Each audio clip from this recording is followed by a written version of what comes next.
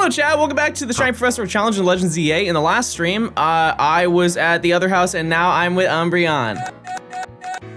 And the game plan today is we are still going to be in the sewers. I tried hunting yesterday, and this doesn't really bode well, but I hunted for, I think, 4.5 hours and found nothing. So that's...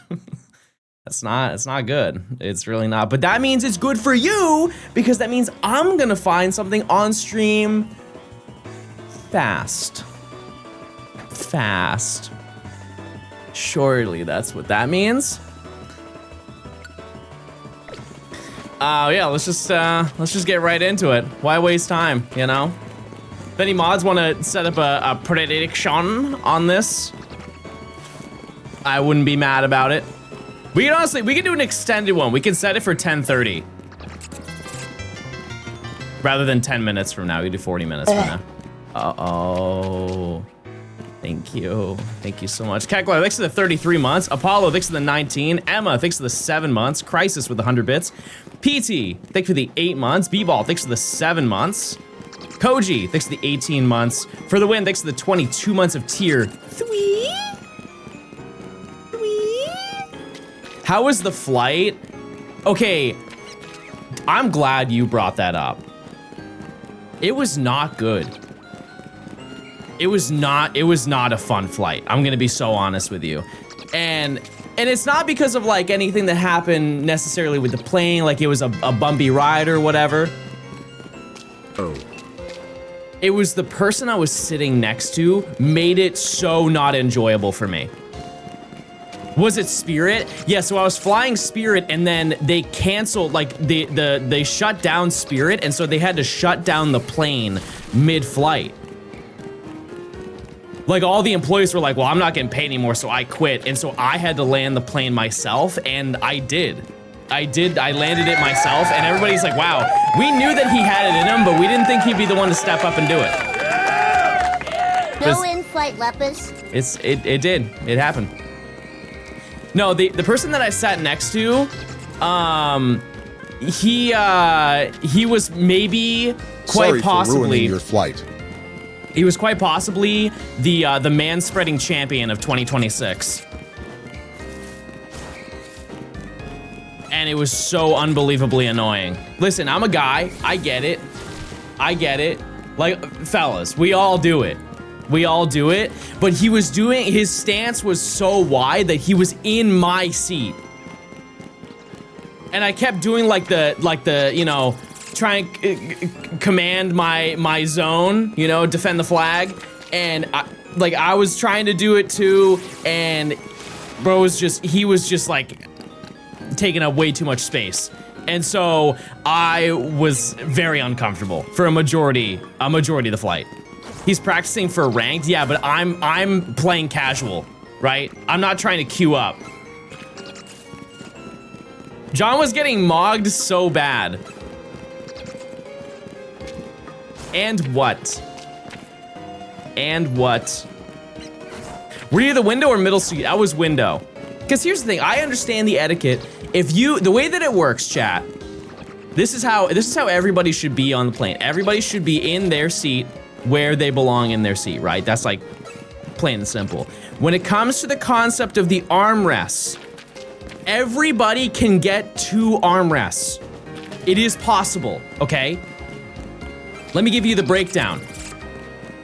The people who are in aisle and window put their elbows in the back of the armrest. The person who's in the middle puts their elbows in the front of the armrest. Nobody, they're long enough, nobody is touching each other. We don't need to battle for the back of the armrest. We don't need to do that. We all can eat. We all can do that. No, what's the alternative? We be greedy and we hog it, and then we just wait for, like, you know, and if we don't have it, we just wait for them to go to the bathroom and then take it from them, passive aggressively. Middle gets 2. Either way. John wants us to touch all of our arms together. Yeah, what happened to friendship, everybody? What happened to companionship with your fellow flight people? Fellow passengers. What happened to a nice conversation on the plane? Whatever happened to that?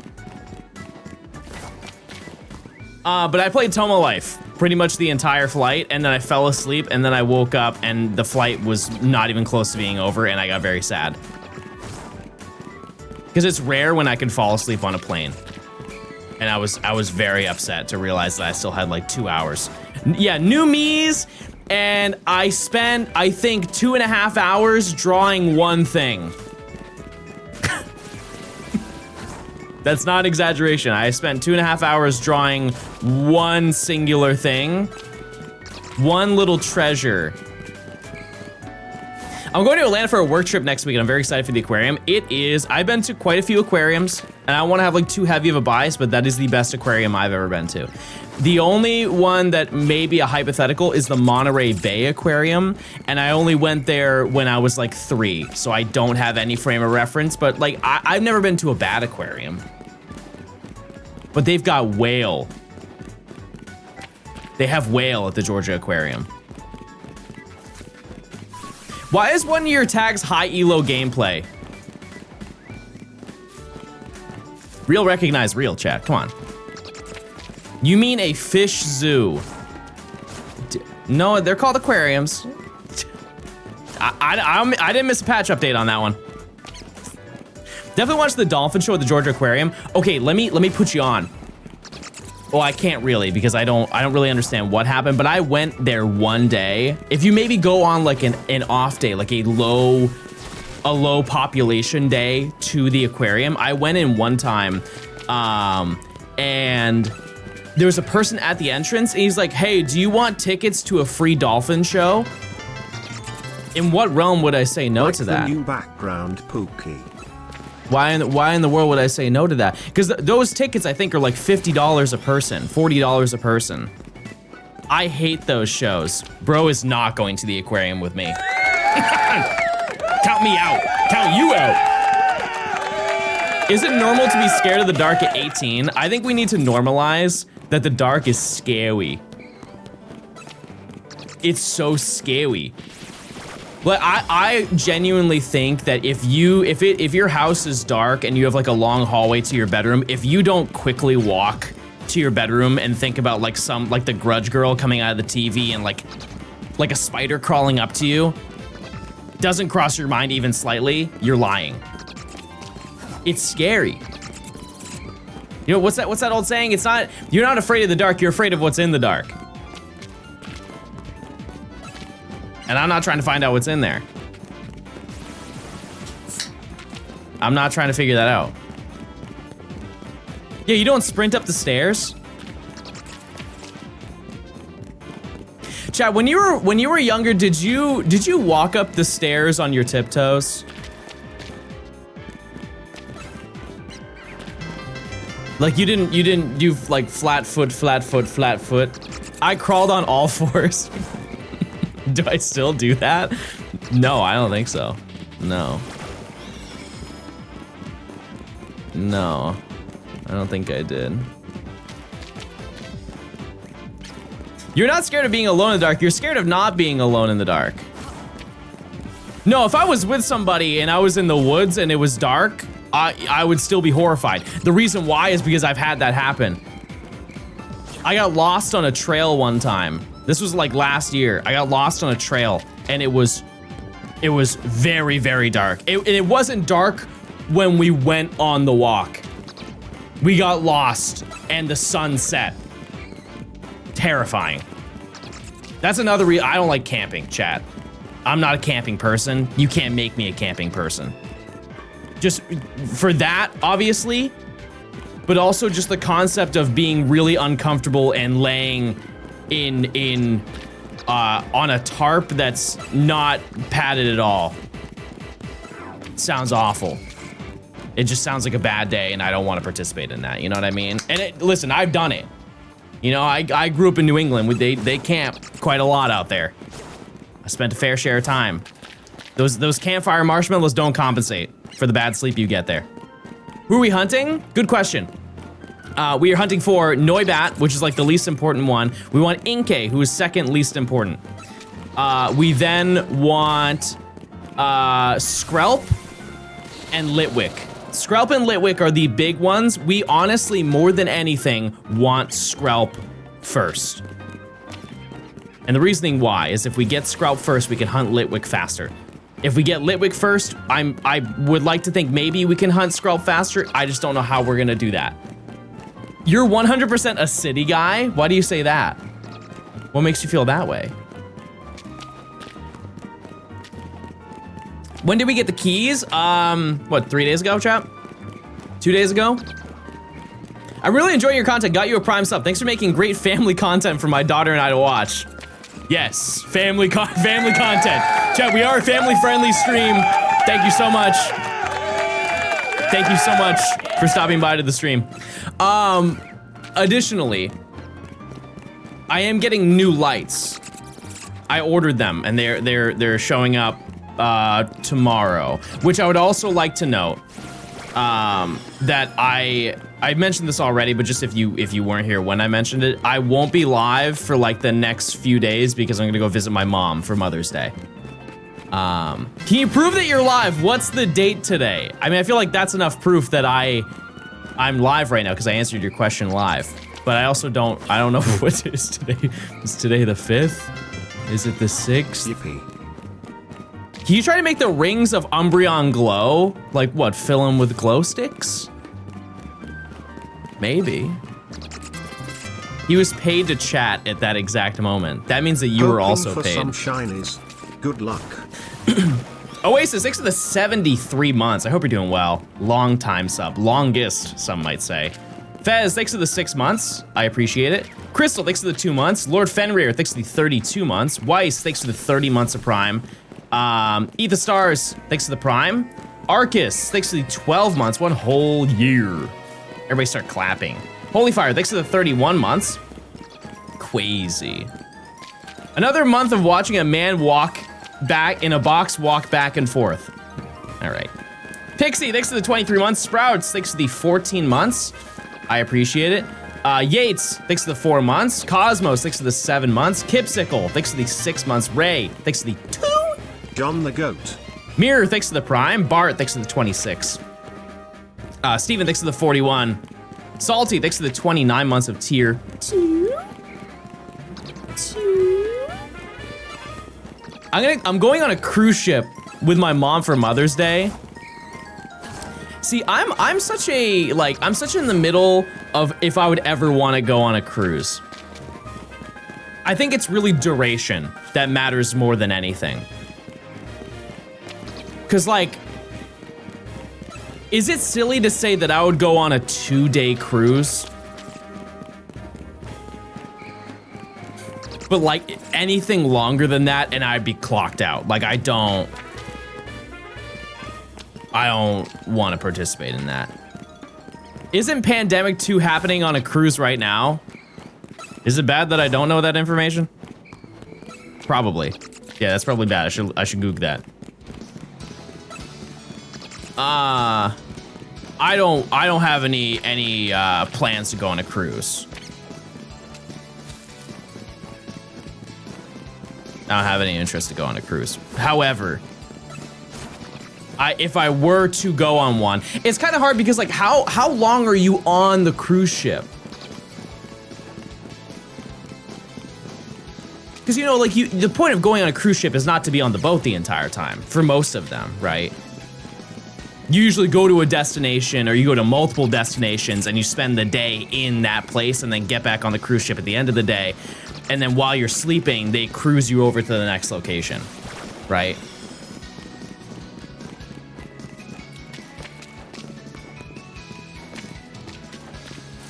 But if I had to be on the cruise ship 2 days, that's all I would really want.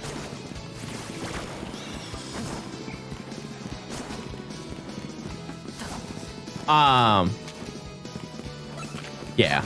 Being on a cruise terrifies me. I don't know why. There's many reasons. I feel like this dialogue is not very good for a person who just said they're going on a cruise with their mom for Mother's Day. But I'm gonna keep going. I'm gonna keep going. I'm gonna keep talking about it. I mean, it's just scary, you know? Like if you fell overboard, which is not likely. It's not likely to happen unless you just make a very dumb decision. If I'm not mistaken, don't cruise ships have like preventative measures that even if you get drunk and fall off the cruise ship, you'll land on like a safety net and then they'll come and like hoist you up. They have to have those preventative measures, right? Like if Topgolf has a preventative measure so you don't fall off the side.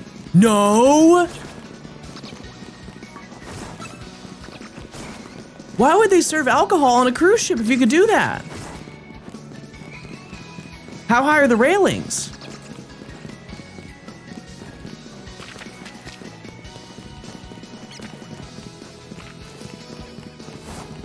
Going over the railing is banned? Well, yeah, duh. Of course it is. Yeah, because if you go over the railing, you'll never be seen again. That's like saying jumping off a building is illegal. Yeah, because that's it. Pack it up. Just swim. Good idea. That's a great idea. Yeah, I'm pretty sure the worst thing you can do is if you fall off a cruise ship is try to swim towards the cruise ship. The best thing you can do is just sit there and wait. This got really dark, chat. We're not very far into the stream. You guys have any positive things going on in your life right now? Anything awesome and epic? Somebody asked about my Tomo life relationship. I don't want to leak what's going on in that because I added, I think, 4 or 5 new people since I streamed it. I also bought a stylus, and so I've been drawing for my characters. And I've been trying to go for the most unhinged collection of people. Like I've been really digging deep. Like I'll give you an idea of like one person that I added was Grimace.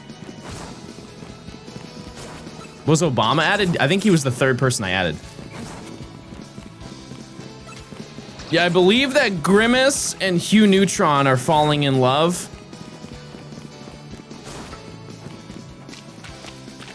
I think that's one of the pieces of lore that's happening. Like Hugh got stuck and he fell down. And then Grimace tried to save him and he fell in love.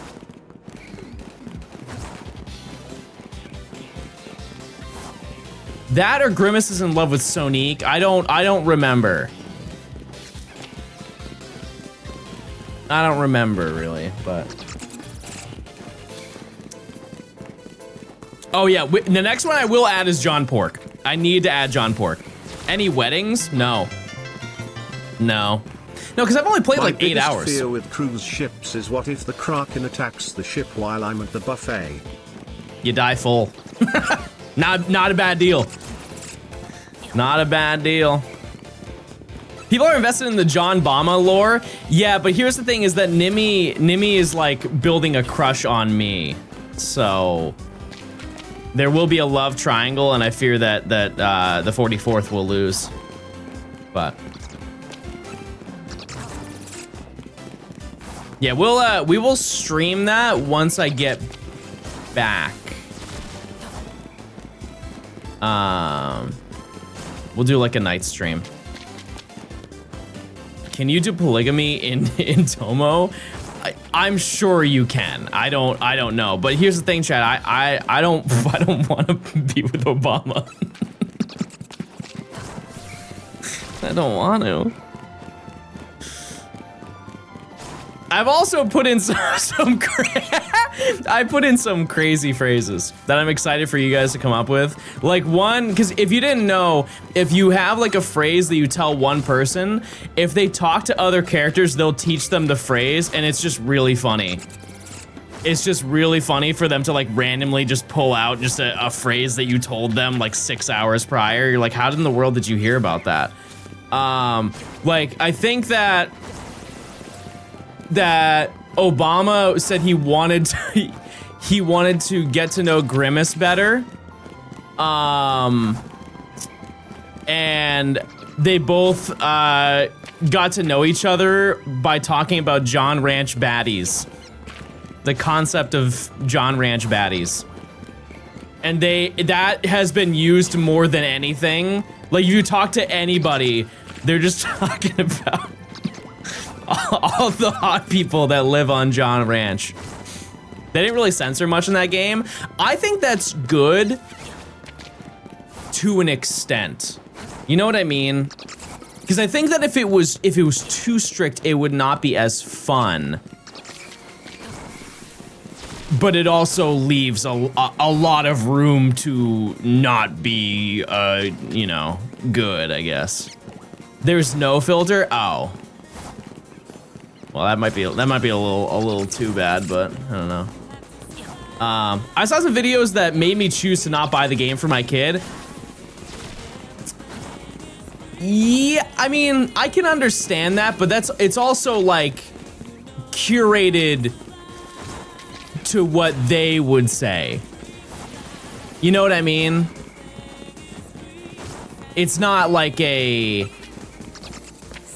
because I don't think you can interact with other people and take what they say, right? I don't really know. Yeah, I don't think it is completely oh! Wow! Wow, that's blue! Is that blue? I realized recently, chat, I think I'm a little bit colorblind. Is that blue? I don't really know. I don't really know. Green. It's a blue-green. That's such a cool one to find, too. That is so neat. Okay, I want to get some, like, aesthetic shots here. My God, it's Patrick Bateman. Okay, hold on one second. Hold on one second.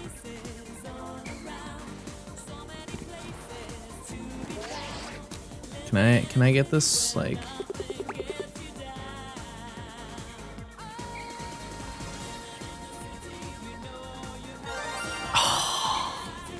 That's so sick!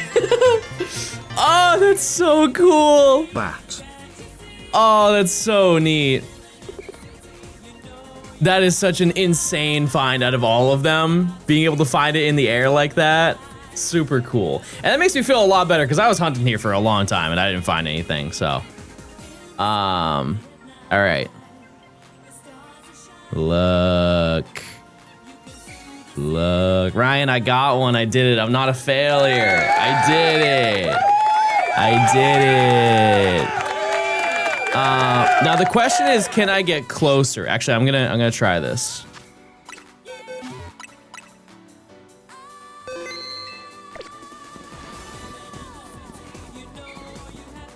Ah, that's okay. Oh, look! Oh, look! Oh, that's a great shot. Oh, that's such a good shot. Did you just miss all of those moves? Hey! Cut it out. Naughty. Go back. Go back. Go back.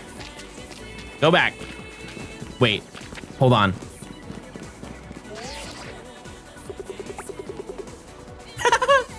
There he goes. There he goes.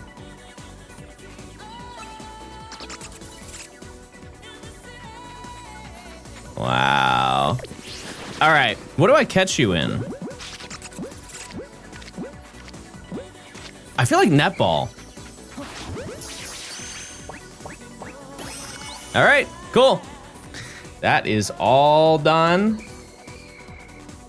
Not bad. Let's see. All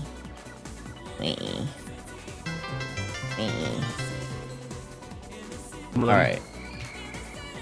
So we only have 3 more left that we need to get in this, and then we're done. Did you re-up the prediction for 10:30? Or should I just check now? Oh, also, sorry. That's crazy. I didn't do what I was supposed to be doing. Where is it? Where is it? Oh, there it is. No bat.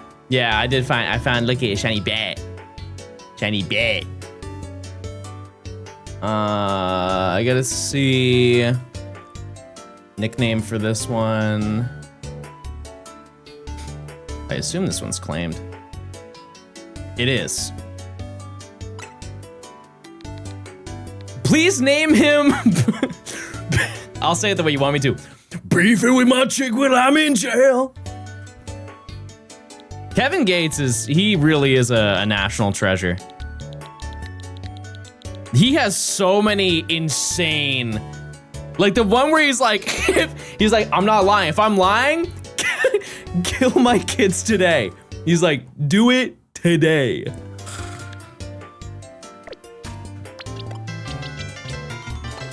And the one time where he said that he jump-started a car with his bare hands. I believe that Kevin Gates started that car with his own hands. That's what I'm saying!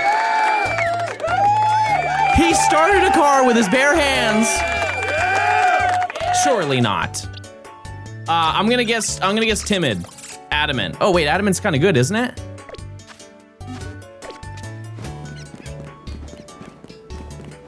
That's crazy.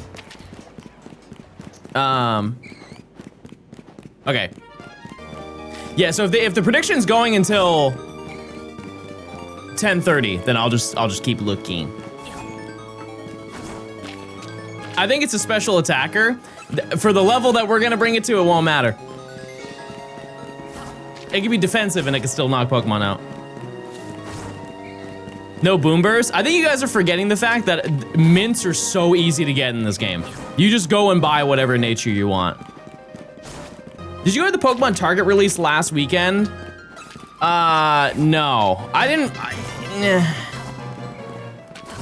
I just don't need it. You know? Like I've already bought a bunch of silly things in the past month. I don't need more silly things. And also, I am happy to announce, chat, I got the booster box. It's in my possession, and I really wish I could show it to you. I really wish I could. However, it is going to be a secret. Boy, was I scared to bring that through TSA, though. I've seen too many videos of people like bringing cards, anything. If you have like a stack of paper, it gets flagged off through the TSA, and booster packs are, you know, stacks of cards. And so I was thinking, I was like, oh man, if they take that and they try to open it, I'm gonna be so devastated. I had a planned scenario in my head. If I told them what it was and they're like, hey, we're gonna need to open this to see what's inside because it's like flagging off our TSA thing, I would say to them, you can do that, but can I at least record you doing it so I can make content out of it? That was where my mind was at. At least I can make a bit out of it. I'm so excited to see what the box is. See, Ryan, I know that you wouldn't leak it, so I'm totally fine with showing you. How about this, Ryan? I will send you a photo of it right now, and you tell chat out of 10 how exciting you think it is. You don't have to lie either. You could say whatever. In my head, it's a 10 out of 10. I think also it's important for you to. Where's my phone? Where's my phone? Oh, it's in my bag. Oh, it's in my bag. Ryan, I'll gift 100 subs for a leak. Wait, no, I can do that. Who's in that set? Pikachu is in that set.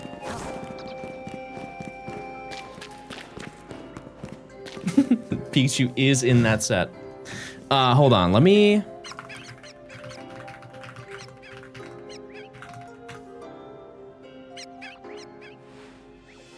Hold on.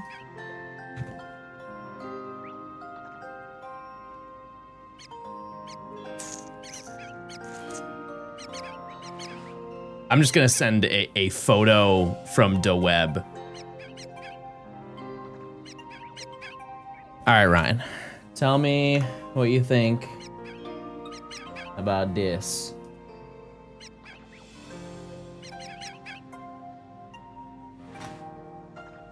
Go look at the set, like the list of cards that are in it. What's this song from? This is from Pokemon. This is that's crazy. I don't know it either. Seafolk Village, right? Yeah.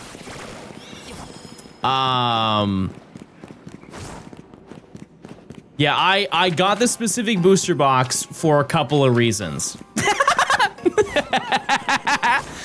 Okay, well, I guess that tells you. I guess that tells you how good it is. I bought it for a couple reasons. One, because it's really sick. But two, because the pull rates for it are insane. That's your hint. The pull rate for the box is insane. But I think you could also say that for older booster boxes. I didn't realize what the pull rates are for some from like modern sets. I had no idea.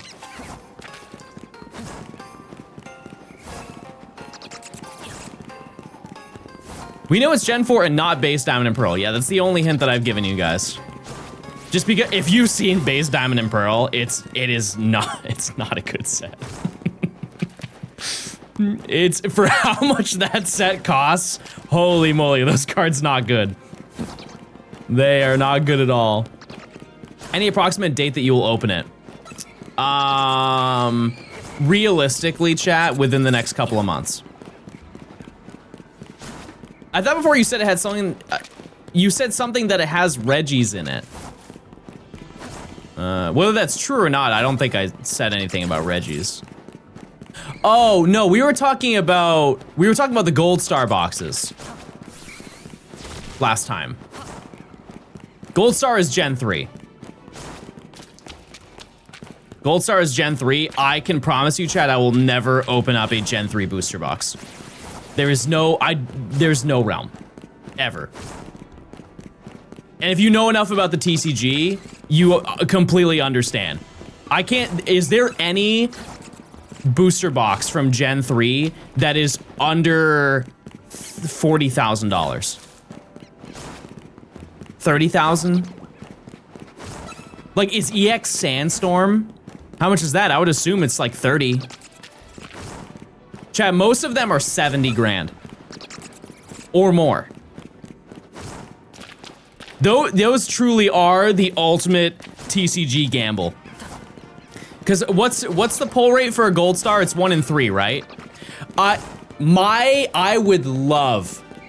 Oh, if I had so much money I didn't know what to do with it, I would buy an EX Deoxys booster box. And that's if you could ever find one. That is my favorite TCG set of all time. My first marriage on Tomodachi Life was Tenna and Uzi. Retro, thanks for the 23 months. Thank you. I cast curse of Blink. Blink or else you get cursed with poor shiny luck and no cheese for 10,000 years. That's bad. That's very bad.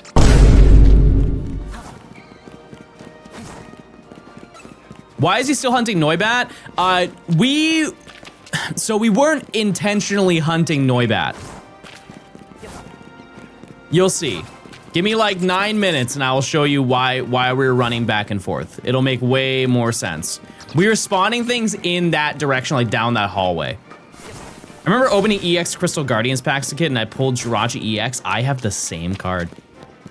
Yep. It's a great set.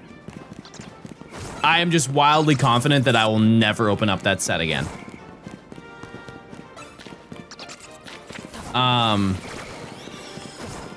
Yeah, and I also would like to think that this video Because it is for a video. I'm not telling you what the video is, but it's a really good, it's such a good idea that everybody that I've told it to, they're like, wow. Which is rare. It's rare to be somebody like it's almost like a, not like jealousy, but like, oh man, I wish I thought of that type of thing. But I don't think there will be a more expensive video that I'll ever make in my life. I can't fathom. Yeah, it'd be wild. It'd be a lot of money. My final guess is Call of Legends. That is from that, yeah. It's from that time frame. Even the platinum decks? No. I think Emerald is the most expensive video I've ever done. Oh no, you're right, because the distro cart.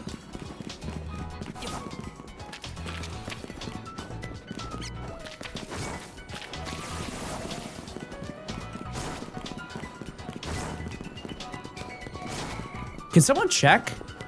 Which was more expensive? Oh, actually, yeah, because spent money. Because all the stuff that I had for Emerald, I don't think I bought anything new specifically for that video, but for Platinum, I definitely did. Never mind. Yeah. Yeah, because I think the price to make that video, it cost me like, I want to say in total, like $3 grand, 2,500, something like that. Yeah. Yeah. Shiny Pokedex in Champions. I just pull nonstop.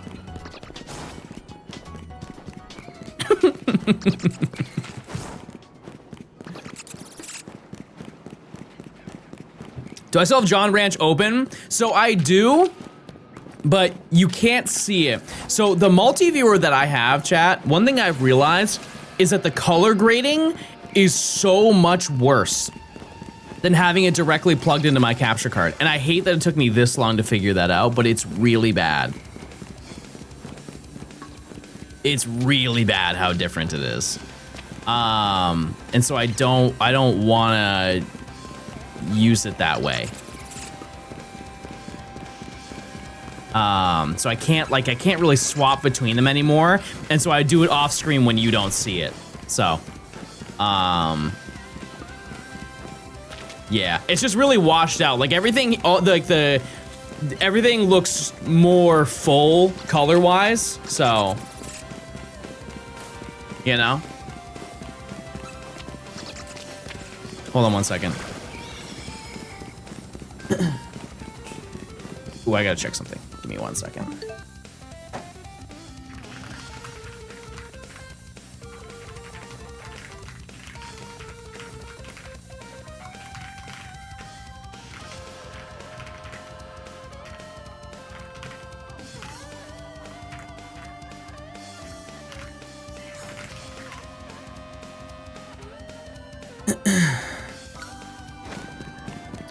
Okay, all good.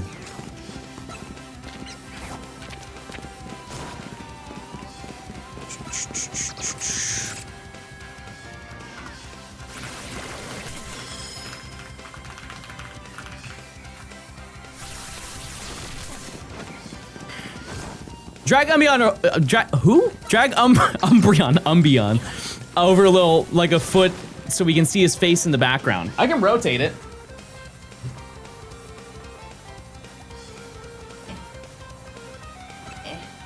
Oh, that works, okay. Oh, he kind of went back. Well, whatever.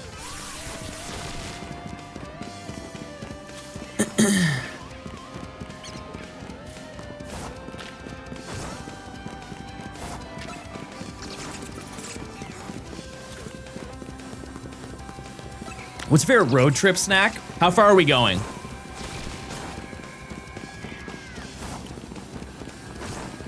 What's the distance? I'm so confident I'm gonna guess sassy already. Wow, I love that. A 5-hour trip?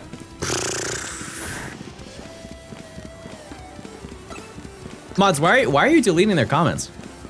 I'm confused. I think Emily misclicked on what they said, and then now nobody knows what's going on. They didn't say anything wrong. You guys are fine.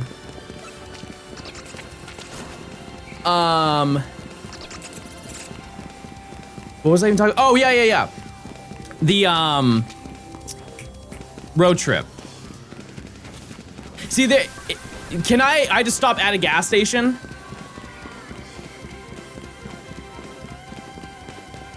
I would say... Quinn, where have you been? You have to get a little bit of everything. I think you can't go without getting an Arizona iced tea. You have to. What would you get, chat? Like, that's the essential. You gotta get like a regular Arizona iced tea, or like the Arnold Palmer one, or yeah, the regular Arizona is great.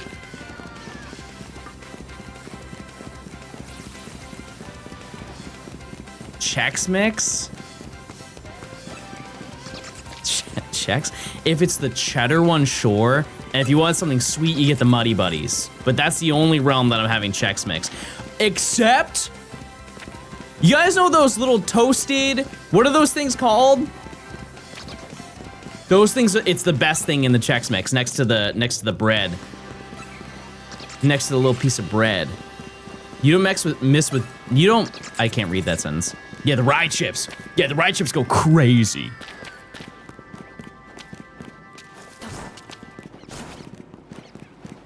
Yeah, those ones are so good.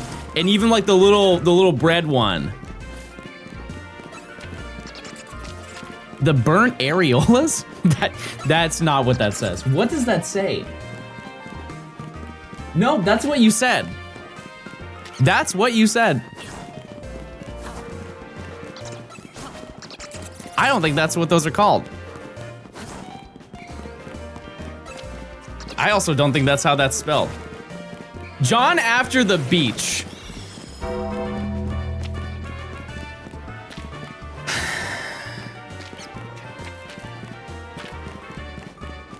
Gardettos, yeah, that's I don't think that's how you pronounce it, but like those, yeah. Okay, if I was like 20, I would change my answer. I would go and get out one of those like roller taquitos. But now that I'm older, I know if I eat that, I'm dying. But the issue with American gas stations is there's not really a lot of sustenance. You're not 20?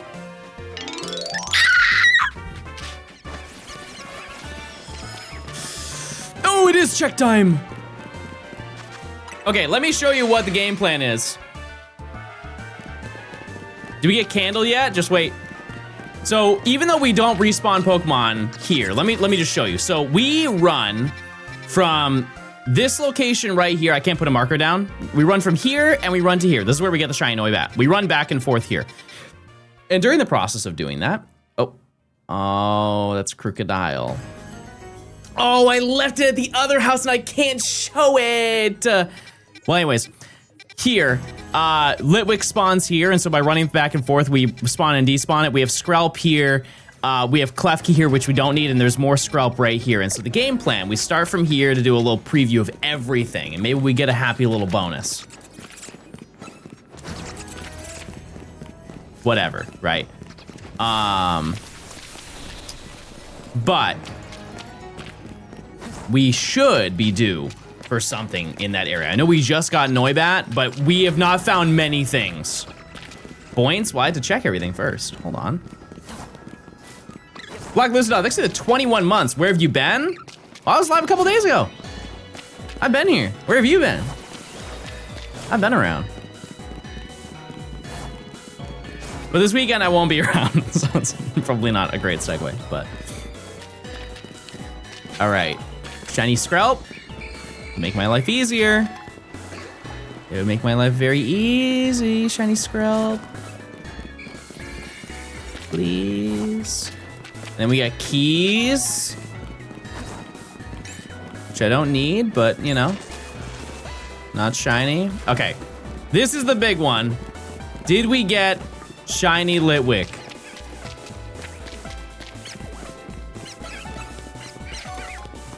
No, we did not. When did you get keys? Like 3 days ago, I think. All right, and then last check is all the way at the end. We check and see if we got Skrelp. Check there, Noibat, no Noibat.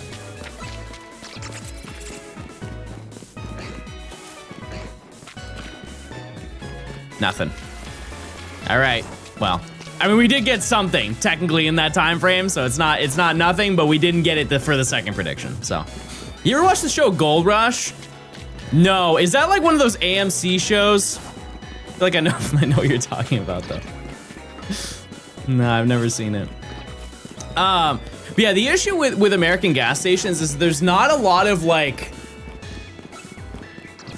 protein. Like there is, but it's not like I want a good sandwich there. And they have the prepackaged ones, and if you're really hungry, those do the job.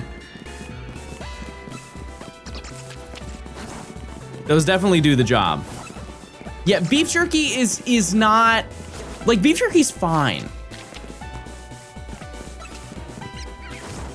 Beef jerky is, well, at least when you're buying it, like the Jack's Link stuff, most of the time it's just hard. You guys ever had like real beef jerky? Not that isn't real, but you know what I mean? Like from a mom and pop place, it's entirely different. It's entirely different. It tastes, it's like chewable. Mr. Chicken, thanks for the 22 months. Thank you. I'm a big fan of sunflower seeds. One thing that I used to do when I was younger is I would bring sunflower seeds to baseball games and I would just eat them whole. Horrible idea. Absolutely awful idea. But I did do it. What about egg and sausage sandwiches from the gas station? Yeah, I think that their gas stations are better for breakfast than they are for lunch or dinner. Go to sandwich order. Okay, I'm really basic. I'm really, really basic. If I were to go to Publix, right? 2 options. If I want to make something myself, it's different. But if you go to Publix, they have the pre-made ones, or like it's like on a menu and then they make it. But they make a falafel wrap. The falafel wrap is so good from Publix. And then if I'm to make it myself,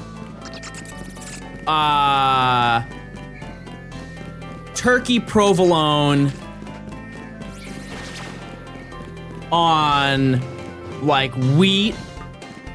Or I put it in I like wraps more than I like subs. So I put it in like a tomato basil wrap, and you got your greens, you got tomatoes, you've got the sub,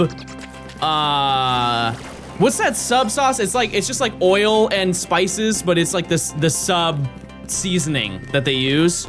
And then pepper. I feel like that's it. A little fresh thing.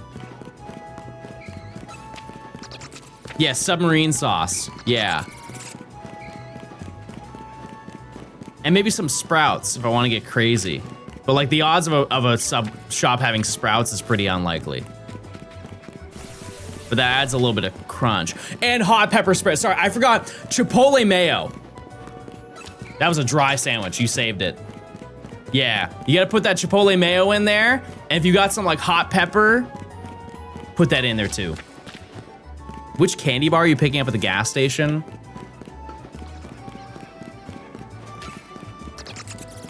There is an elite candy bar that does not get any respect. I just want to do, does somebody want to do a soul read on what I'm talking about? Here's another month of Prime for being a sweet pookie to Nimi. I try. Thanks for the 2 months. Yeah, we went for a walk this morning. That's right. Johnstone dummy. I assume this is only a US spawn, but if you live in the US and you've never had a Reese's Take 5, It is the best candy bar. There is genuinely no competition. It is so good. And it blows my mind that people don't talk about it enough. Because when you ask people about candy bars, what do they say? I like Milky Way. That's what I imagine people who like Milky Way sound like. I like Milky Way. Whatchamacallits? Okay, I've never had one of those. Is that in my server? What about Twix? Twix is good, but I had so much of it as a kid that I can't imagine having another one. I'm sure it's great though. Still hasn't changed. Small Tech freeze it and it's even better. I'm kind of scared to think about eating a frozen pretzel. That's gotta hurt. I'm sure it's good though. Fast breaks are cool. Yeah. I don't think there's a bad Reese's thing. I think honestly the worst thing that they make are the Reese's Pieces. And those are good. It's just that out of all the Reese's products, that's the thing. Actually, no. You know what? You know what's the worst Reese's product? At least that I know of, are the mini Reese's cups. And I love the regular Reese's cups. The reason why I don't like those is because the ratio is wrong. And it's been wrong since the day they made them. There is way too much chocolate because they have to keep the structural integrity of it, right? They have to make it thick so the peanut butter doesn't come out when they're like tempering the chocolate, right? And so they make it like really, really thick, and so there's so little peanut butter in comparison to the regular large ones that it doesn't taste as good. Like if I wanted to eat chocolate, I would have any of the other 7,000 Hershey's chocolate products that they have, right? No, I'm there for the peanut butter. And I will be, and that's never gonna change. And so if I wanna have something like that, I would have the cup, because the cup has more peanut butter in it. The Reese's Eggs, the Reese's Trees. Don't get me started on the Reese's Peanut Butter Cup trees that they released during Christmas. Are they the exact same thing as the Reese's Cups? Yup. Do they taste better in my head? Yup. They do. Yeah, dare I say that I don't like the, I like the holiday ones way more. I really do. There's more peanut butter in the seasonal shapes. I guess maybe that's the, everything adds up now. Peanut butter M&Ms. Those are, I would say those are good. There are much better M&M flavors though that I could pick out. Like peanut M&Ms, I feel bad if you've got a nut allergy. Okay, I'm gonna say something. I hope somebody is like, yes, I do the same thing. And I kind of hope a little bit that you lie to me and just agree with me. Do you guys suck on the peanut M&Ms before you eat them? Like you let them melt in your mouth a little bit and then eat them? It's a totally different experience. Like it brings out more of the candy flavor. Yes? Type 1 if you just lied to me because I told you to. Who's a real peanut M&M enjoyer?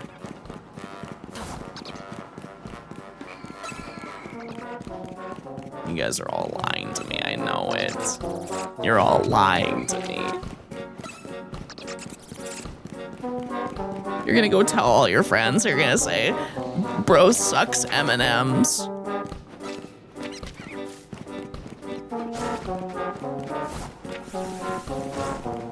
Bro lives his life sucking M&Ms.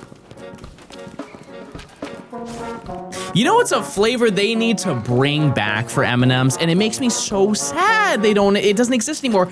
Coconut M&Ms. Coconut M&Ms are the greatest M&Ms, and they release them for like a year, and if I want to get them, now I have to go to like Indonesia. That's the only place that they sell them. You couldn't pay me to like coconut? What if I said 7 grand and you eat 1 coconut whole? They made coconut M&Ms, yeah. and they were so good. You have to eat it whole. Imagine the whole coconut. And then the crispy ones. I think out of what is currently available for M&Ms, I think that the crispy ones might be the #1. I'm sure that you could get coconut M&Ms from, they have those websites where you can buy imported candy. I think that's your only opportunity to ever get them, unless you actually go to the country that they're from. I believe it's Indonesia has them. Or some bordering country to Indonesia, maybe. Do you have Bounty in the US? We do. There's like an international food section of every US grocery store, and it has like that. It has Lion Bar. It has Arrow. It has like Tim Tams. It's always like a staple selection no matter what grocery store you go to. Japan has a lot of Kit Kat flavors. They do. They do. This is not, it's like tangentially related, but I have a take that I think is a hot take just because I understand the demographic. But there is an Oreo flavor or a type of Oreo that is superior to every other Oreo.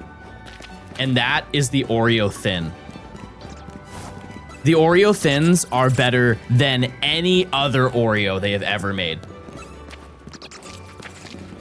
I cannot fathom eating a double stuffed Oreo. There's too much cream. I'm there for the cookie, not for the cream. And there is more cookie than there is cream in the Thins, therefore it's the better one. And you know who agrees with me? South Korea. They have so many flavors of Oreo Thins. They have an unbelievably large amount of Oreo Thin flavors. Same with Japan too, I believe. The mega stuff, I think there's too much cream in the regular Oreos.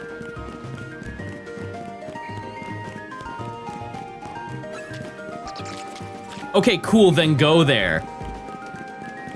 All right, chat, we're now doing our giveaway. We're gonna do a giveaway, a trip to South Korea with me, and the only people who can enter are nice people. Type 1 if you're really nice and thoughtful and wanna say really nice things and be positive and not rude. Doubling down too, I gotta respect it. I really gotta respect it. But yeah, the flavors for Oreos, I would say 95% of the time are really good. There are some that they have made from the simple premise of like, it's such an insane flavor that people will buy it to try it and then hate it. That, I feel, it should be removed from food entirely. It really should be. Because it's just wasteful. Because like, for example, chat, type 1 if you bought the Sour Patch Kid Oreos, had one of them, said, oh, that's as gross as I thought it would be, and then just didn't have the rest of them and threw them out. I guarantee you. I guarantee you. Or some affiliated thing. You guys remember the era of hot candy and hot drinks? When they made like flaming Mountain Dew?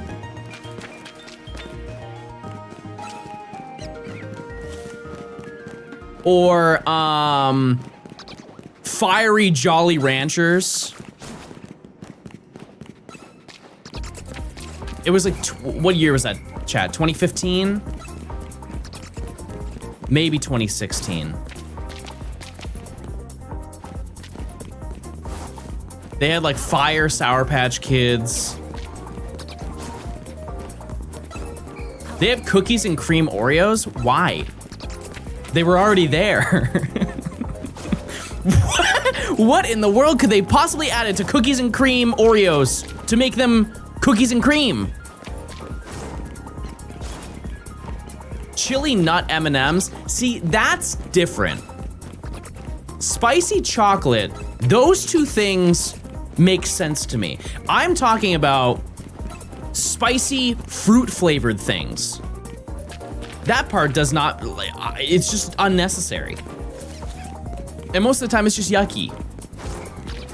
Emma, thanks for the 24 months. 3 months. No, 3 months of tier 1 resubscribe, but it's 2 years, and that's math. Bro is not a Lucas candy enjoyer. Who dat? Quick math, I've been known. Yeah, like the giant spicy gummy bear, pass. What are some other outrageous brand foods that they have made? Chat, do you remember the Doritos Xbox controller? It was not something you could buy. It was a promotional thing. No, the Cheetos. It was the Cheetos Xbox controller. Chocolate and orange balls that were so good, but are now extinct in Australia. Check text. I actually don't have my phone. Hold on.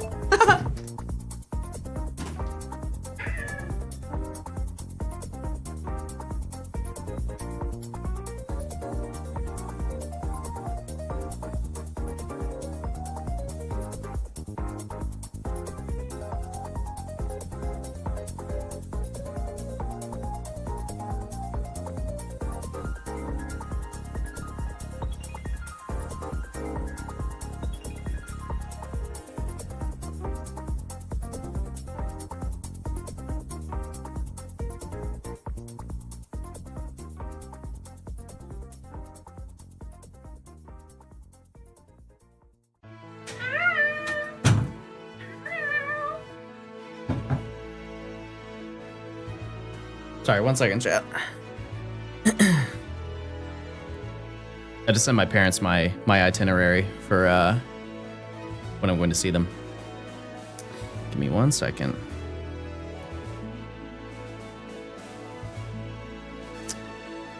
Does this music make you feel inspired? It does for me.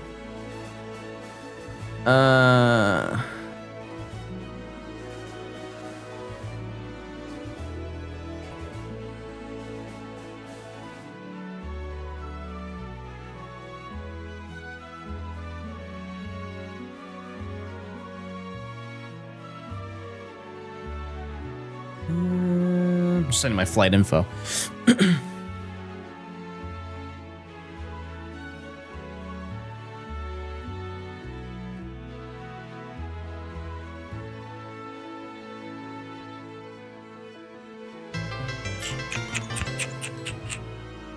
Hey. Hey. Welcome to stream. Is it over the top to spend $100 to get my mom a cake?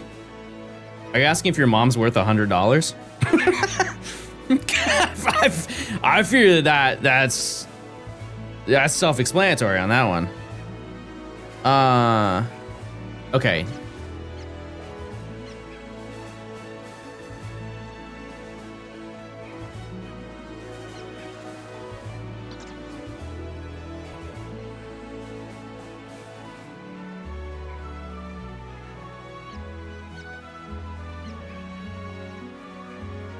Okay, all good. Wonder what your travel miles is and the rewards. Probably A-class flyer. No. No, I actually was thinking about that. Like when I was at the airport last week. I don't understand how in the world, because I'm thinking like from the perspective of Delta, I don't know how you can be like a diamond member.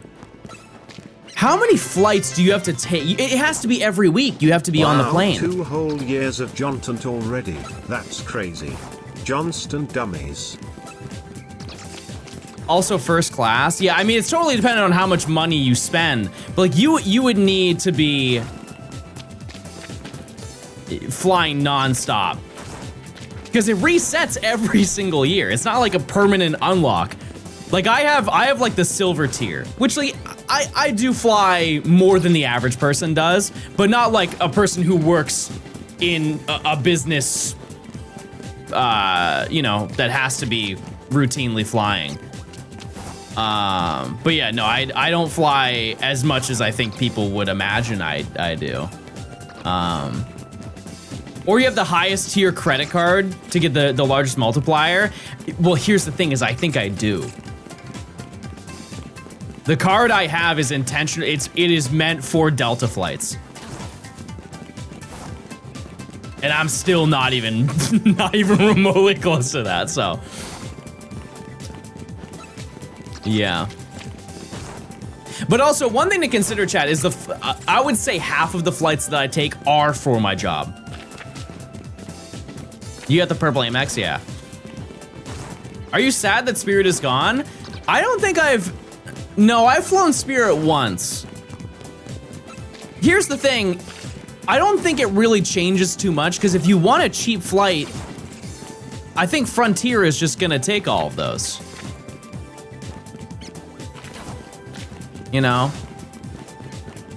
And this is from a consumer standpoint. Obviously, people who work for Spirit, who no longer work for Spirit, that changes things for them. But for like the average person, are those not the same price? I would assume that Frontier flights are within $10, $20 of what a Spirit flight is. There's no reason to compete, so now they're just gonna go up. Yeah, well, I guess that's a good point. Yeah. When is check timer? Like, what intervals do you go at? Every 30 minutes. So 7 minutes from now, we will check. Just at the turn of the hour, and every 30. We're still in the sewers. To be honest with you, we've not been here for that long. I know it doesn't seem like that, but we have not been here as long as you think. You have a favorite airport? Hold on, let me answer an easier question before I answer that one. What are we hunting? We're looking for Skrelp, Inkay, and Litwick. Right now, the thing we want the most is Skrelp. We want that more than anything because it'll make getting Litwick easier. Do I have a favorite airport? I have a favorite airport, and I think a lot of people are gonna be like, there's no way. But genuinely, my favorite airport is the Atlanta airport. I can understand if your first time going through the Atlanta airport, you're like, I don't understand this. This is stupid, and none of it makes sense. And you know what? You're absolutely correct. You are. But once you understand where everything is, it's so easy to get through there. It's so easy, and it has everything. Okay, let's look at it from a different angle, and maybe this will sway you in a different direction. Type 1 if you ever had your flight canceled, and it just ruined your entire day. It just cooked everything that was going to happen for that entire day. From a lot of people who have flown, it's a really annoying moment, right? Because it's like, oh, well, we can get you a replacement flight, but it's in 7 hours. Not at Hartsfield-Jackson. They're like, we have another flight in 40 minutes. We'll just put you on that flight. You're good. Your luggage is gonna get there a little bit early. Or maybe it's a little bit late, but either way, you're still getting there within the time frame that you wanted. There are not many airports that have the ability to do that because of the amount of flights that are just going out and in that airport. The worst airport I've ever been to, I think that's way easier, is probably Baltimore. I just don't like that airport. It's not even an experience I've had. It's just like, I've had to go there for layovers to get to New Hampshire, and there is quite literally nothing to do there. And that may have just been where I was in the airport, right? It's all subjective. I'm sure everybody would say their worst airport they've been to is when they had a bad moment, like their flight got canceled, or they missed getting to grandma's for Christmas, whatever, right? But consistently, every time that I've gone to the Baltimore airport, I have been not happy to be there. Also, their food court is sad. It's very sad. I think LaGuardia is fine. I think that is the middle of the road airport experience.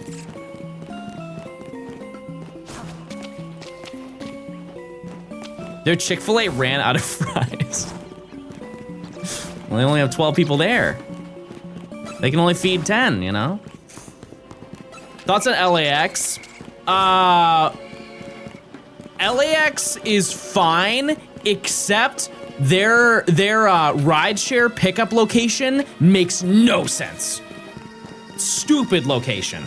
If you've ever had to get like an Uber out of LAX, the first time Nimmy and I tried to find where the Uber location was, we were just mind blown how far away it was from the actual airport. The amount of walking, like you have to straight up leave the airport to go to the rideshare. Usually it's on just the outside.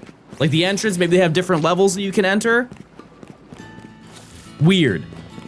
Super weird. Oh, hunting, Sprout, Litwick, Inkay.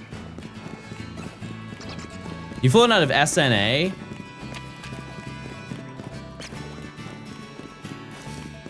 Yes. Last year, once. Litwick, Scrupp, and who? Inkay? Yeah, Inkay, but Inkay does not spawn in this pathway that we're walking. Inkay is a Pokemon that we don't need to get here, but it's like a cool bonus. It's just a cool bonus if we get it here because we have to get it in a different location if we don't get it here. And I'm starting to think it may actually be easier to hunt here anyways. But we'll see. We'll totally see. Is there anybody here who's never flown on a plane before? It's a lot more common than I think a lot of people would imagine. But like there's some people who just straight up have never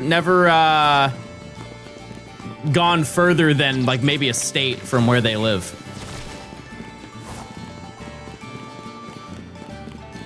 Okay, well on that note, where would you want to go if you were to ever take a flight?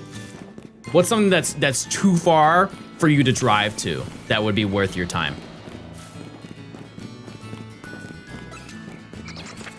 Japan? For the culture, I'm sure, yeah. You guys are gamers, I'll give you that. I'll give you that. I want to see Miku. Fair enough. One thing I find so funny is that I feel like everybody has Miku on their Tomo Life Island, and I've not done it yet, but I feel like it's a rite of passage to play the game. You gotta have Miku on the island.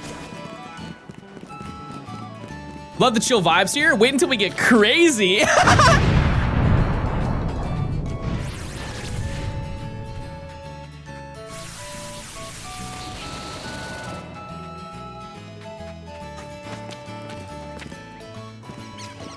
We're free! Don't say that. Don't say that.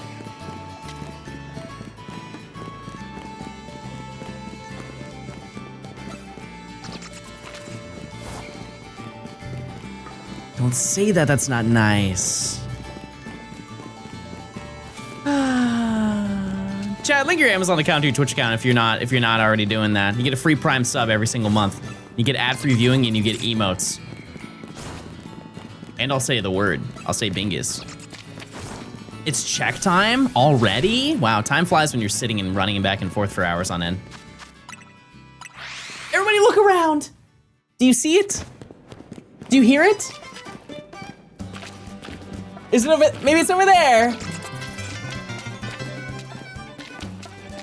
Bingus. Maybe it's over there. Maybe it's over there. Up there? No, it's not. Let's keep looking, everybody. Inkay! Inkay! You down there? Bezos. Inkay! Keep looking, everybody. Hello? Hello? Hello?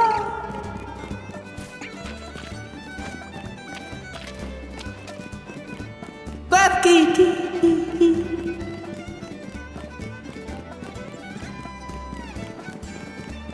Bring me right. Surely, around this corner, there's a shiny. Yes? Yeah? Are you leaving? Do you want to say hi? Or you don't want to say hi? Oh, she's here, everybody. The lady of the day. The lady of the year. The lady of the lifetime. It's Nimmy, everybody. She's here. Oh, you have food. Okay. All right. I'm gonna get a shiny now. Ready? Why are you mad? Why are you mad? Don't make that face. I don't like that. That's not thoughtful and kind thinking. Listen, I'm gonna play the sound. I'm gonna play the sound, and you're gonna get all happy. Ready? Ah, we did it! Hey! Hey! It worked! God. Okay, hold on, guys. Oh, don't be mad. Come on.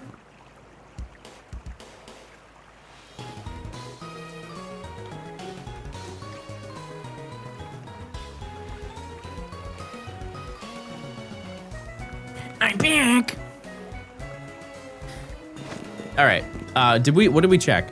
Oh, clef key. No, we didn't check. Okay. Here we go, everyone. I can see it from a mile away. It's not shiny, and I'm sad, and I'm gonna throw things. Type won't even want to start throwing hammers. I'm ready. I'm about to start throwing hammers.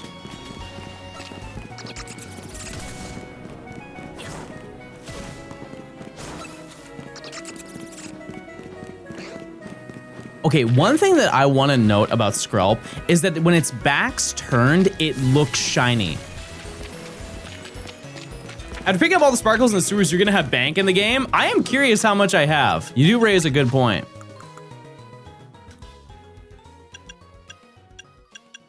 I mean, that's pretty much just from being here.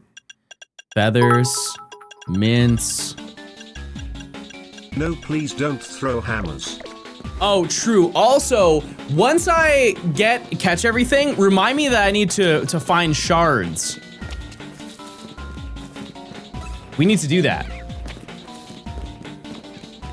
I've been hunting in Zone 13 and I found 2 Trevenant and nothing else. Not bad.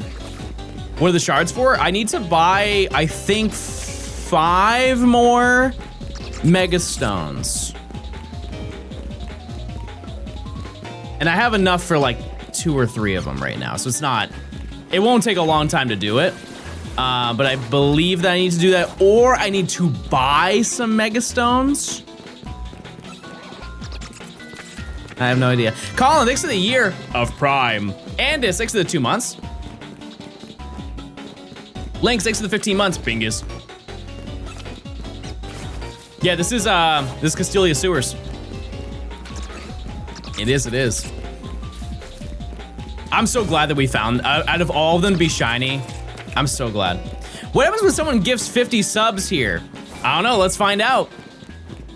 What are you doing? What are you doing? Skrelp, where are you going? Where could you possibly be going? No, you need to go in the other direction. What are you doing? Bro broke out of the Matrix.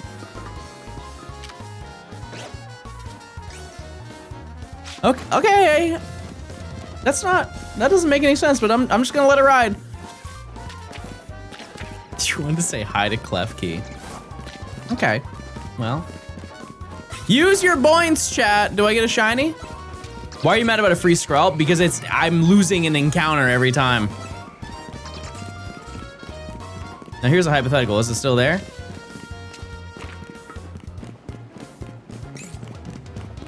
Nope. Blew him up. He's gone. He's gone and he's no more. Anyways, but yeah, we want to find Skrelp because then we can hunt Klefki a little bit faster than we're hunting it right now. Which would be ideal. We could get out of here a lot faster. But to be fair, for how long we've been here, oh no, I want Skrelp and then we can hunt Litwick faster. But it's the same path, so we actually would hunt Klefki faster. That's still kind of true. Just a little bit. Just a little bit.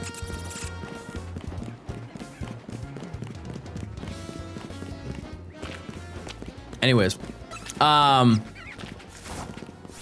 what was I even talking about before? We were talking about airports, but I feel like there was something else we were talking about. I forgot. That's it. Is Shiny Virizion better to get in Sword or start from scratch from ZA? Neither. Are those the only two options you have? Ultra Sun and Moon will always be king. But, yeah, no, it's way easier to get it in this game than it is in DA's. Way easier. Way easier. Candy. No, I'm done talking about candy. Verizion's not in DA. Oh, right. It's a soft reset. Or is it, can you run away from it? Probably just soft reset. Still way slower than this game. Yeah, Omega Ruby Alpha Sapphire is the same as Ultra Sun and Moon when it comes to hunting. It is like 1 second slower than Ultra Sun and Moon, which does add up over time.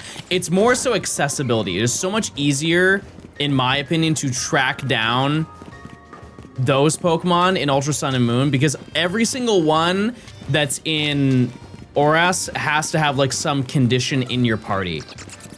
And I just don't know specifically what Verizion's is, so maybe it is easier, but I think it's just easier to like narrow it down by just going through the wormholes. But day of the week? See, I didn't even know that. I didn't even know that. I think at some point I'm going to need to replay those games because I understand that my opinions on that game is unlike pretty much everybody else's. But Oras is probably one of my least favorite Pokemon games. That being said, there are aspects of that game that I am sad have not been put into future games. Like DexNav, it's crazy that that was a single game. DexNav was in one game. You can pick whatever Pokemon you want on that route and encounter it once you've already caught it. What a useful tool. Super helpful. Good shiny hunting method too. At least once you understand how it works.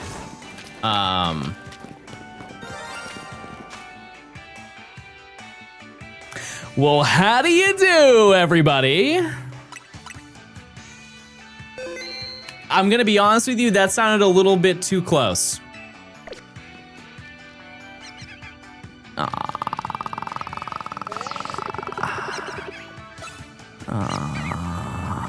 Rat gaming again, another rat.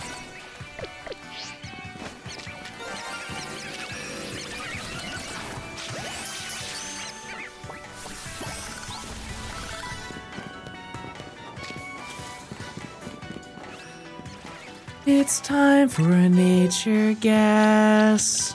Make sure to do your best. We have found as many rats as we have found shinies we've needed in this section. I'm gonna, lax. Gentle.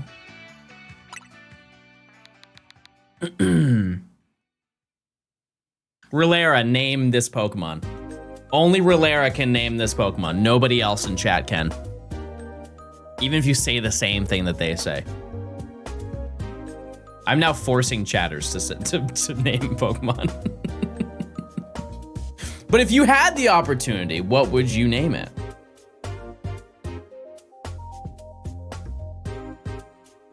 And use your points. Please use your points. Wait, did they leave? Oh, I think they might have left the chat. Okay, maybe that wasn't the person I should have asked. Oh, Raddington. They're back. They're back.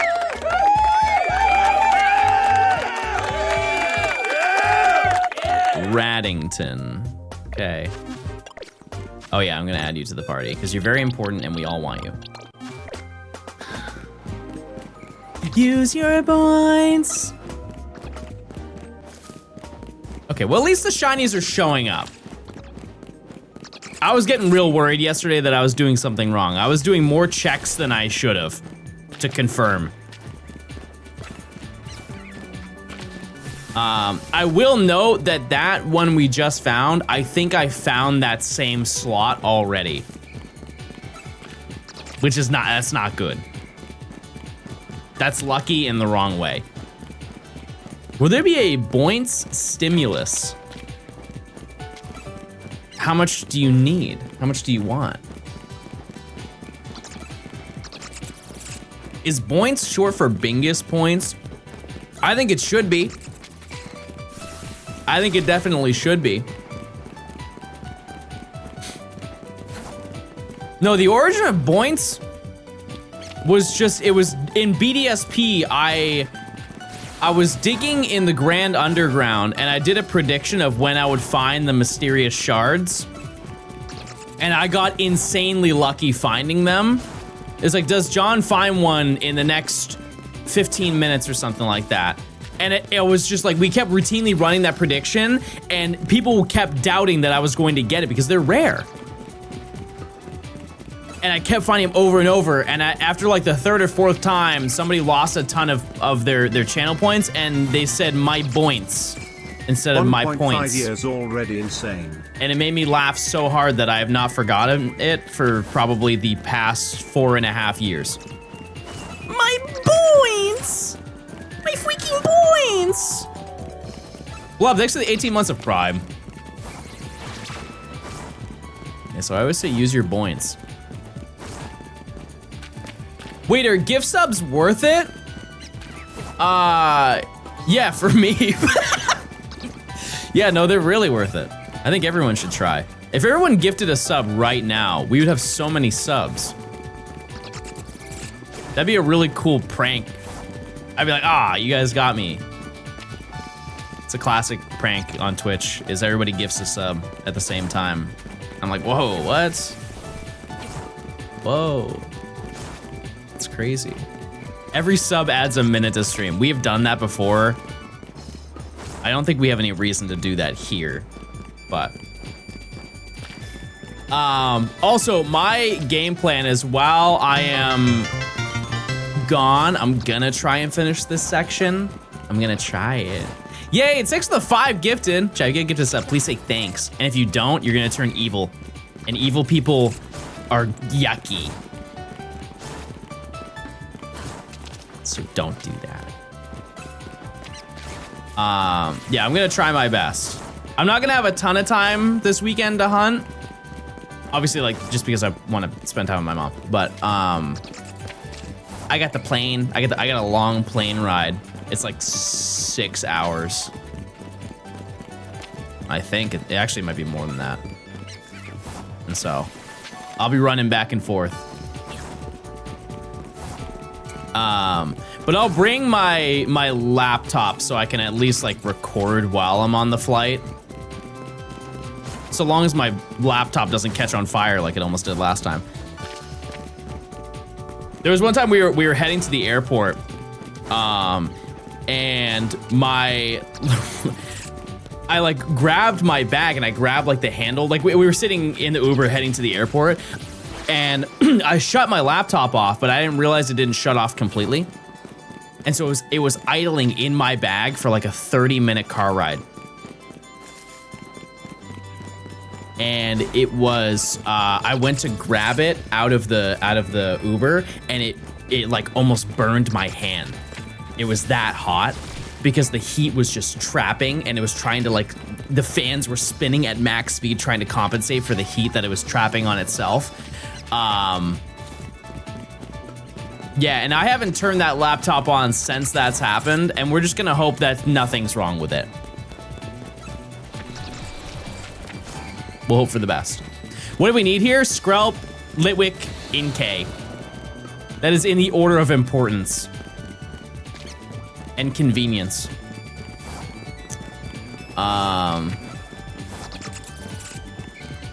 But there is honestly a realistic scenario that we get everything today. That would be a perfect situation.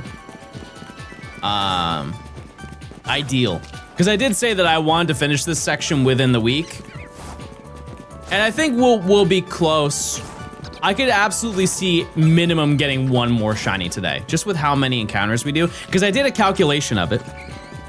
Including the rats, we do 2,160 encounters per hour. Happy 1 year, big man. Thanks for the amazing content you always provide. Niaro, thanks for the year. I appreciate it. Thanks for the kind words. Chat, we have a treasure train. This is actually the greatest thing to ever happen. Ever. It's true. Chat, you remember how we were just talking about gift subs? If we get to a higher treasure train, the gift subs are discounted.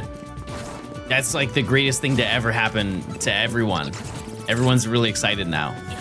That's such big news and changes a lot. But yeah, I'll be back to streaming on, I want to say Monday. Monday is when I come back. It might be Tuesday. So I will be gone for the weekend, I fear. But then after that, I don't have anything going on for like a month. So I'm gonna be locked in and we're gonna get this video done. Cass, thanks for the 3 months of Prime, because we are almost done with this video. I know it doesn't seem that way, but we're almost done. Not many Pokemon left to get, because I think our number now is 17. Yep, there's 17 shinies left to get.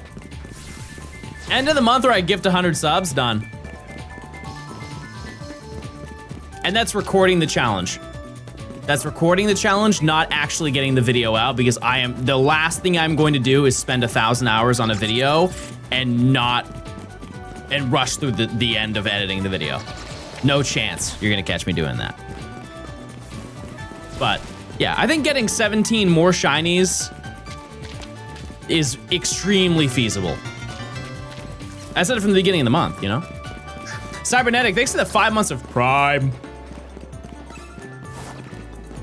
Thank you. That's very nice. And then we can move on to another big gaming video. We'll see. We'll see what's going on. What if you kept John Ranch on live 24/7 to give the audience some background sound whenever? Also, you could run ads for days. Well, I fear that already exists. That already exists. Phone underscoring, phone underscoring, phone underscoring. Hello? Let me clear. John, you are going to get your shinies today, but also silence, you will be getting Remy Ratwater phone. Listen, everything was there. This was basically the equivalent of you drove a car with both your feet on both pedals.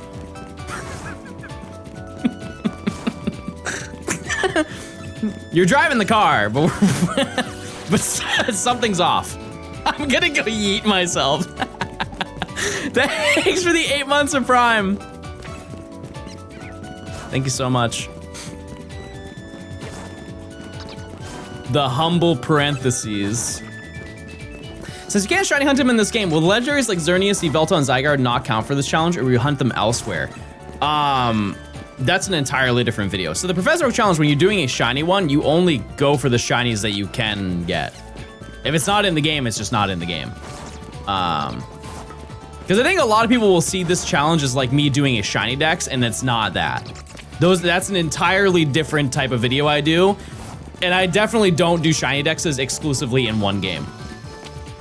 Do you need a living dex? No. If I did, the video would be about 3 times as long, and I don't think anybody, including myself, would want to participate in watching this 3 times as long. Yeah, because one thing I really love about doing the shiny dexes is that I show off as many different shiny hunts as I possibly can. Without making the video take 8 months. I think Gen 6 would be fun because obviously we have some hunts that we can do here, but there's also a ton of other really fun ones we can do. We've got Gen 6, and like all of Gen 6 has so many different methods. Are there any Gen 6 Pokemon in Friend Safari? There has to be, right? You have the starters. I know that. That's probably what we would do for the starters. Jazzy, thanks for gifting a sub. I appreciate it. Thank you. Fletchender. I don't think getting Fletchender is gonna be that much of a difficulty here, but that's a good call. Esper, yeah. Hone Edge?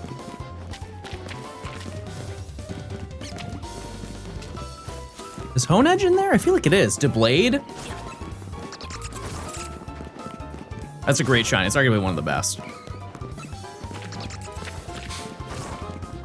Darn. Gen 6 also gives you freedom for Eevee in any game. See, the way that I take those specific ones is I want to hunt Pokemon that I have to get multiple of in a way that I've never done before. Like, how in the world do I get Sylveon? I feel like I've caught Eevee in every game. That there's a method. Across every video I've done, let's just narrow it down here. So I've caught it in, well, I'm gonna catch it in this game, or I have, sorry. I guess I could change it. I could do zone 19 in this game, but like, who cares? Scarlet and Violet, I've done that. Let me go in order for methods. I have not done it in Crystal. I've done it in Diamond, Pearl, Platinum. Good afternoon, everyone. I haven't done it in Gen 6. I'm trying to think how I would do that in Gen 6. Is Eevee in Friend Safari? You could attempt PLA distortions. I've already caught it in PLA many times.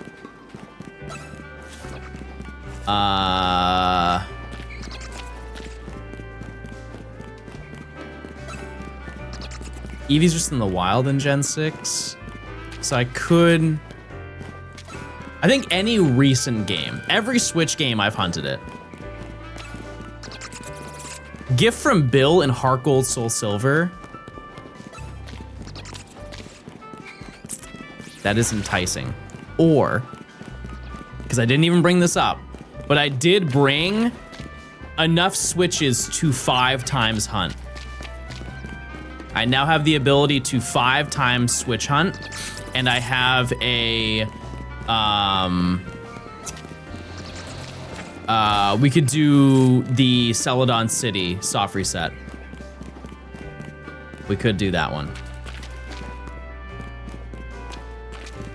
I had to wait for a couple packages that show up, I think tomorrow, but I'll open them on Monday or Tuesday or whatever. But I can now set up all of that stuff, and I'm excited. I'm excited because I got my wave birds, I have my receivers. How do you capture 5 at once? This is a thing that it shocks me that a lot of like creators don't know it exists, but you can get a multi-viewer. So the way that it works is you basically have multiple inputs, and it's one output. It's just like a little box I'm looking at right now. It's on my desk. It's a box that inputs 4 and outputs it onto one screen. So you only need 1 capture card. Shiny Hunt in Gen 1 Virtual Console. Pass. Hard pass on that one. But yeah, it's super useful. Super useful. The only downside to it is that the color quality is worse than it is if it was just on one. I don't really know the details of it, and I'm sure with like with OBS filters, I can make it look the way that it does on here.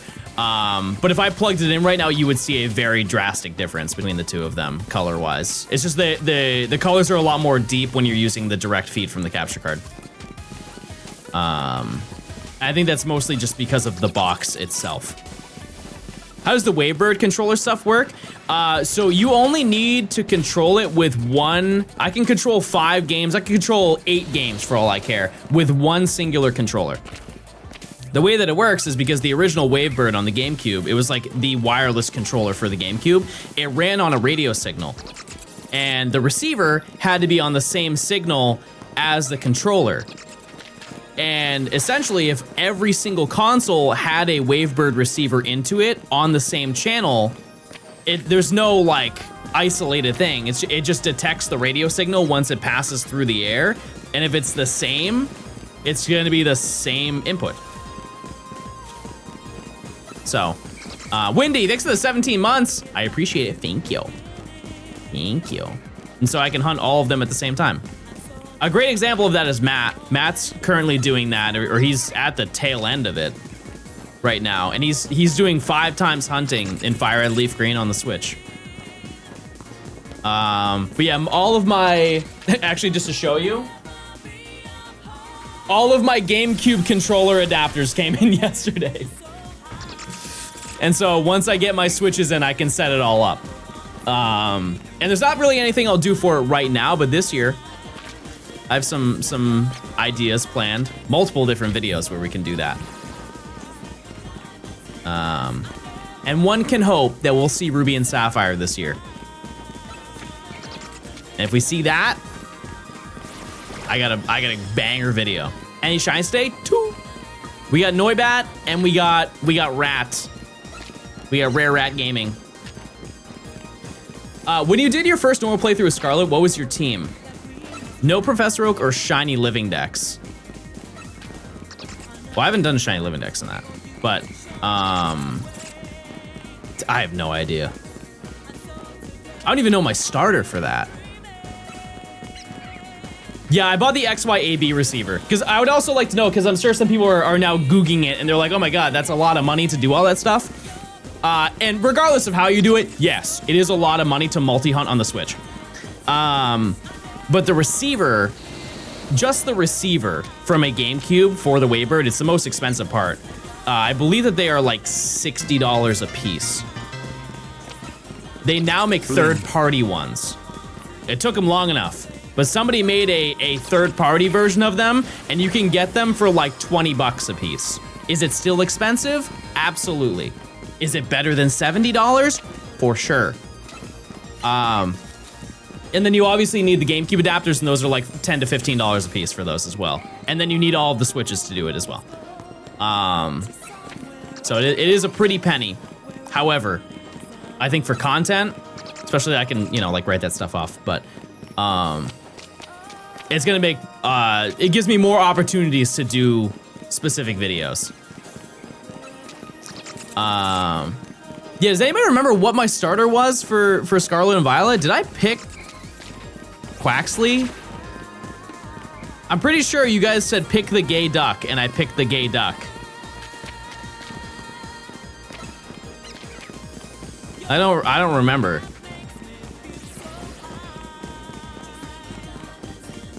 John would pick the gay duck. What is that supposed to mean?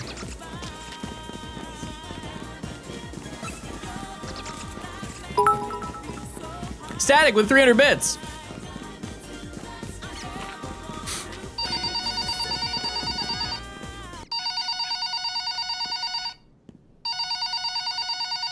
Hello? I had to keep you on your toes somehow with that last message, but here is a gift of shiny luck in the form of bit. Thank you so much. That was really nice of you. Wow. I appreciate how kind and thoughtful.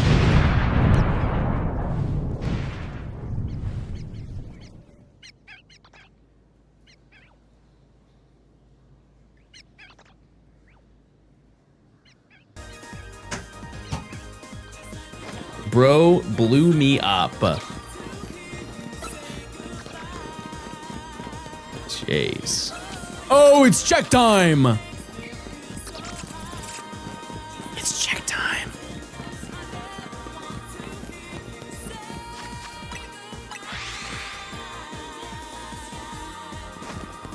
Inge! Inge! Everybody look! Everybody look around, do you see it? Hello! Inge! Inge!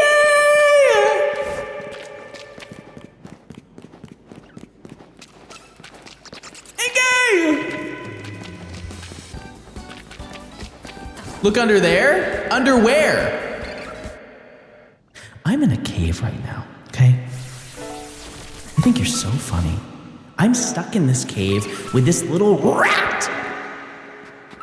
It stinks down here. I haven't showered. in days, weeks. You're being very hurtful. Very hurtful.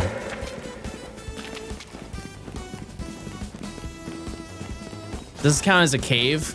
Yes. Now just watch me get a shiny. Don't judge me.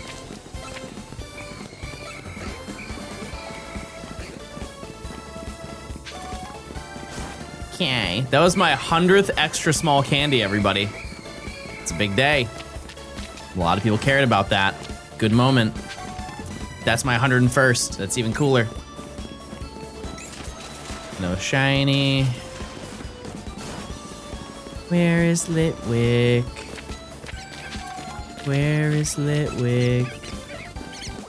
Where is Litwick? Okay.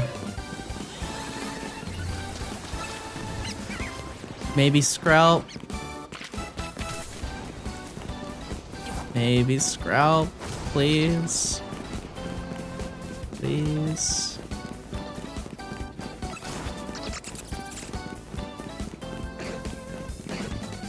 You guys see what I mean? Like, it does the animation, it makes it look like it's shiny. All right, well, that's a no. That's a no on the prediction.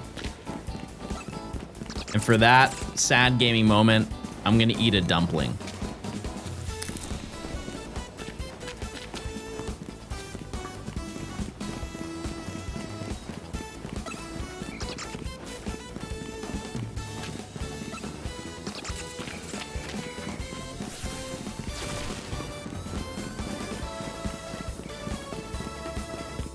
Okay, I'm better.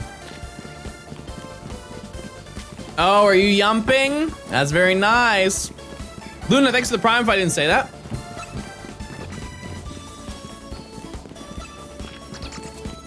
Use your points, Chad. Do I get a shiny?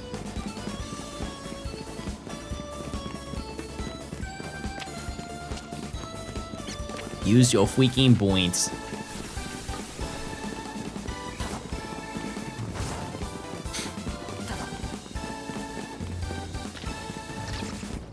I was going on getting a shiny. All 400 points go to John. And he's gonna get it this time. Best believe he will. Hope you had a good flight. I didn't. But I appreciate it. It was not the worst flight I'd ever been on. What? The worst flight I'd ever been on. Actually, maybe there's two that come to mind. But there was one. So if you didn't know, for a long time, I was scared of flying. I was comfortable with being in the air because I was given information as to how planes operate in air. And it changed my perspective. Because I used to be scared the entire flight. But then someone explained to me that effectively a plane can't crash during the middle of the flight. Like something absolutely catastrophic would have to happen for a plane to crash mid-flight, right? Because with turbulence, the way that it happens is basically imagine if a stapler was in Jell-O. If you move the Jell-O back and forth, the stapler's not moving. The stapler will jiggle a little bit, but it's not coming out of the Jell-O, right? And that's effectively what happens with turbulence. It's really just taking off and landing. That's the scariest part of a flight. And so I would get nervous with that stuff. And so we're on the flight, and I'm sitting in an aisle seat. I'm next to like this, she's probably like in her 50s, early 50s. So we take off on the plane, we're going up, and I'm like, this is like, I feel like I now know a bunch of information about the flight, and I feel comfortable, and I've taken some flights recently this year, and so I'm starting to feel a lot better. And the plane starts going up, and then the plane starts going like this. Very early into the flight. Like we're still on like the takeoff, and the plane is leveling out. I'm like, oh, that's kind of weird, but like, you know, that's fine. And then the plane starts going like this. The plane starts going down. Keep in mind, we're on takeoff, not landing. And the plane is starting to tip down. And And I start getting a little bit nervous. I'm like, no, we'll just keep it together. We'll just keep it together. And all of a sudden, the plane starts to drop. It starts to drop, and I get really nervous. But what made it so much worse is the mom, I knew she was a mom. Because what ended up happening as the plane starts going down, she goes like this. She braces me like a mom protecting her child in the passenger seat when they're about to crash. And immediately my brain goes, and my neurons activate. I'm like, oh my God, she has the motherly instinct. We're dying today.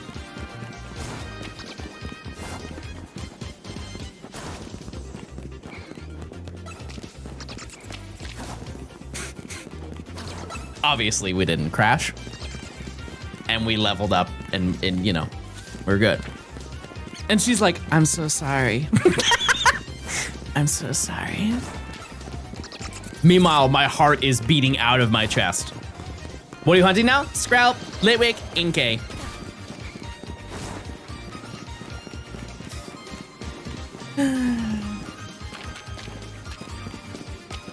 Will you get a shiny living dex but not for a video? Would I ever do that? No, why would I? Gotta make a video out of it. Protect him at all costs.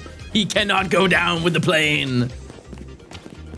John, shiny hunt for fun? I mean, to be totally honest with you, no, chat. Well, like, I wouldn't shiny hunt outside of making a video. Think about it this way, chat. It's not because I don't like shiny hunting. But the comparison I always give is like, imagine you worked at McDonald's. And you go and hang out with your friends that evening after working a shift at McDonald's. And you guys are like, oh, I'm so hungry. Where do you guys want to eat? And one of your friends is like, hey, why don't we go to McDonald's? What is the likelihood you'd want to go back to work that same day? I can't imagine you would want to.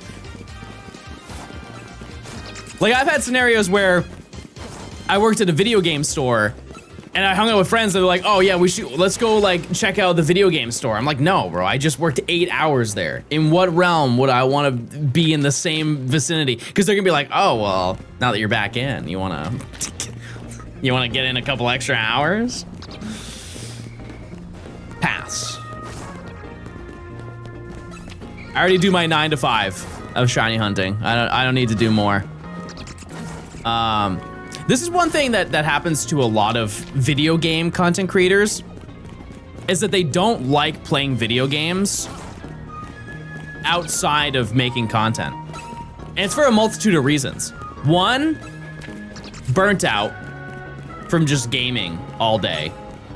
And second, it can sometimes feel like a waste of time because they could just be working if they're gonna be gaming. Which is bad. Like, it's a bad mindset to have, but I know many people who feel that way. Why pay solo when you can get paid to stream? See, here's the thing. There is some truth to that, but there's also, you have to consider that sometimes, like, even for this challenge, there's sometimes I just want to hunt in peace. Sometimes I want to hunt and watch a YouTube video, and I don't want to have to hear, hey, John, you're bald for 45 minutes. You know what I mean? Sometimes it's good to have a little quiet environment to just lock in and game. Chat, you don't make it easy? I think it depends on the day. I think it depends on the day. I can definitely tell there are some longtime viewers that I've just had to time out because I can just tell that they're really bored that day. It happens. I think last stream, there was a stream that I had, it was just very clear, like they were a sub for probably like 3 years, and it was just very clear that they just really wanted attention from me, and they were really bored. And I just wasn't having it that day. See you on the next stream, you know? That's just how it goes. It happens once in a while. Yeah, my favorite one is when people say I'm bored, and then I just time them out for like an hour. Who's the chatter of the day? Type 1 if you want to be the chatter of the day.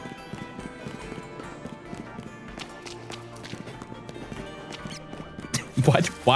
Why don't you want to? Oh, I guess the context of me previously saying I was going to time somebody out. No, the chatter of the day is special, and everybody says hey to you, and you're really famous. Sorry. You don't get timed out. Still 2. You don't want to be perceived. I respect that.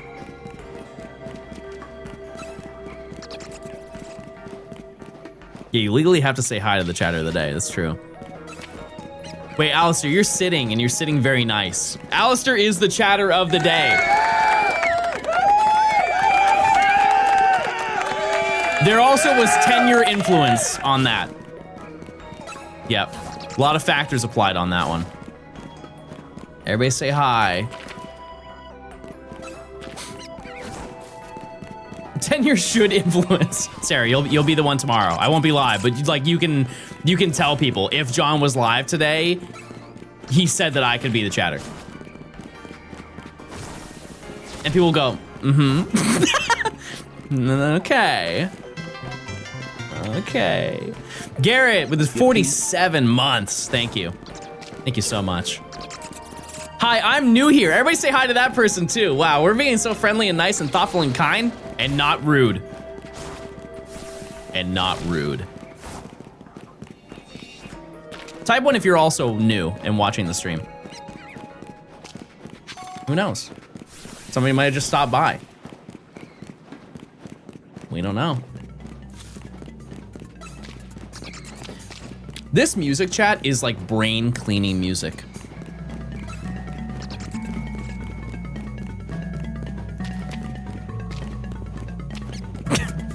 You guys understand what I mean? I just feel like my brain is being like mopped right now.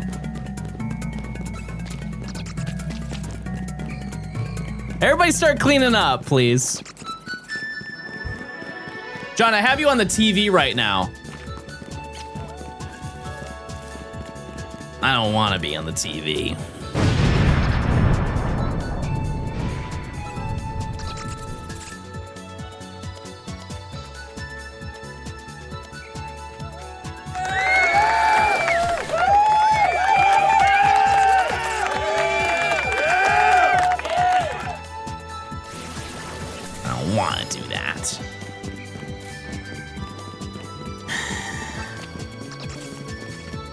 Join the new rat game. Oh, John, the new rat game by Yacht Club Games is coming out soon. What rat? There's a rat game?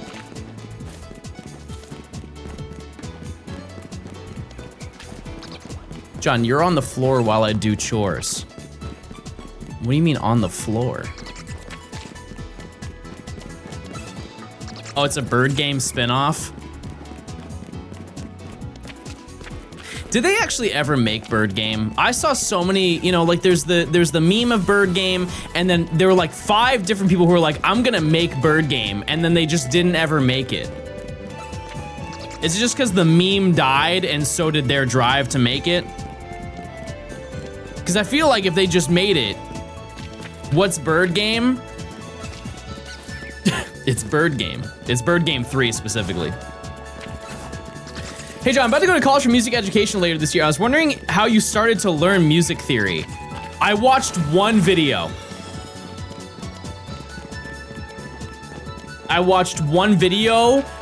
And then you just like apply that mentality to the rest of it. No, I know the origin of it was AI, but somebody actually tried to make the game. No, I'm definitely not an expert. I think just learning music scales makes a huge difference. Like major and minor scales. Like for example, like the way that piano scales work is, it's basically, they have a phrase to remember it. So even if you don't know the piano scale, you can learn it instantly, so long as you can count. So you take whatever your starting note is, and you go one whole step or one half step away, and the pattern goes whole, half, whole, half. And that's every single scale. At least major scale. So you grab a keyboard right now and it'll work perfectly fine. If you practice all of the notes for that run, you got it. And then if you want to do chords for all of those, it's major, minor, minor, major, major, minor. And it's basically whether it's 3 or 4 keys away from the first note that you're pressing. And then you have 7th chords. And then that's like the foundation for a majority of modern music. And then you just have to learn progressions. And those progressions is just totally, you just kind of have to like riff, and then soon you got it. Yeah, you can hit the old 1-4-5, whatever. Like I am confident, chat, that right now I could just boot up and just off of the concept of understanding what just basic music theory, I could make a song in probably 5 minutes. It's like once you understand it, you just have to practice it. That's the hardest part. Chord progressions are like an improv show, it just happens. Yeah. You want me to do it, chat? I put down a 5-minute timer. Make a song in 30 minutes. I don't need 30 minutes. I definitely don't need 30 minutes. Way less than that. And this is instrumental, obviously. Like I don't like make songs. No ego? Okay, well the reason why I'm confident that I can do that is just to show like with like learning. Like you can make a chord progression and then make a melody very quickly. I have to write lyrics too? Okay, I can do that. I can do that.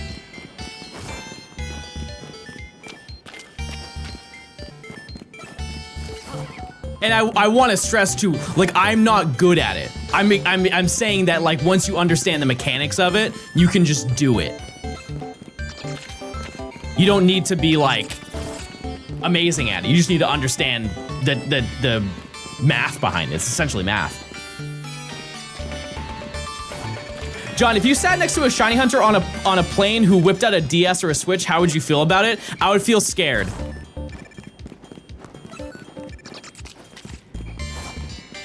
I would feel scared, and this is not from an ego perspective. This is just like, I'm just being realistic. There is a solid chance that they know who I am. And I don't want to spend 5 hours on a flight answering questions. John Gaming just wants to take a nap on the plane. And I don't want them to hit me with one of these. Oh no, I was just checking. I don't want to do that. I don't want to. That's always an interesting scenario because that's absolutely happened to me before. Not on a plane, but it's happened. Like people who want to film me without knowing that that I'm being filmed. Every single time I know they're doing it. Hey John, it's nice to meet you. Hey John, I like your video. This? No, I was just checking the time on my phone. I was just checking the time on my phone. John, should I start shiny hunting Ultra Sun and Moon Latias again? Yes, that's a great shiny. I'm excited to hunt it someday.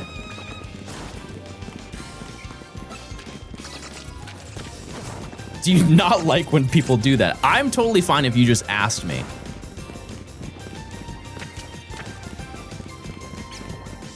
I don't care at all. You just don't have to do it in a weird way. Like, I've had people ask me if they could just take a picture of me. Which I know some people be like, that's weird. Like, why wouldn't you want to be taking a picture with the person that you want to take a picture with? It's because they don't want to be perceived. That's fine. That's totally fine. Like sometimes they just want to say, hey, I saw him and this is where I saw him type of thing. So I get that. But being sneaky is weird. Because I feel like I'm an approachable person. Do you guys feel that way? Like if you saw me in real life, would you come say hi? Oh, hi Gian. Oh, Gian is here. No, why? Why? Speaking of experience, yeah. See?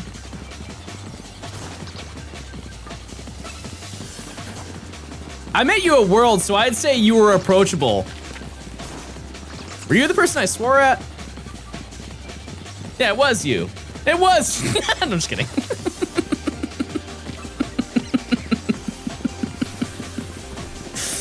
Nah, I didn't do that. I didn't do that. We talked about New Hampshire. Epic. Yes, and I would shake your hand. All right, we got 7 minutes until our check. Did you know that in Pokemon Yellow, walking up and down inside a Pokemon Center while Pikachu is following you in the overworld, the game breaks for no real reason? Mods, look into that. We need to figure that one out. We need to do some science on that. Breaking the lurk to say you're as short as I expected you to be. Okay, here's the thing: is I had a meet and greet and I had somebody come up to me and they said they were like,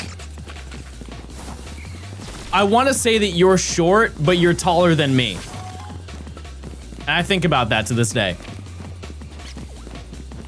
Like, I really want to say that you're short. And he was like 5'3".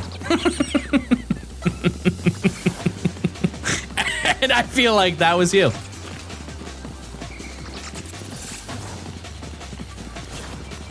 Where's that one tall chatter? You're talking about Ian?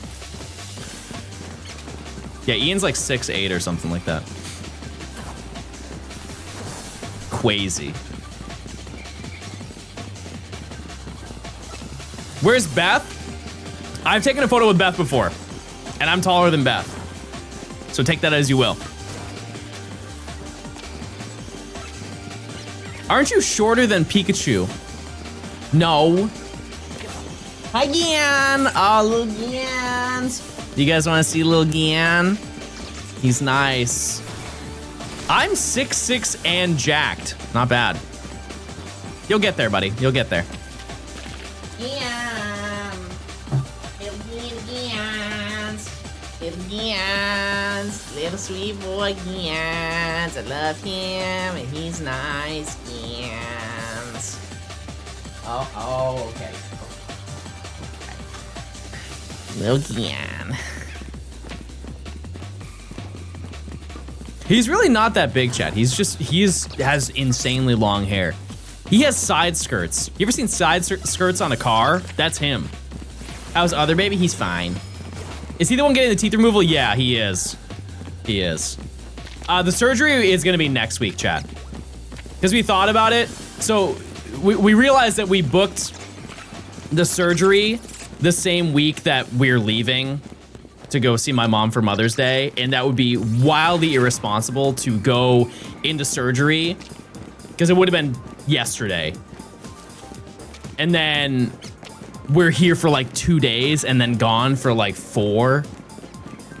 And he's just alone with nobody to care for him. Like, we'll have some people come by to feed them, obviously, but that would be not very nice. And so we want undivided attention with him.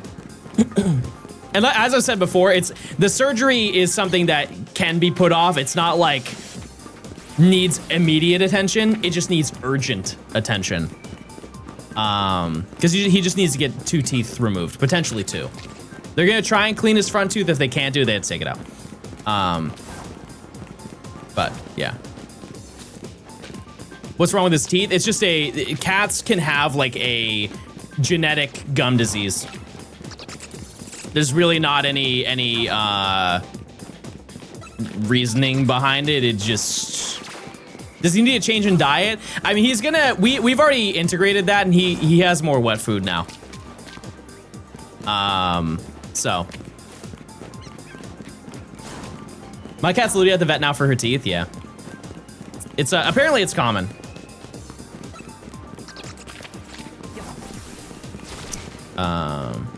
Yeah, we have to change his diet a little bit. How old is he? Does hard food mess up their teeth more? No, I don't think that's really the reason. It's just like, it's just more prone to gum disease.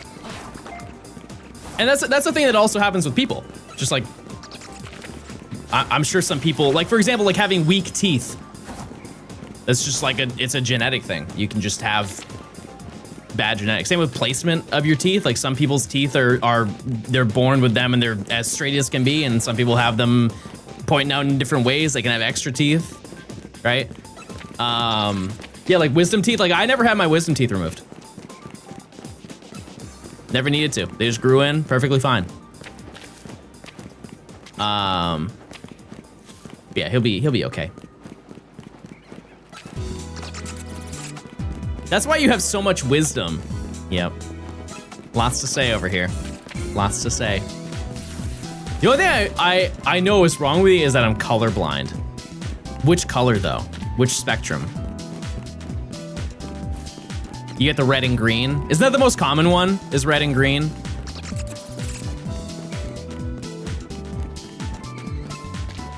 I don't know the other ones, to be honest with you.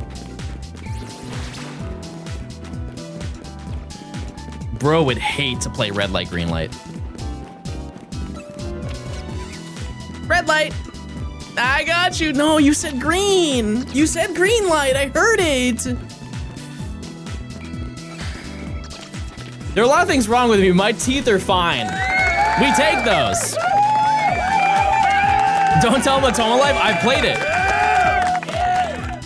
I played it.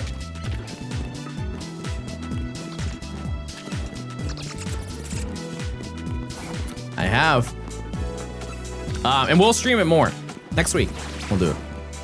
They're gonna be, I think exclusively, those are gonna be nighttime streams. So sorry for the UK viewers, but that's, I don't think it's something I will necessarily play during the daytime. But it's very fun. It'd be fun every stream to make 2 characters. Obviously, I'll do some off stream, but. We're talking about debuffs again? No, we're not. We can though. You played those games before? No, my first time playing was the last time I streamed it. It's a few days ago. Yeah, it was so fun. Super, super fun. So much longevity with it too. And I love the fact that I'm really just scratching the surface of the interactions that you can have. Because the more that you level it up, the more things you can get, which means the more interactions. It's almost like you're trying to farm as many cutscenes as you possibly can.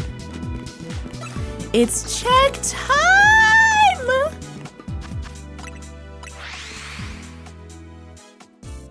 Inge! Inge! Where are you? Everybody look around. You see it?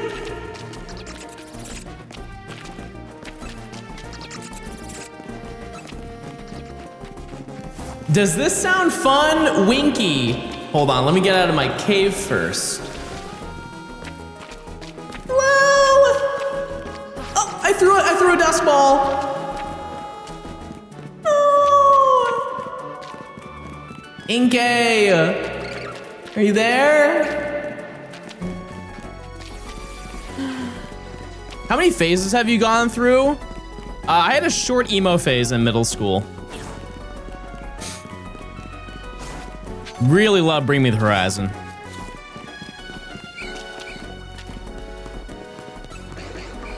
Any Pop Goes Punk enjoyers? I had Volume 3 and Volume 5.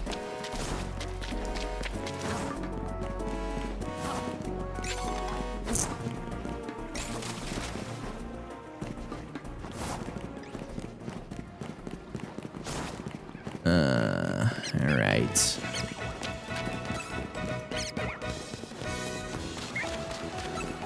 I fear we're very over odds for Litwick. There was one that had, I'm sure there was multiple that had them, but there was one that had a Lady Gaga song. Was that 3? They even reset that far? Yes. Bad Romance. That one. Yes. Yeah. Okay, what is this? Where is this, my dear? About.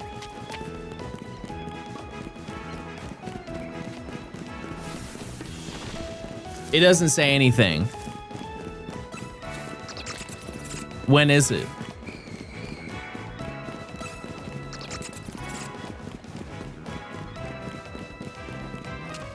Wait. May 23rd?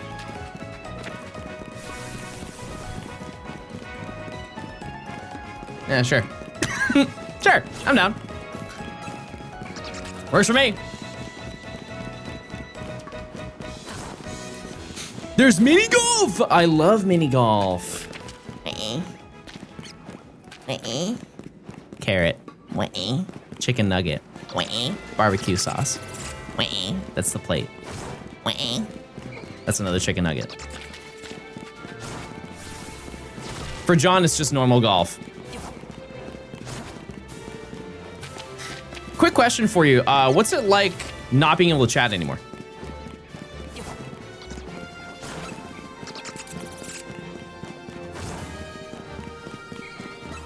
Oh, you can't reply because you're banned? That's crazy. I'm believing. I love that. Thank you.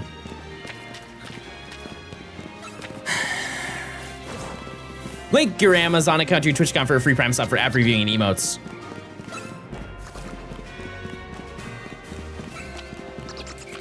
Please. My tummy hurts. Please pray for me. Well, okay. I'm gonna say some things that you're not gonna like. How much water did you have today? You're gonna say nothing. Did you eat? Probably not enough. Did you eat? Did you eat a bowl full of nails? That would hurt. That's probably why your tummy hurt. There's water in Dr. Pepper. I would give you a little bit more grace if it was like a diet or a zero, because there's more water in those, I believe, but I don't think that counts. And listen, I have my fair share. I was so devastated, like actually devastated. I was going through TSA at the airport, and you know, the attendant on the other side was like asking questions, you know, like laptops out of the bag. Anything larger than a phone needs to be taken out of the sir, shoes on. No longer, you don't have to take them off anymore, sir. Is that a good impression? I feel like that was pretty solid. And she asked me, she's like, I like just put my bag down, did everything without her saying anything. And she's like, sir, do you have any water bottles inside? Sir. And I got so sad, and I said to her, I was like, you know what? You're right. I didn't bring my water bottle. I left it at my house, and I'm really sad. That's almost verbatim what I said to her. I told her I was very sad to figure that out. And she looks at me and she goes, huh? I was like, no, I don't have any water bottles. Have a good day.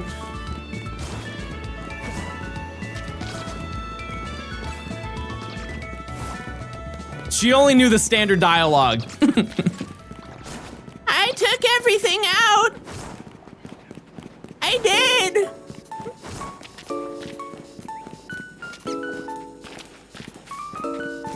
I promise I did. NPC conversation. What do you think is the most NPC activity you've seen somebody do, chat? I think a prime example is people who walk down the middle of the roadway in parking lots. Like, that is a different breed of human being. I walk as close to the vehicles as possible. Like, in what realm would you walk? You know, because you have the cars that are parked, and then you have the place where the cars go before they park, right? And some people just walk right down the middle. Their earth, their world. Or, okay, when you're walking on a sidewalk, what part of the sidewalk do you walk on? The answer definitely varies, but it varies for a specific reason.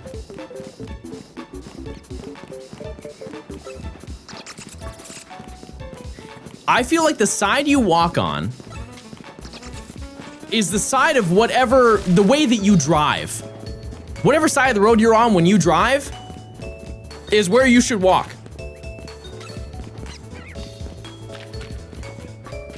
Like, I should never have to be walking both. I'm walking on the right side because I always walk on the right side.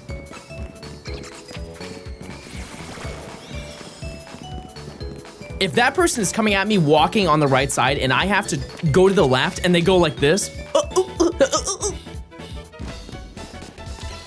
I'm blowing them up. Kaboom.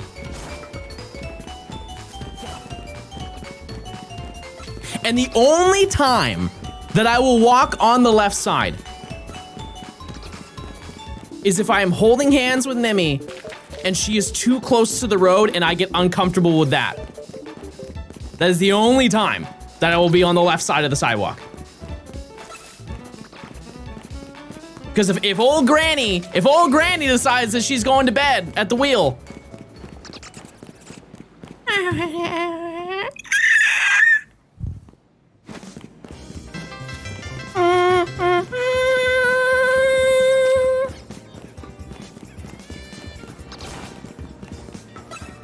I'm throwing Gian as sacrifice. I'm pushing us both out of the way and I'm taking Gian and I'm throwing him right at the car. Somebody's gotta go, it's gonna be Gian.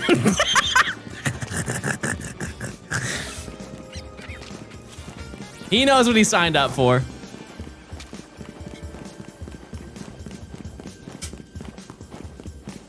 It's what he wanted. Part-time, thanks for the 11 months of Prime. Thank you. Who are we hunting for? We need Skrelp, we need Litwick, we need Inkay. In that order.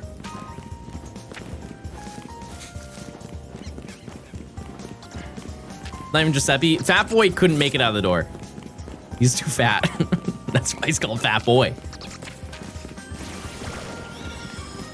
He wouldn't stand a chance in that big old world. Not a chance. He would bounce like a soccer ball. Chad, have you ever seen that video of the horse that drinks the earth?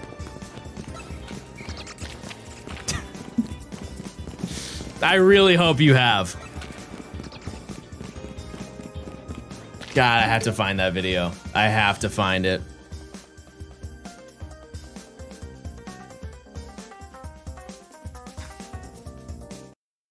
Where is it? Yeah, this one. God, this is such a great video. This video actually changed the trajectory of my entire life. I am not the same person after watching this video. And I hope that you will also, you know, resonate with this. Okay, hold on.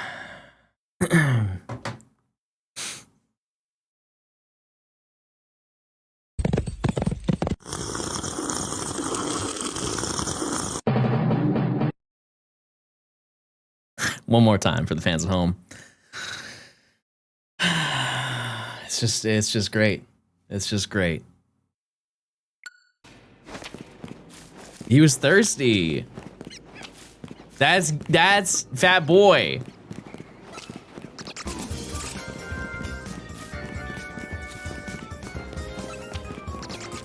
That's Fat Boy right there. He's nice.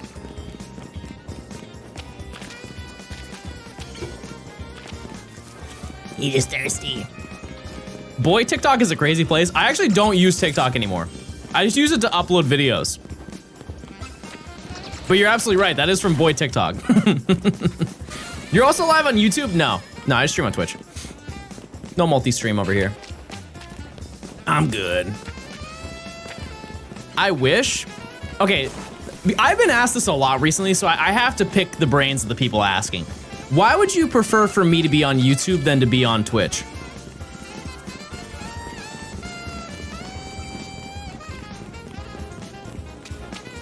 What would the advantage be? Can't you be on both? Yeah, but I wouldn't be paying attention to a certain group of people.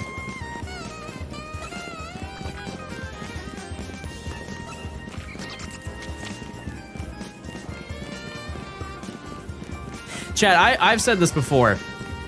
YouTube would have to pay me crazy money to be there.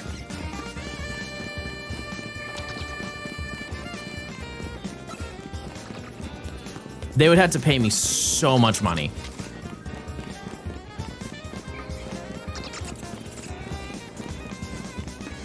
I would say the ads that John runs aren't as annoying as other streamers when they run 8 consecutive ads every other minute. Yep, I run 9. And that's a Johnstone difference. That's the difference over here. Yep. And I'm only bringing it up. I'm only upping it more. Speaking of upping it more, Chad, do you know how much a Netflix monthly subscription is?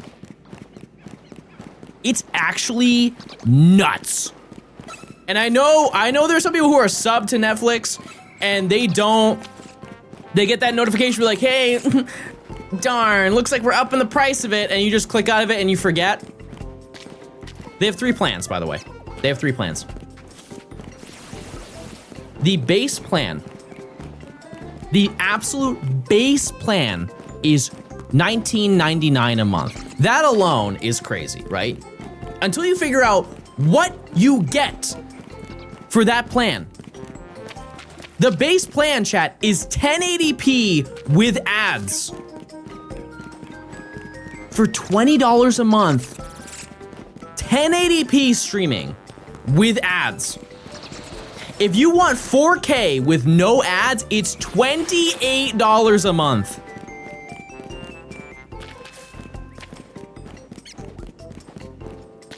For what? What show do you want to see that badly? Like, I will re-up it for Concierge.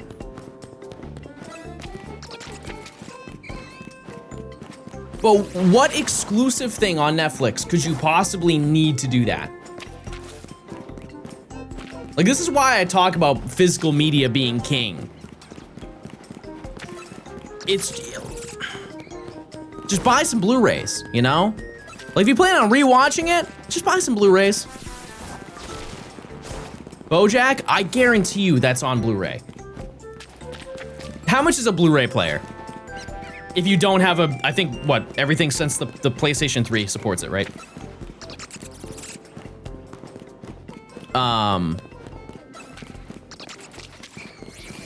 Like, it can't be that much. Yeah, so many people have a PS4 or any of the PlayStation consoles within the past 15 years that it's, you know. That's also, that was the framework of every single Sony console since the PS2, was just being able to play media on it. Yeah, I was gonna say it's like $100 for a Blu-ray player, probably.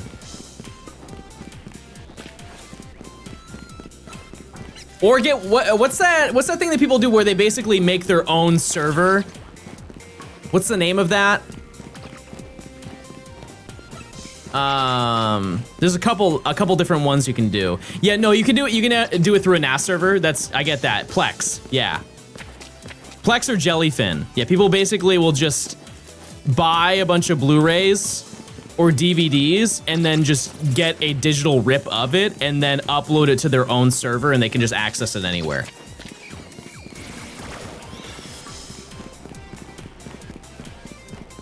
It just seems so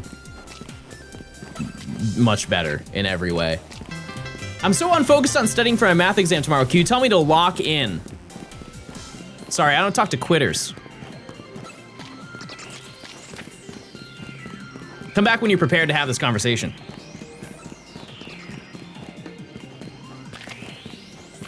Come back when you're ready to be a baller.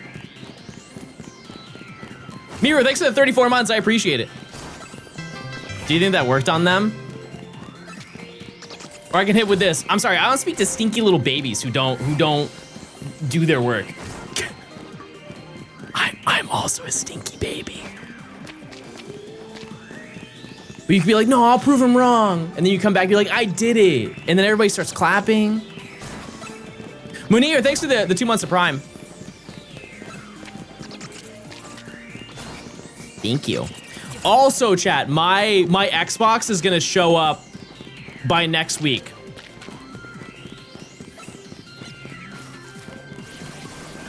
Wait, was this conversation had on my stream or was it had on Nimi's stream? Nimi set a sub goal on her stream that we would do a couch co-op Halo Reach stream where we play Halo Reach from start to finish.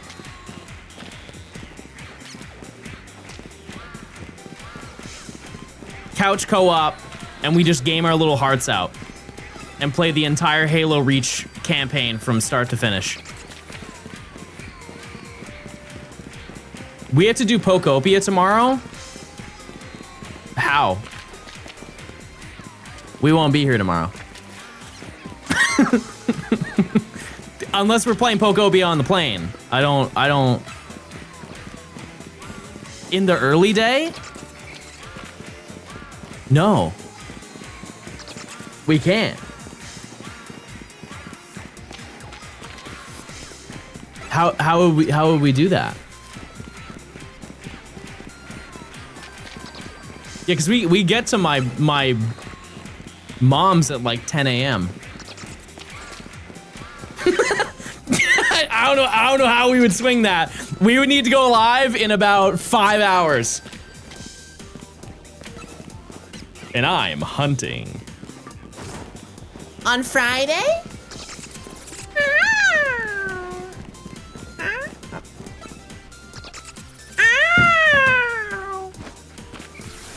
Play it with my mom. My mom's not a gamer. She's not. She did find a shiny once, though. She did. And it was an epic moment. Hey, if you fail high school, you can start doing streaming. Are you implying that's what happened to me? Are you saying that I dropped out of high school to be a streamer? It's close.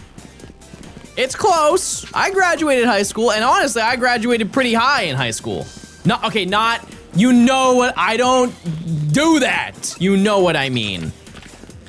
I graduated in the upper section of my class. I think I was 24th. I was 24th in my class. I just didn't have enough money to continue going to college, and so out of 25, that's not true. It was a small class, but it was not that small. Out of how many? See, the issue is I don't actually know the number. Because we started out with probably like 108, and then we ended with like 10 less. 10 or 15 less.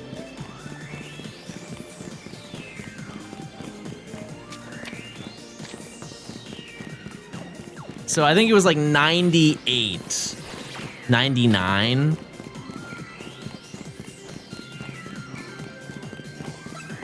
You know 108 minus 10? No, I'm just saying I don't know the amount of people who actually weren't there, you know? I don't know. Because there's some people who dropped out.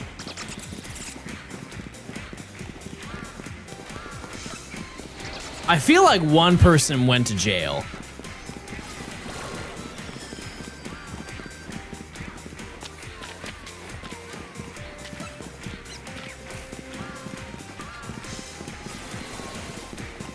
I had to think about that. It's a long time ago. Not a bad ratio. I mean, after is different.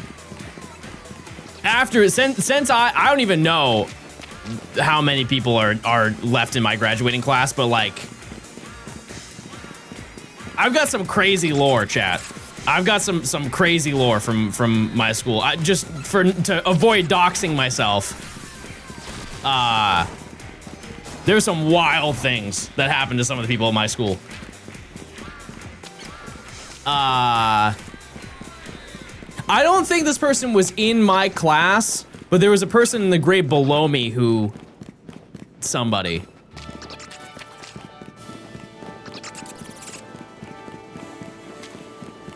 Yeah.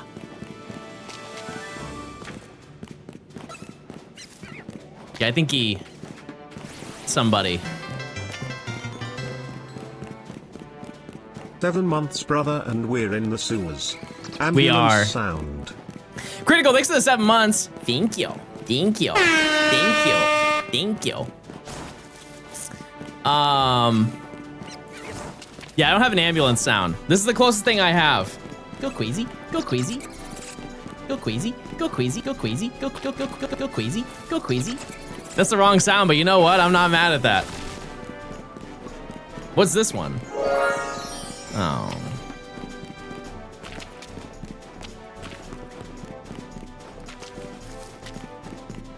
Wait, what's this one? Oh yeah. Hey, cut it out.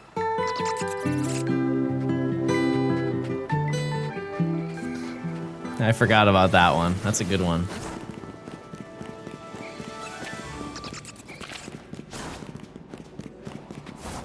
Yeah, I don't really know any passenger songs aside from that one. Why does he sound like that? I'm sorry. Listen, I know that I sound quirky, but only when you stop when you start to know. Only when you want to when you won't. There's no like back of the vocal cords does not exist. It's all front mouth. I'm back and I know you missed me. Oh, very bold. Sing the whole song? I don't know it. I feel like that's not my type of music that I'm into. To each their own, though. To each their own. That song went crazy in 2013. I feel like there are a lot of songs from 2013 that did not age very well. Like, I'm sure there's some that did not age very well based on like the content that was in the song, but also just like sonically. Like, I think was the largest song from that year Thrift Shop.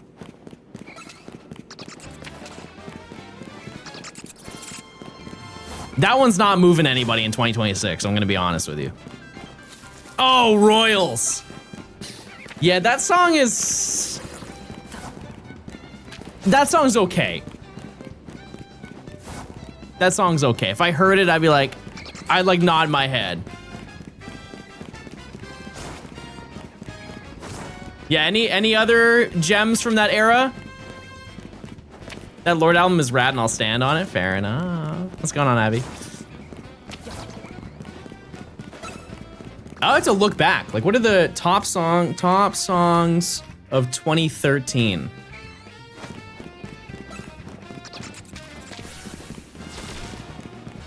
Billboard year-end Hot 100. Yeah, Thrift Shop was the number. Oh my God, there's so many. Oh boy, honestly, chat, I think 2013 was pretty bad. Okay, let me list off. These are the Billboard Hot 100 top songs of the year. Number 1 is Thrift Shop. Number 2 is Blurred Lines. I feel like I don't need to say much more about that one. Number 3 is Radioactive.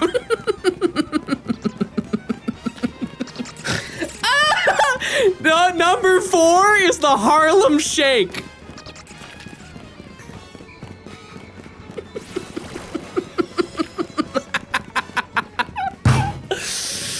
Oh boy. Oh boy. Royals was number 15.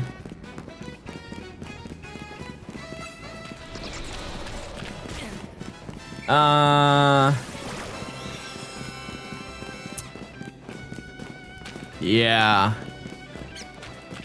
Yeah.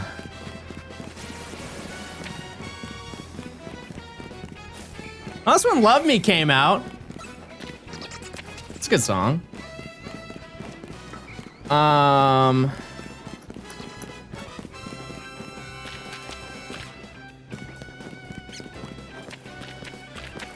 Swimming pools came out that year. I forgot about that. Okay, how about 2014? Okay, number one song of that year was Happy by Pharrell. I think that song is definitely a mixed bag. It really is.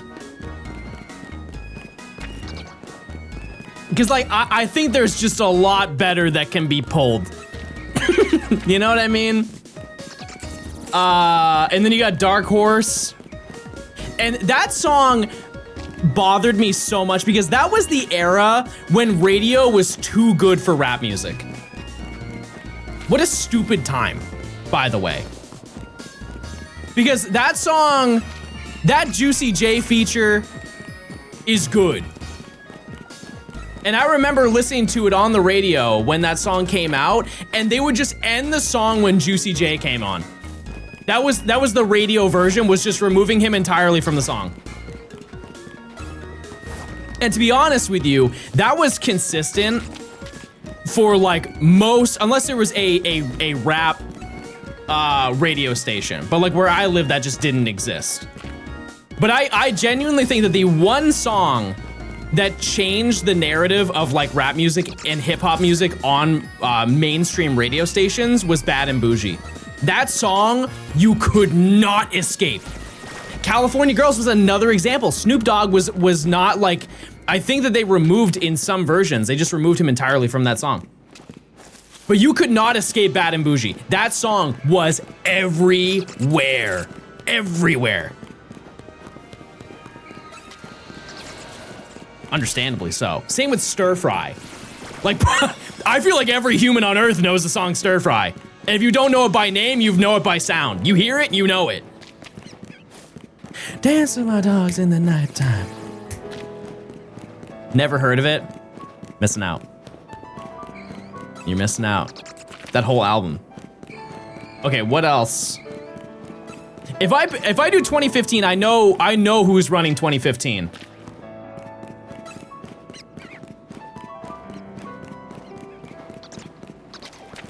Number 4, Trap Queen. Understandable. It's an ATL thing. I mean, I didn't grow up in Atlanta, chat. All right, it's time to check, everybody. In-game! In-game! In-game! Where are you? Come on.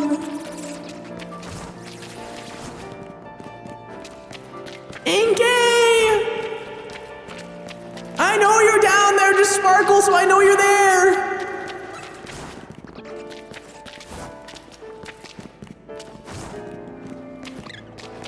Please.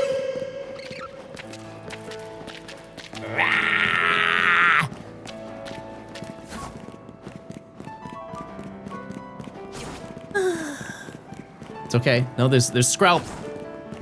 We can find Skrelp.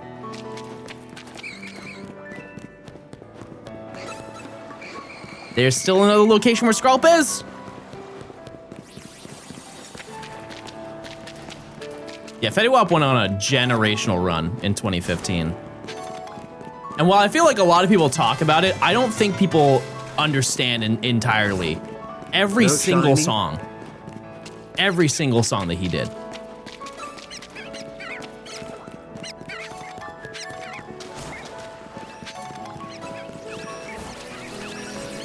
Nothing. Crazy how many spawns and no shiny in like 2 hours? 2 hours is odds.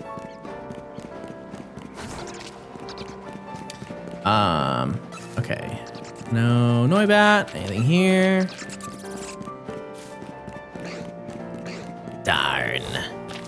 All right, well, there you go. Okay, let's go to the next song. Gay! Thanks for the 9 months. Thank you. Thank you. I love how out of the loop I was for popular music in the 2010s. And here's the thing though, is you can get into it now. You can't just call chatters that. Chat, type 1 if you just want me to call you gay. Okay, I you know, with the context, that still sounds bad. Okay, they're rocking with it. Okay.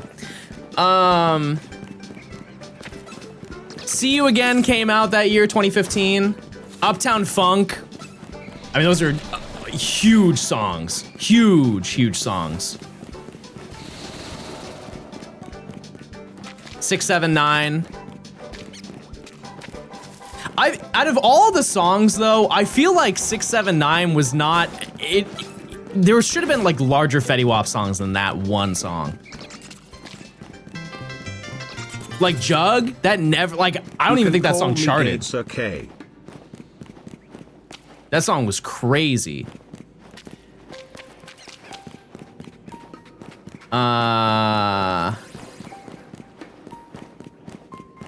Yeah, like My Way was smaller than that song. That was 2018. No, this is 2015. 2015 is when this happened. Are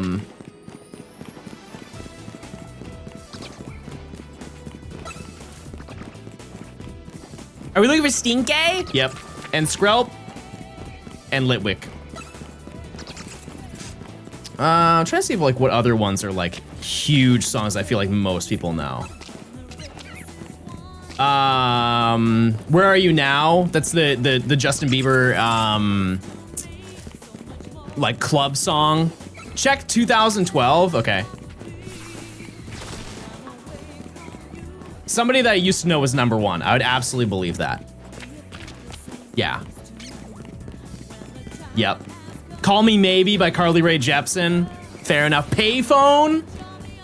Yep. Lights by Ellie Goulding. Wait a second. Wait a second. Set Fire to Rain by Adele. Sexy and I Know It. Good Feeling by Flo Rida. Okay, this may be a hot take. Whistle is not a good song. There are so many Flo Rida songs that I would listen to before I would listen to the song Whistle. And that song was number 17 for the year.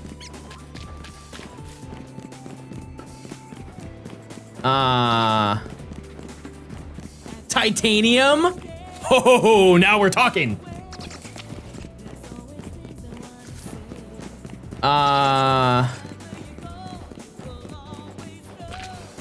Let's see, what else?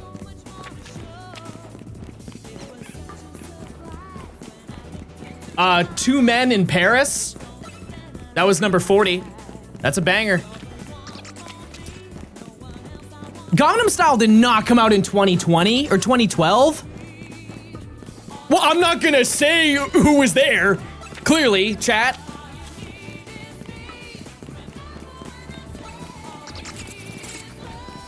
Wait, wasn't Gangnam Style on the other chart? Didn't I just say that earlier? No, it was Harlem Shake. Sorry, they're both very memed songs.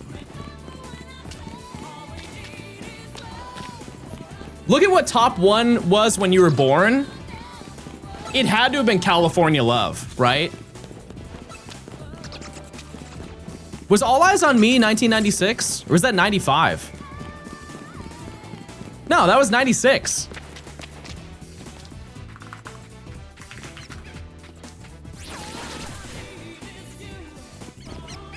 It's not even in the top 10? Hold on, I don't believe that at all. It was number 17, okay. Okay, that's so, you guys are just gonna laugh when I tell you what it was. The #1 song of 1996 was the Macarena. I feel like that doesn't count. I understand that's a song, but deep down, that doesn't feel right. All right, let's go back to 2012.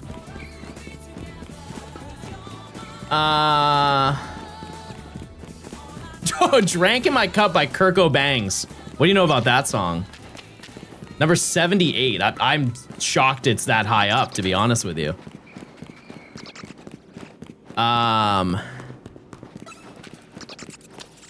Yeah, that's a crazy top 10 though. Okay, chat, pick a year. Pick a year and I'll pull the Billboard top. We'll go over the top 10.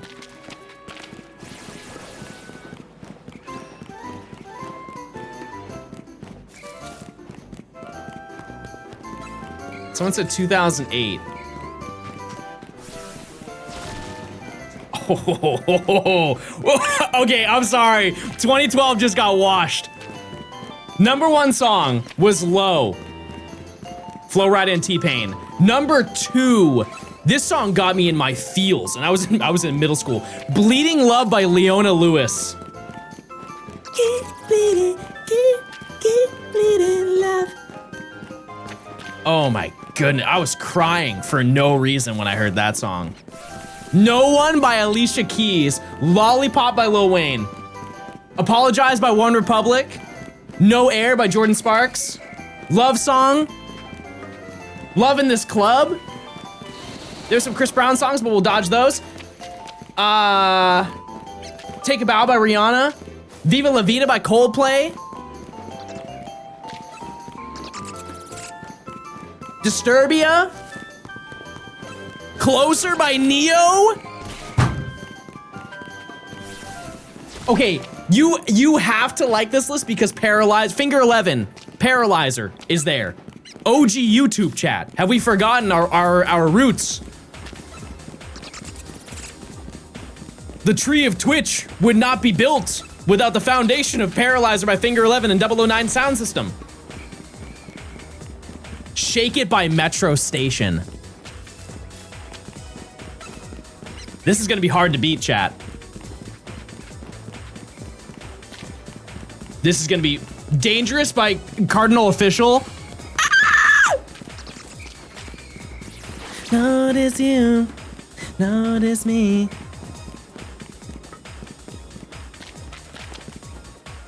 American Boy by Estelle. A Millie. You know what? Honestly, 2007 might be crazier. Mostly because it's one artist.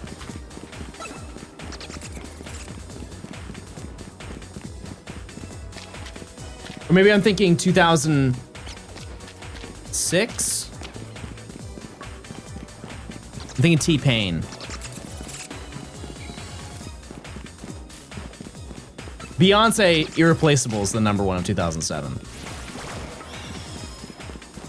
Buy You a Drank is number 5. Crazy feature run. Okay, pick something more recent. What's a more recent year we can look at, chat? Let's just see if music has gotten worse, because everybody says that. Every decade, somebody's like, oh, the previous decade was so much better. 2020. 6 years ago. Technically, this is 6 years ago. This is the end of the year. Blinding Lights by The Weeknd, which is, if I'm not mistaken, it is, I think, the 3rd most streamed song ever. It's up there. It's up there. Yeah, because I believe that song has something along the lines of like 4 billion streams. Number 1, I believe, is Sunflower. Then you have Circles by Post Malone. You have The Box by Roddy Ricch. Can't forget that one.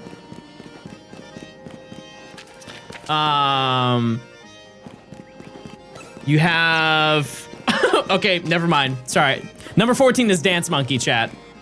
Let's pick another year. You guys have a different year that you'd like? They lose instantly. 2018. Okay. 2018. God's Plan. Hard to argue that one. That one is far and like away from everybody else, like number wise. That song also has like 4 or 5 billion streams.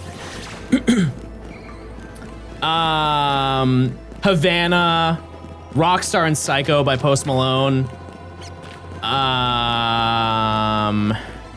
Nice for What? Lucid Dreams came out that year. I forgot about that. Sad.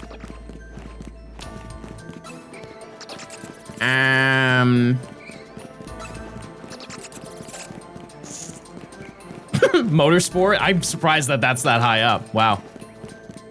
Sicko Mode is 42? When did Astroworld come out? That was like summer. I would have thought it would have been way larger than that. Number 42 on the list? No, I know it came out in 2018. I'm saying like at what point? I think it was like summer. Okay, just to put in perspective, I understand both of these are very large songs, but Gucci Gang is two places below Sicko Mode. That's crazy. That's insane to me. Also, that beat's very underrated. I know people like to dog on that song, but that beat is unbelievably good. What spot is Mo Bamba at? Yeah, Mo Bamba didn't come out that year. I believe that was 2019. How's your day been? Oh, I've been chilling. I can't believe I've been live for 3 hours. But now I'm just talking.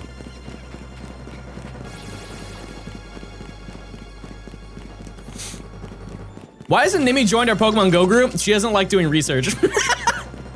That's the only reason. It's gotta be. Yeah, this is crazy. I guess 2018 was a pretty loaded year for music, but like All the Stars is 47.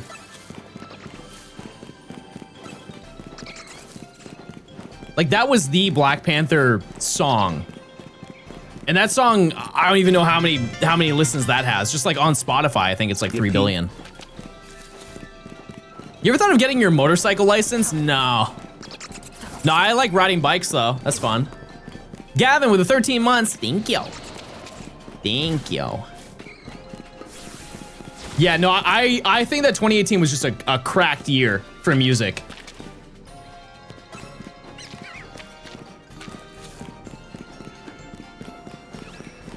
Yeah, like Moonlight is 88. Like most X songs have like 1 billion plays or close. You got your learners for it today? Not bad. How different is that than a car one? You know what blows my mind, chat? How little effort you need to put in to get a boating license in America. I feel like we need to put a little bit more investment into that. If I'm not mistaken, in order to get your boating license, you have to watch like a 15-minute video and like take a short quiz. And then you can just drive a boat. You can rent a boat. You don't even have to step in the boat and you can get your license. Why is this so hard for SpongeBob? That's not my business, but I just don't think he's that bright. Depends on the state. In Wisconsin, if you're born before 1989, you don't need a license at all. Wow. It's because the boat itself is so expensive. Are we acting like cars aren't expensive? I don't think that's the reason. I think it's just because there are less people on a boat on a lake. But like a boat crashing into another boat is bad. And I feel like there's not enough regulation for that. Wow, I forgot about the song Skywalker. Wow, that's a great song. Yeah, 2018 was crazy. All right, let's see. What were the hit songs of 2027? Okay, they don't have any songs yet. Because it hasn't happened. Well, that was fun.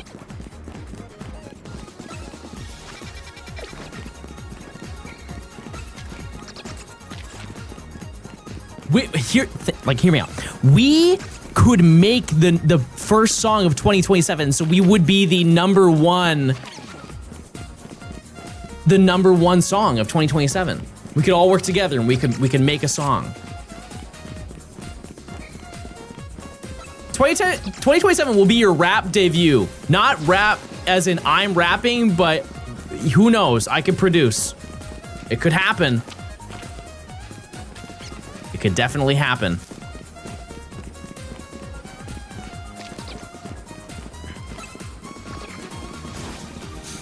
All right. Top 10 songs of 27 BC. I actually know the top 3. The first one is Unga by the Neanderthals. Number 2 is once again by the Neanderthals. Number 3 is Unga, but it's with a different cadence. Also by the Neanderthals. 2027, John's gonna get signed by Opium as an in-house producer. I don't think I'm there, chat, but hey, you know what? One can dream. Oh, look at that. That's nice. It's Bob. It's Bob. The Neanderthals needed a competitor, you know? And then they made Music 2, everybody. Music 2. Best gen starter set? Like, which generation has the best group of starters? If we're just talking base Pokemon without evolving them, I feel like that genuinely is a hard question. Let's think through all of them. You have Bulbasaur, Charmander, Squirtle. It is, you know, for people like us who play this game every single waking hour, that is a really basic choice. They are all very solid starters, right? Gen 2. Gen 2, if we're counting all 3 of them combined, I don't think it's better than Gen 1. Gen 3, still really don't think it's better than Gen 1. I think Trico kind of brings them down a little bit. Gen 4, I would say Gen 4 is better than Gen 1. Gen 5, I actually like Oshawott the least out of all of them. Gen 6 is being nuked by Chespin. Gen 7 is better than Gen 1. Gen 8, no. Gen 9, no. Gen 10, no. No, I would say Gen 7. Yeah, that combination of Rowlet, Lit, and Popplio. Like, Popplio gets so much hate. And for what? Yeah, 10 is great. 10 is a great starter lineup. But I don't think it's better than Gen 7. Dare I say that the Gen 10 starter lineup is, it's in the upper half of gens. I don't know exactly where it would be, but there isn't one that I don't like. I think Brout is the least interesting looking one to me just because there have been so many other ones of that. I know you could say that for Froakie, you know, like with Gekwa. Like Froakie kind of looks like Gekwa. But I kind of like that Gekwa looks like old Pokemon. Does that make sense? Like, the design of Gekwa is very reminiscent of, like, a more, like, the edgier side of Pokemon. Because there was a transition where, like, take Gen 6, for example.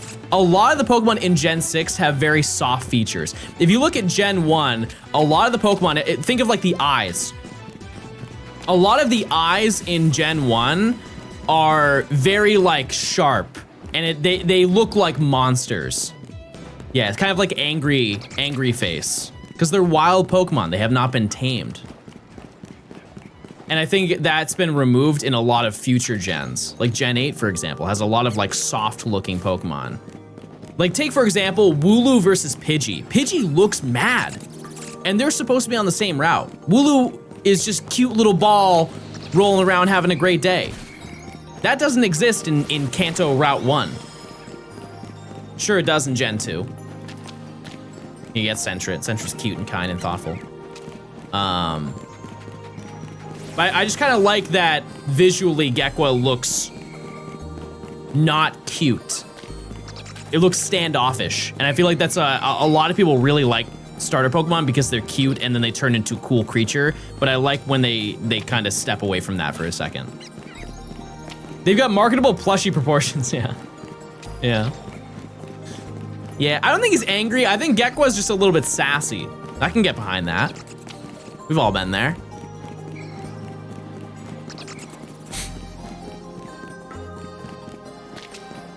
Gen 1 Viridian Forest versus Gen 2 Viridian Forest is a great example of that idea of a more familiar world. There wasn't a Gen 2 Viridian Forest. They didn't do that. John, you should look at my Weewop predictions. Oh. They cut it down, yep. They did, that's true. I mean, technically there was. You just kinda, you didn't go inside. Is Route 47 the best route music? I would be open to somebody contesting it, but I don't think that there's a better one. It's too adventurous. Route 10 is very good. I think it's actually easier to be like, what is a bad route music? What is a bad route theme? Play your favorite, it's definitely Route 47. Yeah, without a doubt. Not a route, but Gen 2 Dragon Den. That, I saw a video recently where it was ranked as one of the worst video game songs of all time. And it is a very harsh theme. I don't think it's that bad though. Maybe it's Pokemon bias. I just don't think it's that bad that it's the worst song ever. Trying to think of other. Ooh, is it Route 34 from Joda that goes dun dun dun dun dun dun dun dun dun dun dun. Is that 34? That's a really good one too. Very adventurous feeling. That one sucks. We're not on the same page. I love that song. How long does it take to get to odds in the sewers? 2 hours. 2 hours to go over odds. Your opinion sucks. Hey, chat, let's not fight. Everybody, it's now kind and thoughtful hour. Everybody give somebody in chat a compliment. Let's make some friends. Positivity today. Shut up. I'm timing you out. And I'm letting you know I'm doing it because you're not nice. You're being not nice. We're nice today. Everyone looks great today. That's good. That's good.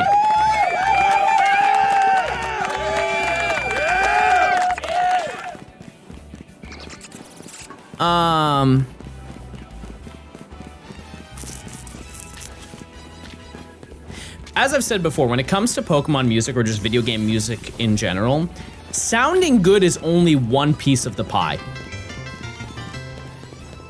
Is only one part. Hair today.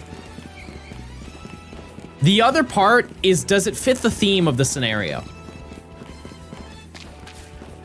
Because like Cynthia's theme is unbelievable, but if Cynthia's theme was Route 1, it would be objectively bad. Not sonically, but placement-wise, not a great place to put that song, right? I don't think Bidoof and Starly are really evoking those emotions. But Route 201 definitely feels like Route 201. But what other route themes do you think are really good? I want to say, is it Route 7 from X and Y?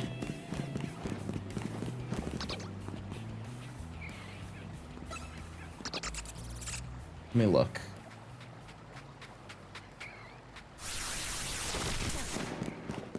Let me see. Oh, that's Route 2. Route 8?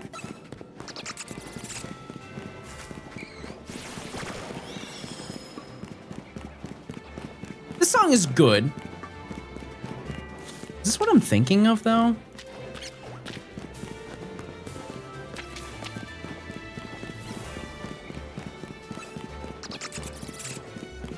Route 4. I think the song is very middle of the road. It's a very middle of the road song. Let me just look. I'll just type in route in this playlist. And we'll just go through. Yeah, that is effectively Callous. That's what this song is. This song, okay, it's Route 47 and then it's this song.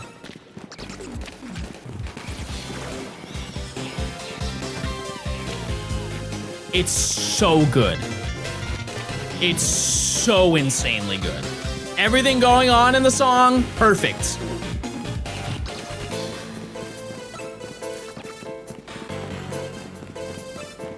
Stardust, thanks for the 8 months. Banana, thanks for the 7 months.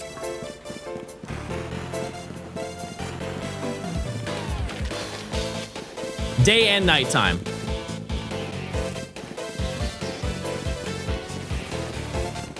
So good. One song I don't have on here. Oh, I have the BDSP version because it's also very good. But the other side of the post-game island of Sinnoh, Route 228, this song is very good too. This one is very, very good. Both versions are very, very good. The only thing I will say is that it doesn't really fit the theme of running through a desert. It does not give even slightly a desert vibe to it. As a song alone, it's fantastic. Placement-wise, it's like a 6.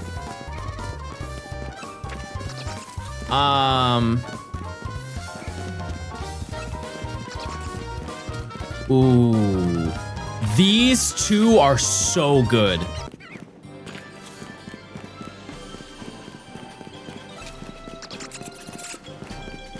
I really like this song. Like, we're talking route music. Sea Folk Village Unite. We're just talking about routes. Just routes. Inge! Inge, are you here? Hello?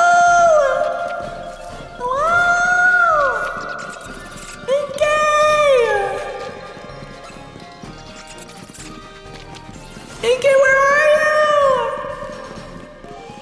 Are you down there? Hello?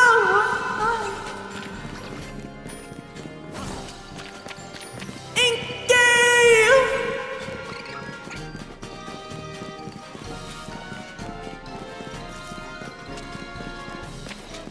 Yes. Shiny Rat? No, I think we would hear it if it was Shiny Rat.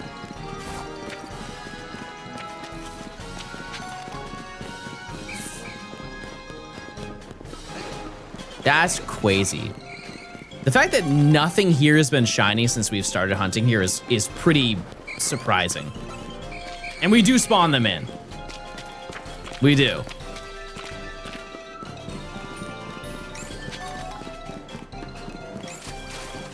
Because you can hear Ghastly on the other side of the wall when you're walking by. Litwick. Wait! Yes! Yes! We did it! Oh, we got it! Oh my goodness. Okay. That makes me feel a whole lot better. All right, I'm gonna destroy every one of these rats here.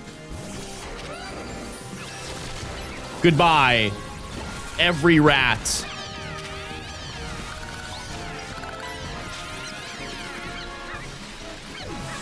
Okay.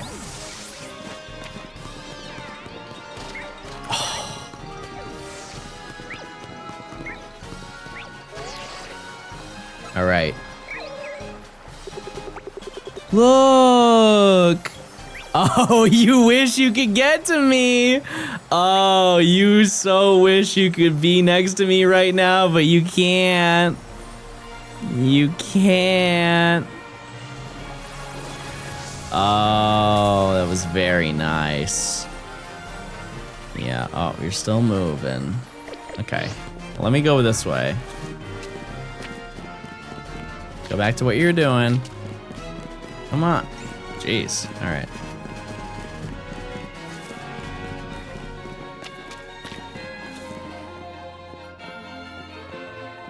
Uh-huh.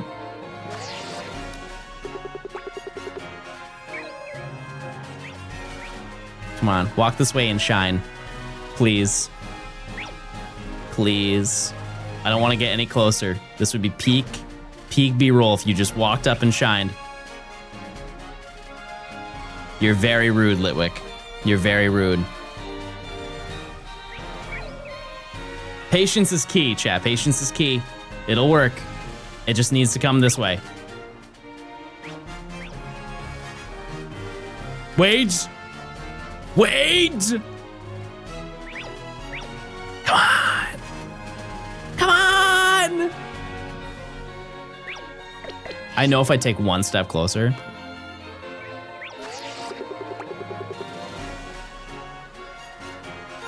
Yes! Yes! That's what we wanted.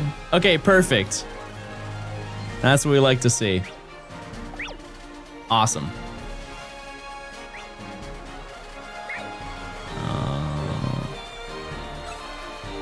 Oh, you see me. Come on over. Don't be shy. Oh, whoa, you move. Hello? Okay. Question is now, what do we catch this thing in? What do we catch it in?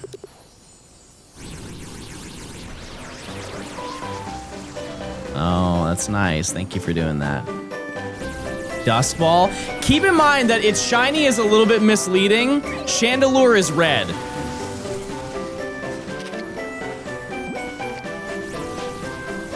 I kind of feel like I should luxury ball it.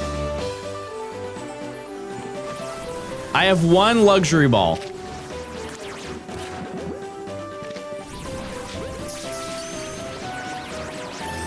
There we go. All right.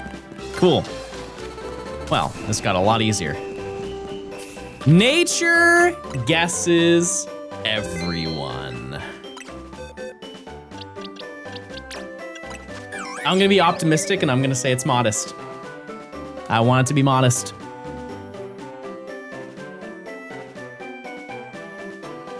Survey says, it's bashful. All right. And this one's definitely claimed. Oh. Meow. Meow. Okay, well, let me replace, I guess we'll replace Snowrun, why not? All right, so, that's really good. That's very, very, very good. Now, we're going to have to do a little bit of research here.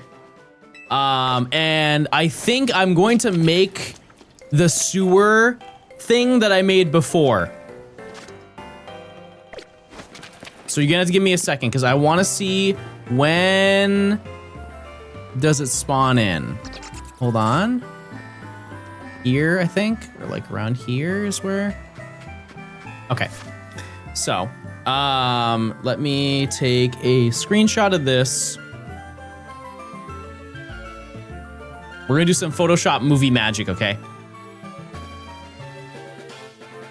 Was Ludwig the one that was the most troublesome? It definitely was. Technically, it was Klefki if we had a bad scenario with it, and we did, and then we solved it. Now what we're going to do.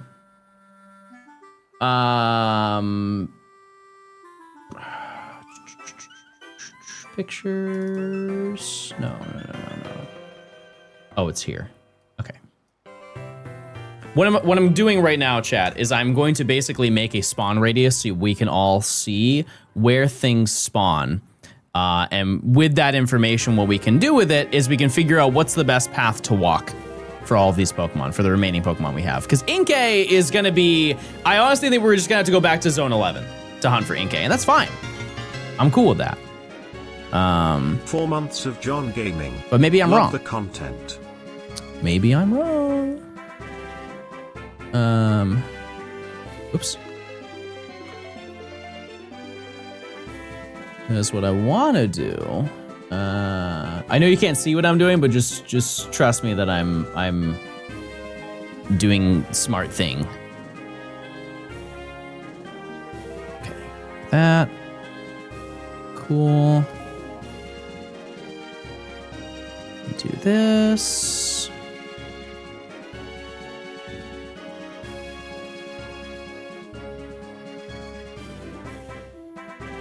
Then I grab this. Make sure it's centered.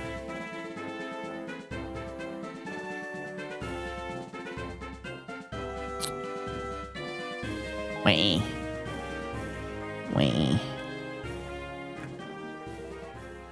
Oh, there we go. Okay. And then take this.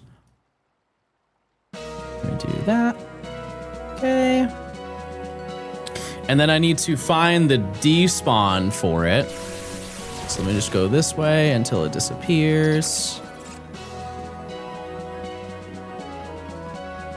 Okay, right about there.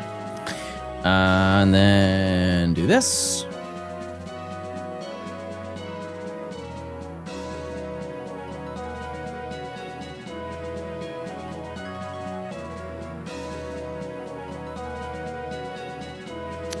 So this is like that.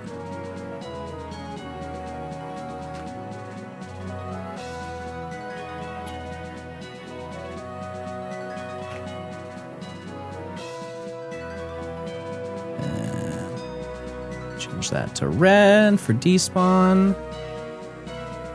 Okay.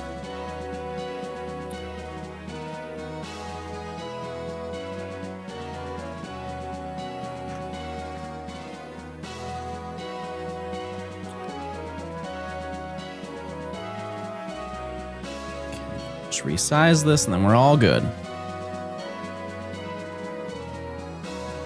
Okay, perfect.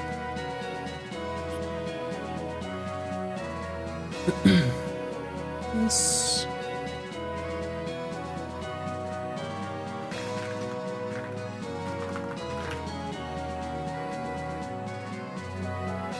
Now let me show you.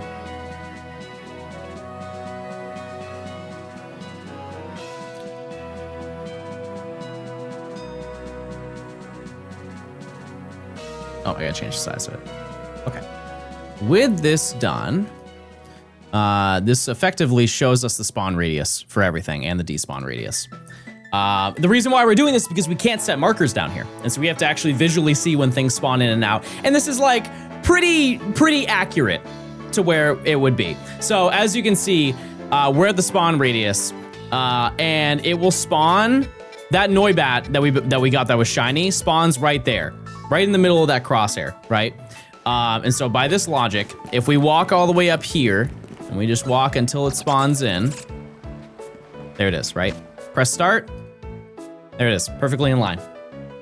Green is where it spawns, red is where it despawns. So by this logic, what we can do is a couple of things. Because as you can see, down here, is where that Skrelp, the 2 Skrelp spawn. This is where the 2 Ghastly spawn. And there's also 2 Skrelp up here. And so what we can do is we can figure out where we need to walk in order to spawn all of them in, right? It's roughly here. So basically at the corner of the wall, like once we walk all the way up here, we spawn in everything that we need to spawn in. And then we run backwards. So it's a slightly shorter version. Because I don't think there's really any faster way to hunt Skrelp here.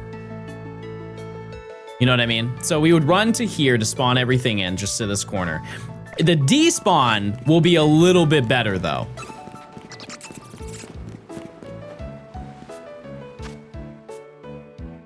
Maybe it won't be. Maybe it won't be at all. Maybe it won't be. Yeah. It's not very good. It's not, it is shorter.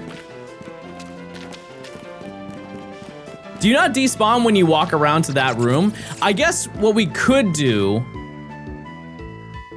I wonder if we go here. If we run back and forth here, is that enough? No, it doesn't despawn it. What we could do is, so if we walked all the way down here, we'd obviously spawn everything in the center. And then if we walked all the way up here, still would not despawn everything. Yeah. No, the fastest way is just to do what we've been doing. I don't think there's any other way around it. We are doing everything we can and have been doing correctly. So that's, I guess, good news and bad news. So I've been doing it the most optimized way. Because if we found Skrelp, the reason why it would have been faster if we found Skrelp before Inkay is we would have just been able to hunt Litwick this way. Because as you can see, down here, it doesn't spawn all the way up at the top because they spawn right here where my crosshair is. And so we would have ran back and forth. Knockout resets, it takes way longer. Way longer. So yeah, no, we've already been doing it the fastest way we possibly can. We just turn at the door instead. And we don't have to hook a left or a right anymore. Is there anywhere in the middle where you can do the upper Skrelp and also the Inkay and then ignore the Skrelp in the middle? Did you check Skrelp? That's actually a great point. No. They're not shiny. But good call. Isn't there a Skrelp in the upper part of the sewers? There is if you've completed this section, but we have not. Yeah, so it's Inkay spawns here.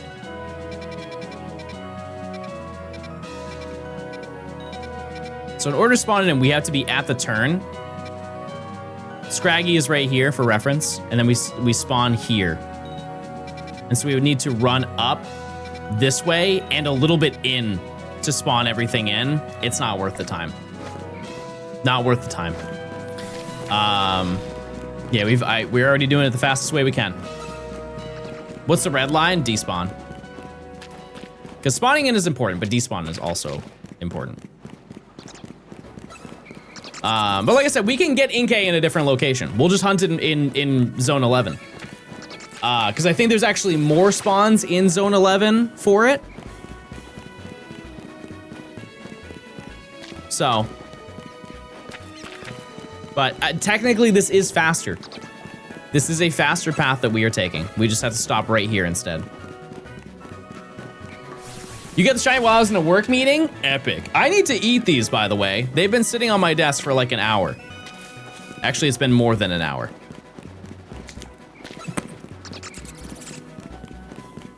They're a little hard now.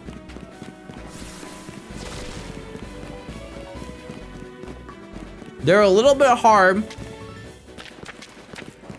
But once you get around the hardness,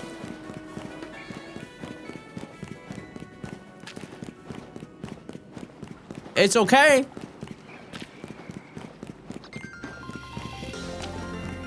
It's kind of okay. But hey, we got two. We got two shinies. And if we get Skrelp, we can just leave.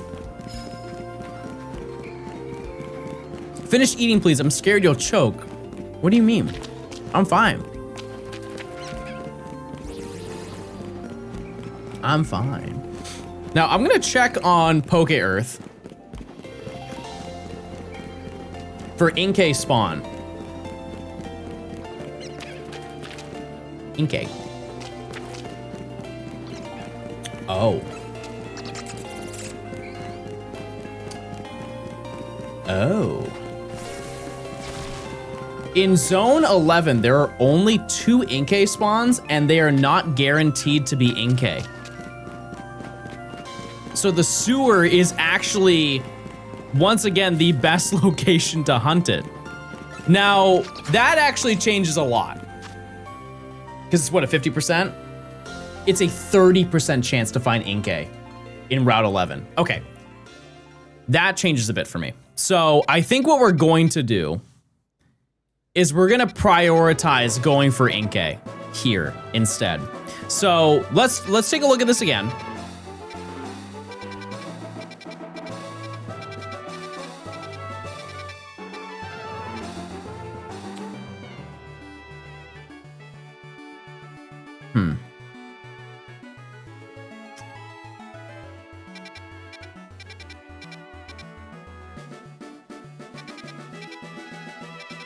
Yep, that's what we're gonna do. We're gonna actually do this method. We're gonna, the way that it works, let me just look at the sewers just to make sure.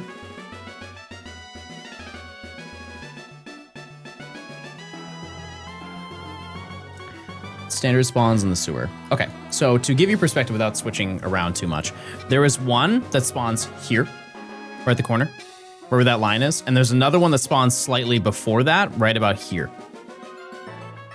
And so by that logic, we would just need to be about here on the turn for both of them to spawn in.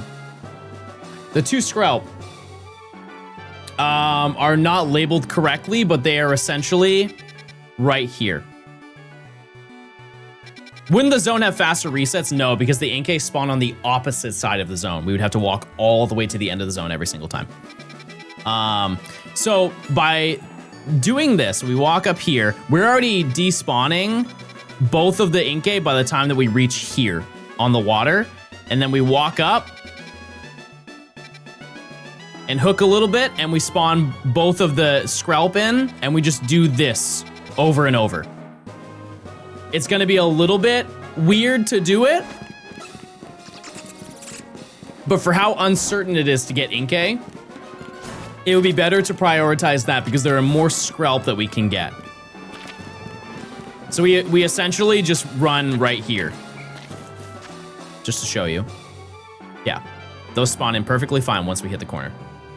That doesn't despawn the Skrelp. What do you mean? Okay, so this is just like where we start, hypothetical. We start here. We go all the way to the bottom right here.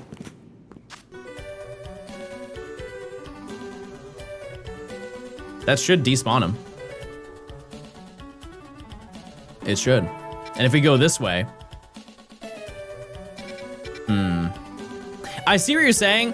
What I could do is I can just move over a little bit here, and it would fix the problem entirely, right? So I can just do this. Problem solved. And then we go here, stand right here, as you can see, spawns both of them in.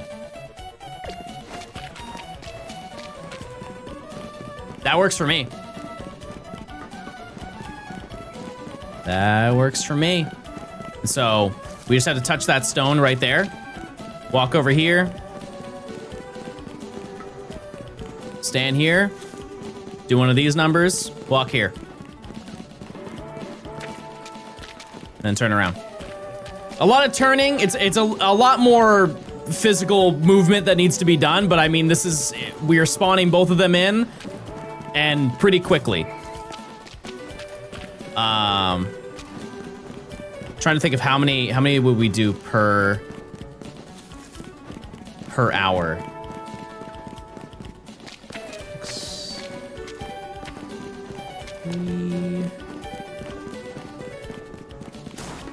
It's a decent amount.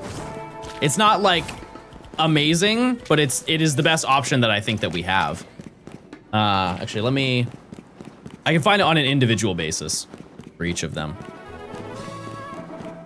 Shout out to the L button.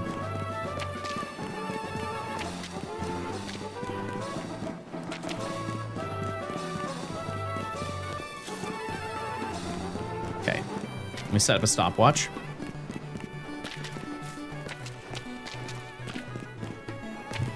How long does it take me to walk this whole path? I want to say 20 seconds.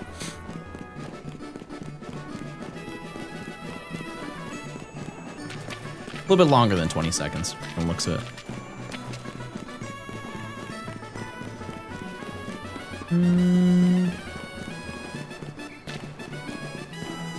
24.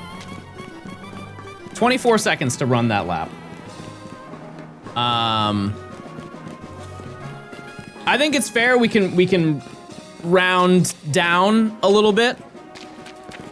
We can round down just for the purpose of this. And get a pretty, it's gonna be under the number that I give you, but it should not be far off. So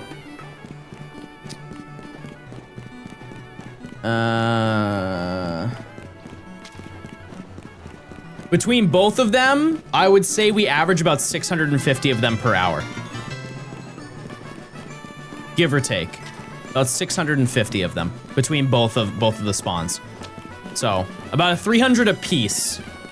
And keep in mind, we've already encountered so many Skrelp. So many of them. And if we find Skrelp, we can just isolate hunt the Inkay and just run back and forth on this strip and find it way faster. Way faster.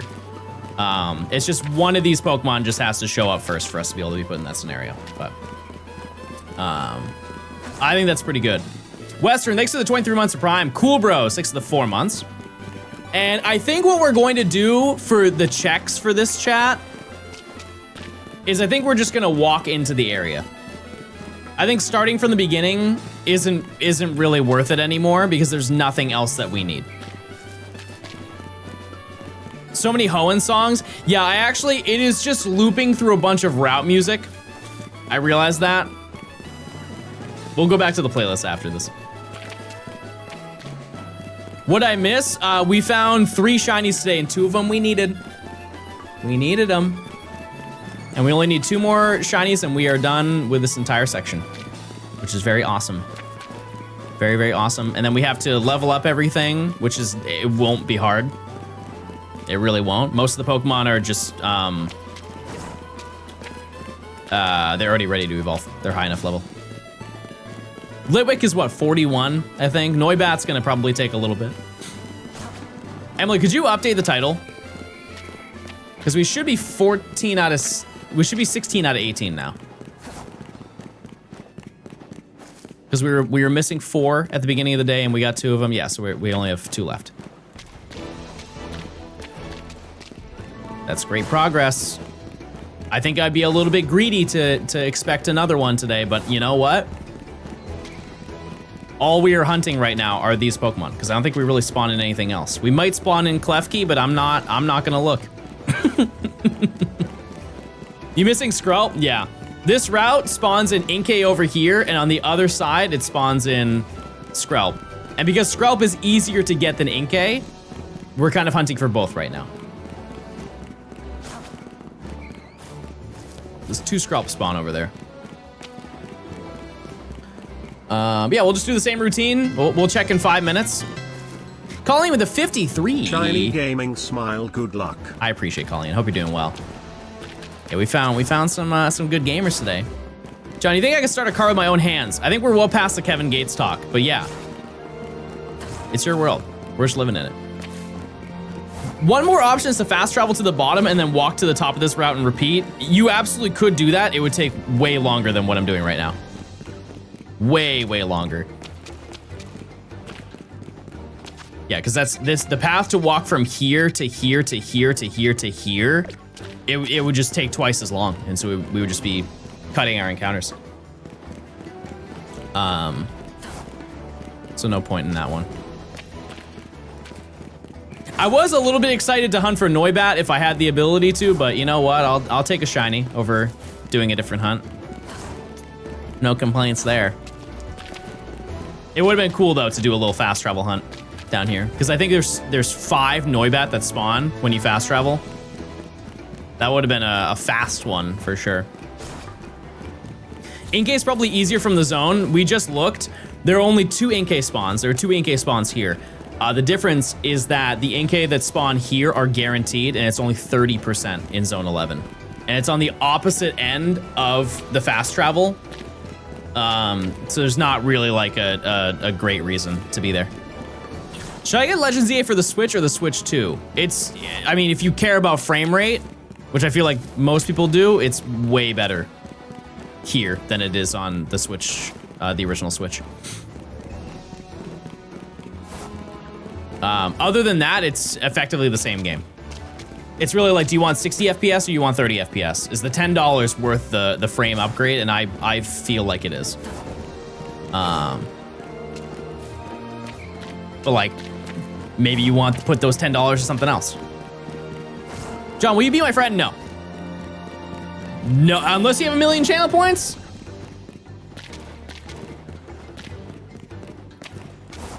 No. No shot.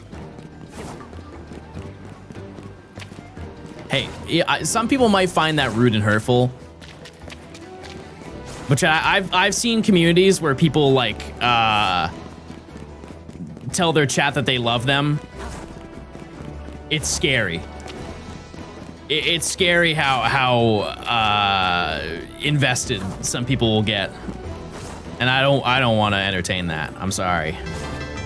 I don't want to. Gay. That's true. That's true.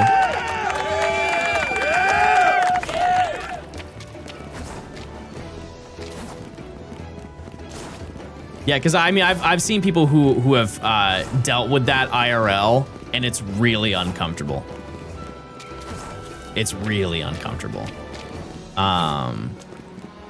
Just like people like, I don't know how to word this without it coming off the wrong way, because I mean it in the nicest way. Because I think when I say these things, people are like, oh, I don't want to meet John in person because I don't want to feel like an inconvenience. But it's more so people like overstaying their welcome, and like acting as if we're friends when I don't know you. And on the other side, you don't know me. You know, you only know my online persona.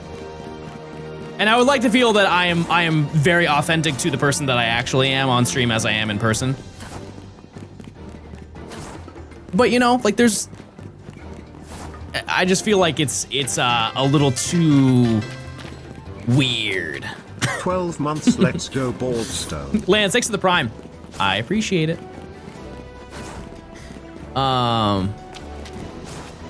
So yeah, I don't ever tell you guys individually that I love you.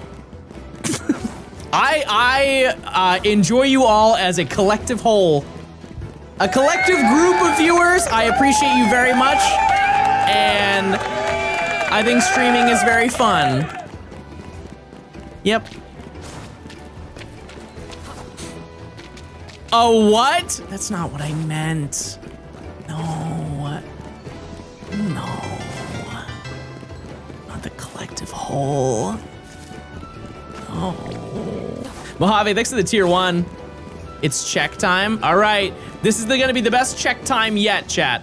This one's gonna change everything. We're gonna look for Inkay. If Inkay's not shiny, we're gonna go check Skrelp. And if it's not shiny, we're moving on.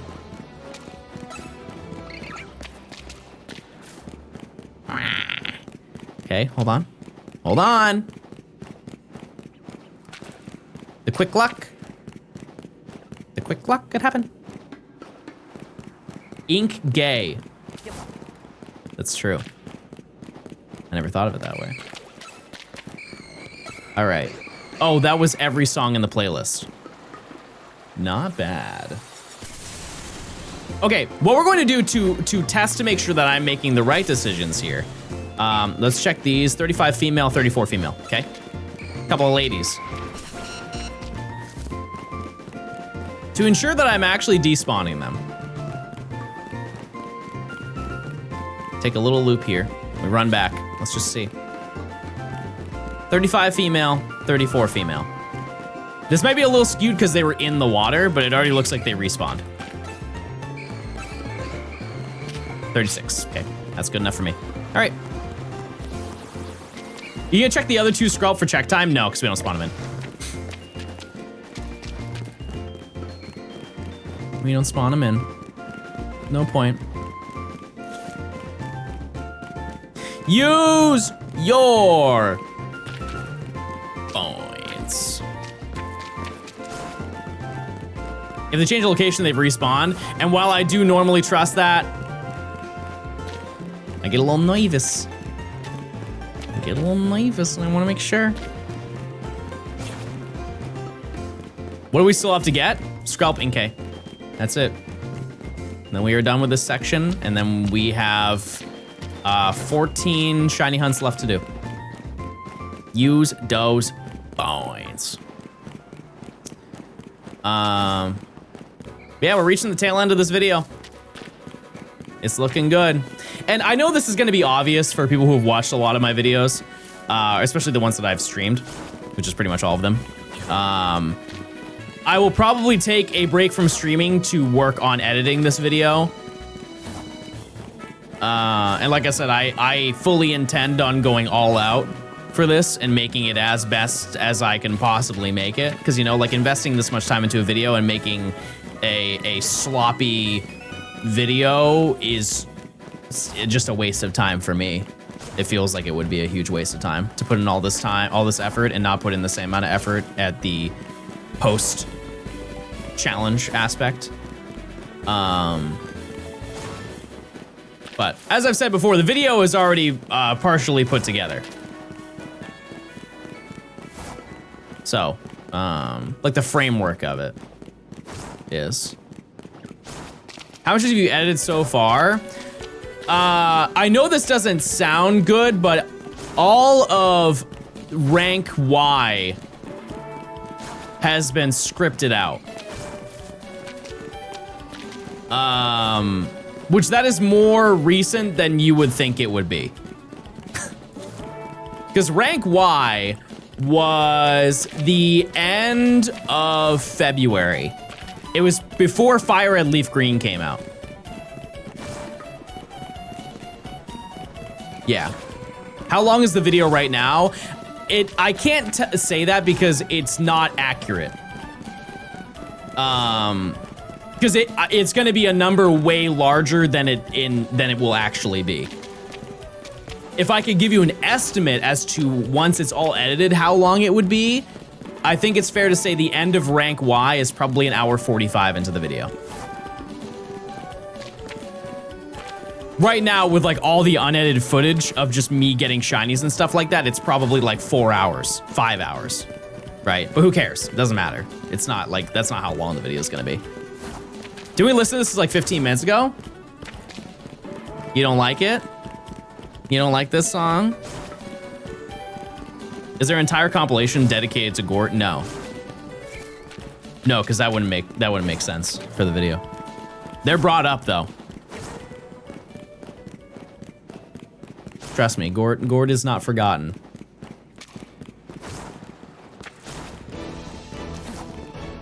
Yeah, no, for editing wise, doing a compilation of every Gort that I found, the moment I find the first Gort would just not, it wouldn't make sense, you know? Every single shiny that I get is mentioned. I think so far in the video, I have mentioned, I want to say 250 shinies. So, everything you will see every single shiny that I get. There's nothing that will be left out. But some of them I talk about for 3 seconds and then forget about it. Are we taking Gort to the final battle? I feel like we have to. Yeah. We could do the Gort gauntlet again for all of the Gort. I just don't, is there a limit to how many marbles you can use for marbles on stream? I know you can use it with your own chat, so I would imagine that it's like probably 500 or something crazy like that. Yeah. And we're definitely not reaching 500. I think a genuine, honest number, because we're at like 38 now, or 39 Fletchling. I would guess by the end, because of how few hunts that we have left, I could see 42 to 45. My original guess was 60. It's not bad. Not a bad number. But I think doing a marbles for the final one would be very funny. If you had the time or space, imagine making an actual marble racing course for the Gort race. That would be very funny, but it would be really hard to film, wouldn't it? It'd be very difficult to film that. But yeah, there's so many aspects of this video that I'm really excited to show off. Cause like I really tried to film a lot of stuff outside of the video too. Like if I went out and did something, I tried to bring my Switch with me, or at least tried to have some connection to this video exist, and I think it adds like a ton of character to it. For example, I think I mentioned this one on stream, but the day before I started rank F, which was when I hunted for all the fossils, I went to a game store because it was my first time ever playing D&D, and we rented out a table to play D&D, and they just happened to have Pokemon packs there, and the packs that I pulled, the 2 pulls that I got, one was a Tyrantrum, and then the other card was the full art trainer for Lumio City. Like, I couldn't have scripted that better if I tried. Like, how silly is that? The only good cards I pulled were exactly what I needed to do next in the video. And there's other little things like that. Like when I went to, I went to the Giants games and found shinies at both of those games. That was really fun. I think it adds a little bit of flavor to the video.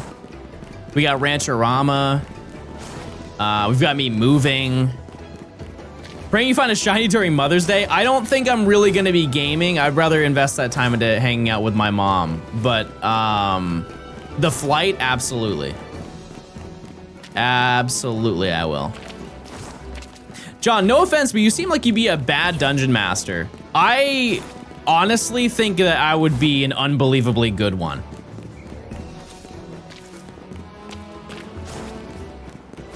If there's one thing that I would speak highly of myself for, is my ability to be creative. And that's the entire foundation of being a dungeon master. You have to know all the mechanics. I mean, like starting from the beginning, yeah, I would be bad at it because I'd be new at it. But I think that I'm creative mentally. I think I would have the ability to do it. That being said, I don't think I would ever want to be one.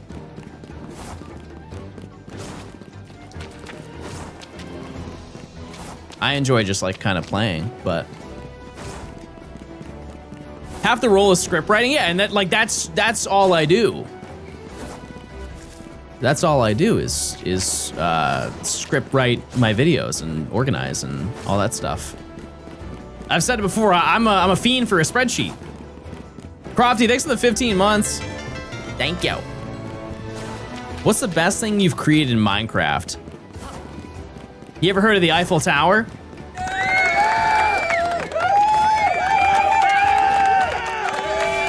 I saw a video of somebody making one of those.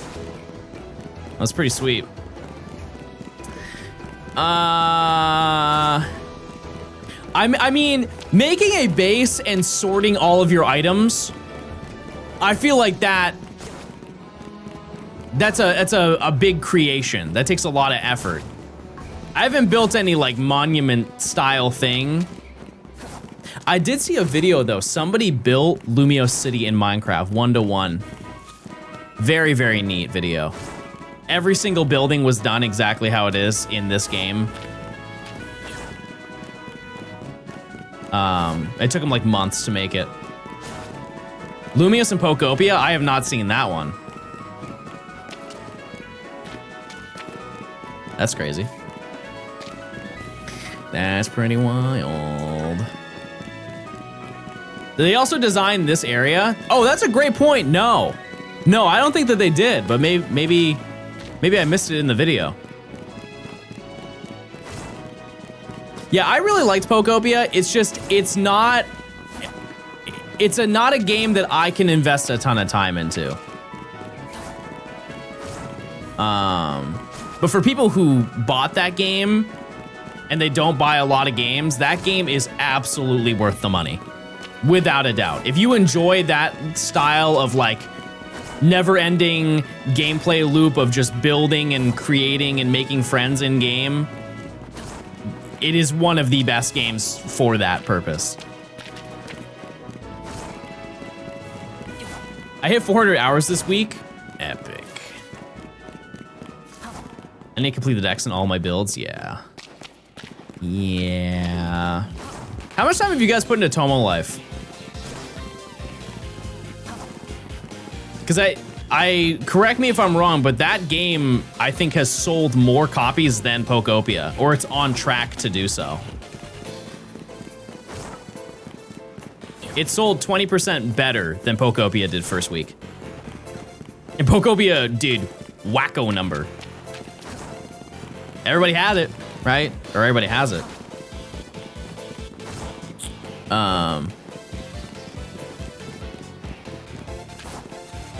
I think both of those games have, in a weird way, an equal amount of longevity. Didn't Pokopia sell 2 mil in 4 days? I don't really know. All I know is that Tomo Life did better. They both did amazing, though. My friend is getting a Switch just for Tomo Life, yeah. I think it also... It's important to know the difference, though, between both of those games. Technically, Pokopia is doing better because it's one console. Yeah. Yeah, Tomodachi Life runs on both of them. The fact that Pokopia is essentially a console seller. And that's the best type of games that you want to make as a company. What would you say is your favorite console seller? There's a lot of options. I think mine is I think it would have to be a Pokemon game. Yeah, it's Halo 3 or it's a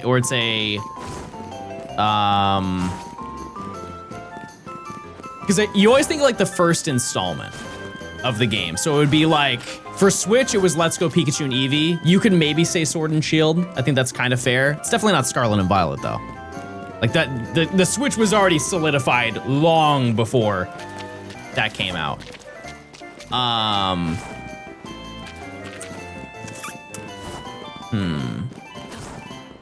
You also have like New Super Mario Bros. Wii.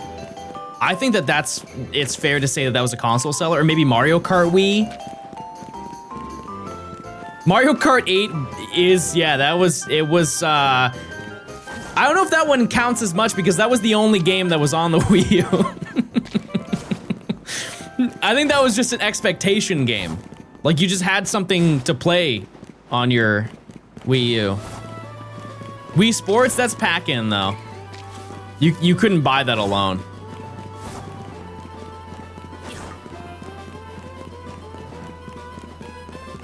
Wind Waker HD was technically a console seller? Yeah, that's fair.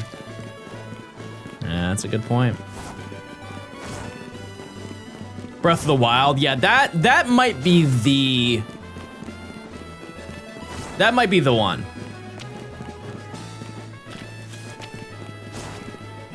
What was the game? Oh, you know what? I think it's either Breath of the Wild or it's New Super Mario Bros. DS. Is that not the most sold DS game? I think it beat Mario Kart.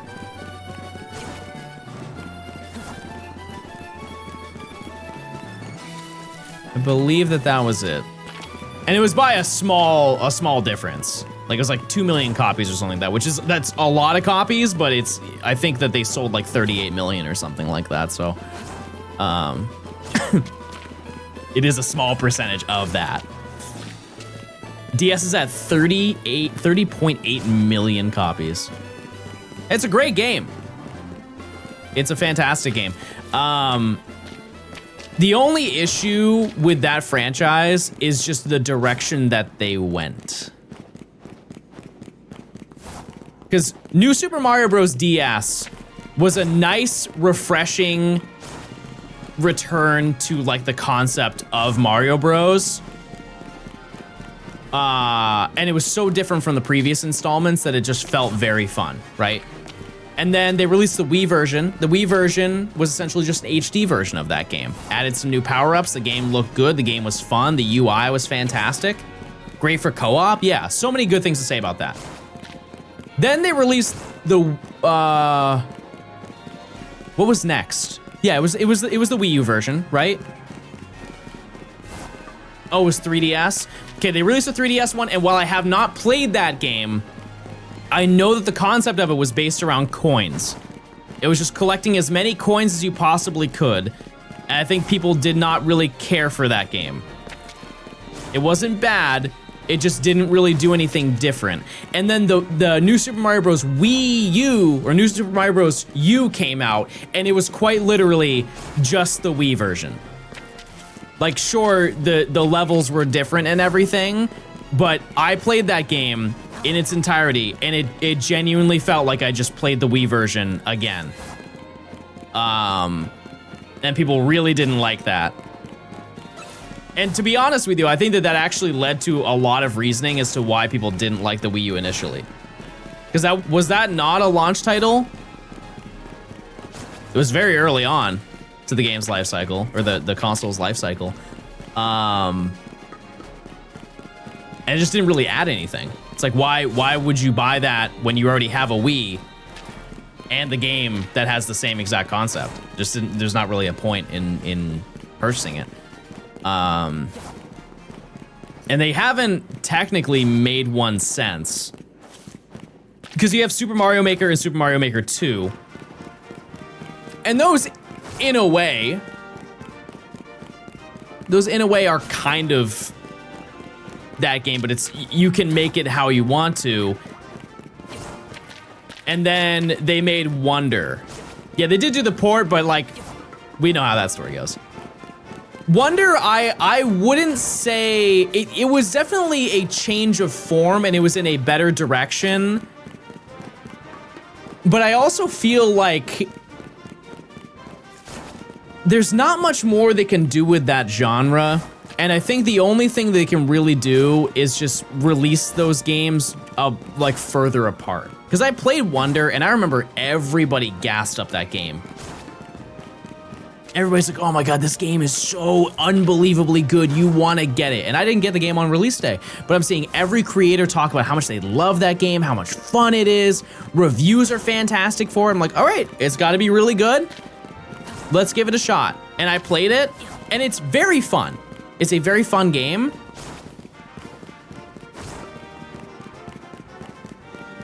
But it just kind of felt like all the other games, which there is obviously some truth to that. But I just feel like there isn't much more they can do with that genre. I think, honestly, I would have way more preferred they invested those resources into a 3D Mario game. I think if you asked a majority of the population, or if you asked the population what they would prefer, a 3D Mario game or a 2D Mario game, I would say a solid 85% would say 3D. Like, if there's a 3D Mario game that was released every 5 years, people would be all over that. The team that does 2D Mario doesn't do 3D. No, I get that. I understand that. I'm just saying, like, I feel like they should do a different 2D game. They just invest the 3D people to do the 3D game, 3D Mario, and they invest the 2D people to do a 2D game that's not that one. Like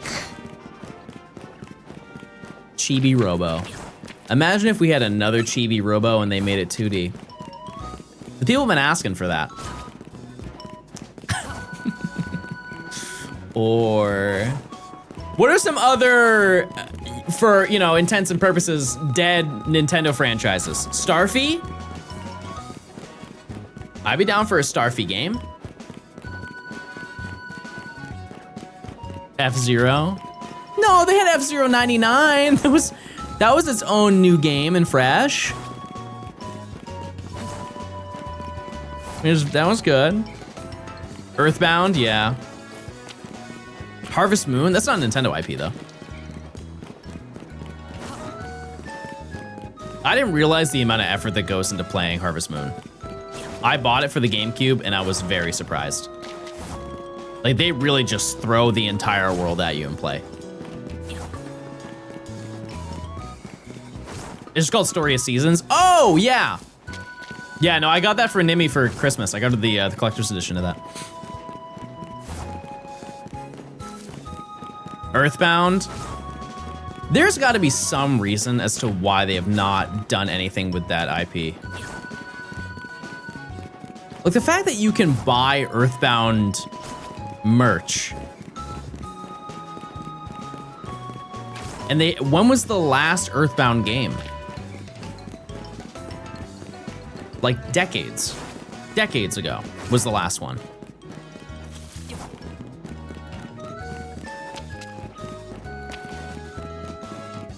You just don't want to do more Mother games? Oh. Well. Fair enough. Well, why don't they just port them then? Why don't they port the old ones? It would make so much money. There's such an insane following. They did? When?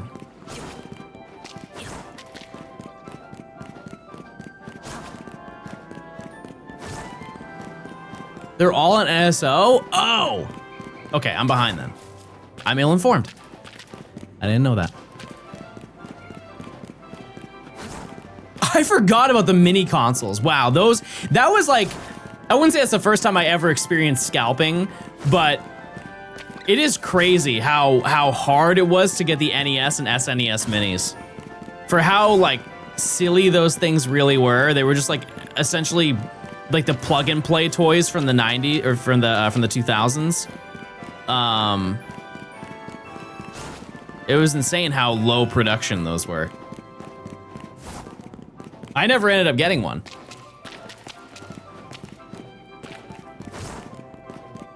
For a thing that was a huge moneymaker, it's crazy they stopped making them. Exactly.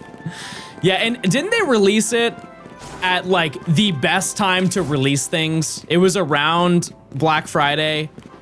It was like a month prior. Because I know it was like a hot thing to buy on Black Friday. So it was, you know, this is like a decade ago, so it's hard to remember the time frame. And it's weird that they stopped, because there was never an N64 one. And I think that's really where the limitation, like, there's no way they could have made, like, at the time, like a GameCube one or a Wii one. It's just, you can't make something that small and be that powerful at that time. But crazy. Crazy. I'm assuming NSO controller stuff took over that conversation for them. Yeah, you know what? That's fair. It's like a lot of those ideas are crafted years and years and years in advance, so that would line up. There's already a Wii Mini. True. True, and those were what, $89 back in the day? $99. Imagine buying a modern console for $99. Even though it didn't have the GameCube ports, like that's kind of crazy. We're never getting that again. I'm sorry to say it, but it's not happening. The PS6, no realm that would ever cost $99.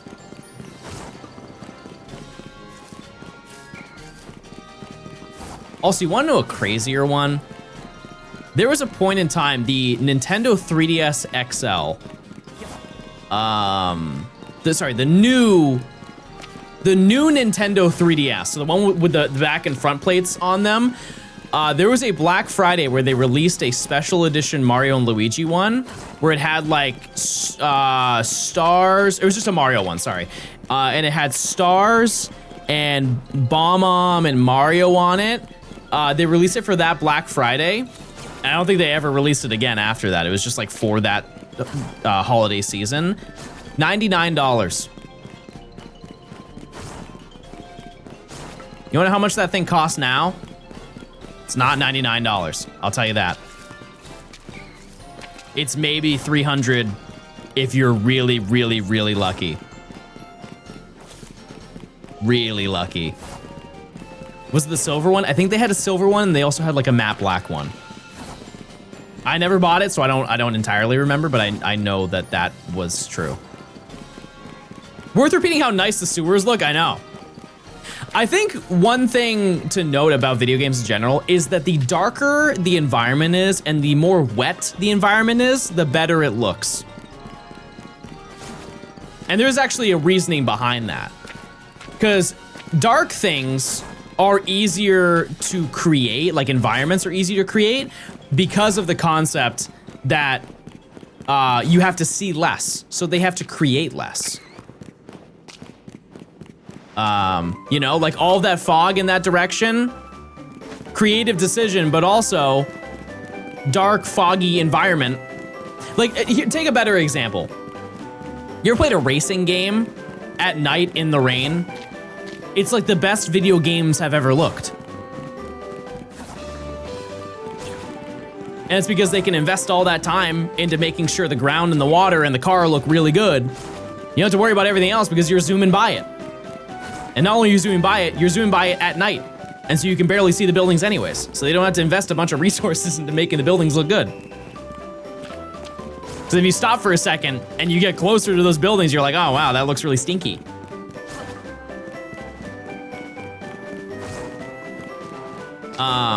But I think one thing that video games have nailed is water physics. Like here's a great example. You guys ever played the intro to BioShock? The first BioShock? They went insane on the water physics on that game. It is check time. Let me just show you what I'm talking about if you've never seen the introduction to BioShock.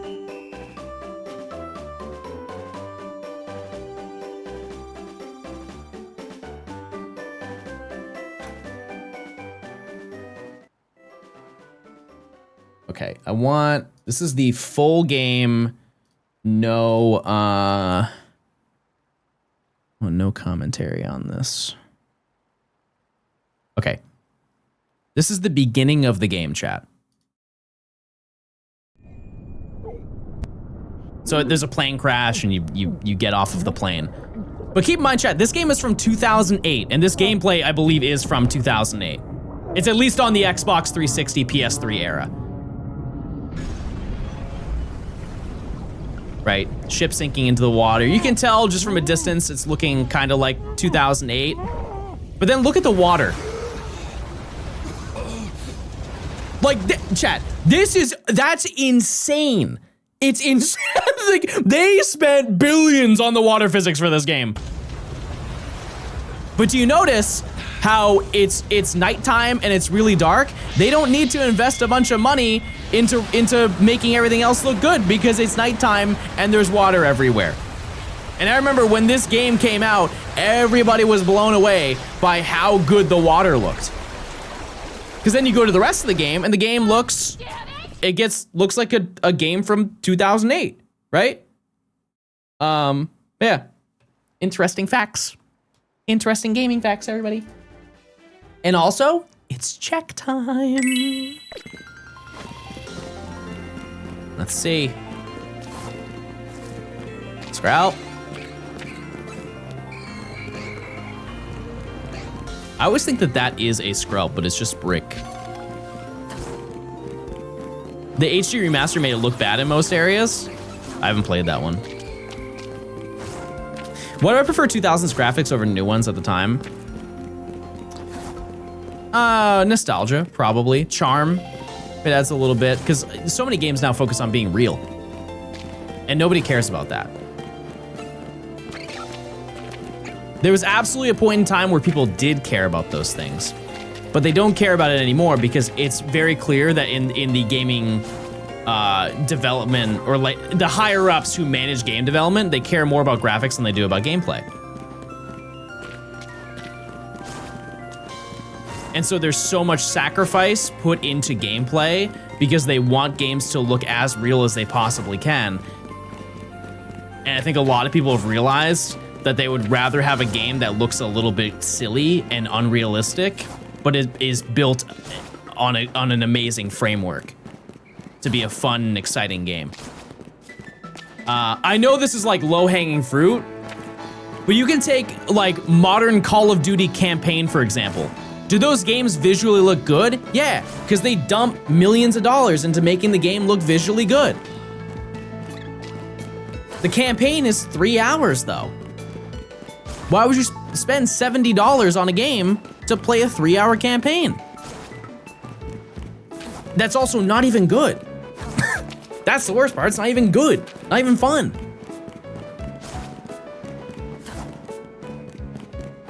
And that's why whenever somebody comes to my chat, when this happens every new Pokemon game, they're like, wow, this game looks kind of bad. I don't care. Sure, this game could look better, yeah. But I care more about having fun playing the video game than I care about it being graphically good at any point. So if I could have one or the other, I'd pick gameplay every single time.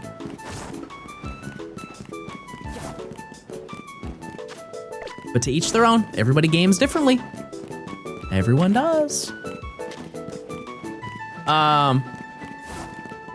Also, Mods, because you grab the prediction, I have to use the restroom. I'll be right back. I'll be right back.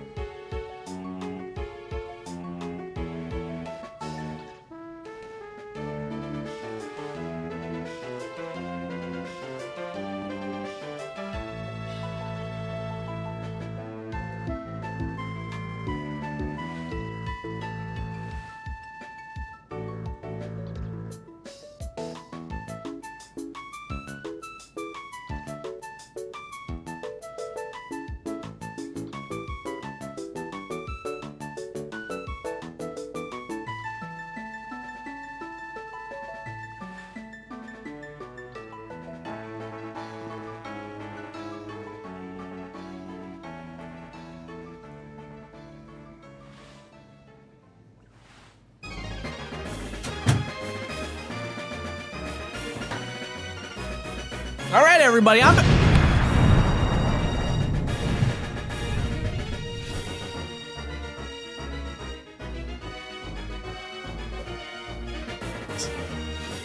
That was scary. That was crazy. That was insane what happened back there. Use your points, please. Please use your points. You guys having a good day today? You guys having a nice day, a fun day, a good day? Are you okay? No, my leg fell off. No more leg. Thanks to you. Okay. I'll take it. Oh, I gotta check my phone. Okay, we're good.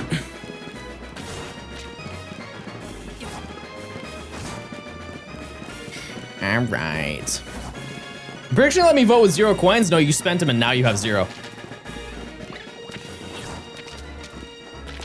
You're all out. But you know what? If you voted yes, you're up. You should get a second explosion button, but make it timed. What do you mean by that? Like it just randomly blows up? I just feel like that, I don't think you can actually do that. It would have to be a video that like constantly plays.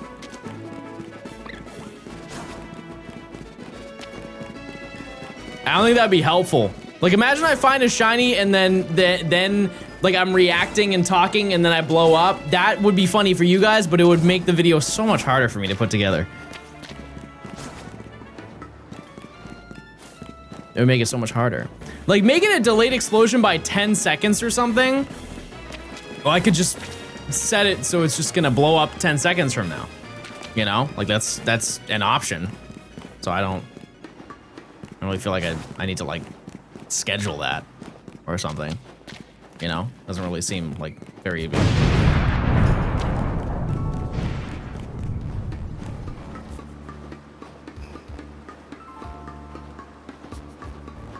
See, I don't need to, like, plan it. Bro thinks he's so funny. Type 1 if you've ever laughed in your life.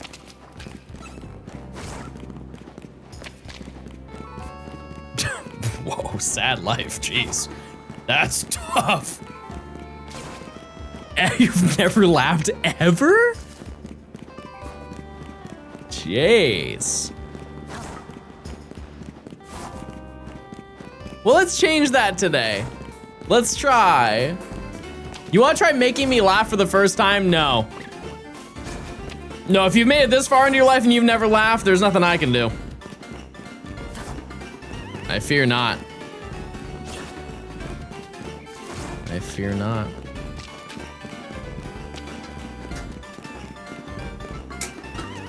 Raw strength. Oh my god. All right, I did it. I did it. That was all me. I love dark humor. I've got a good joke for you guys.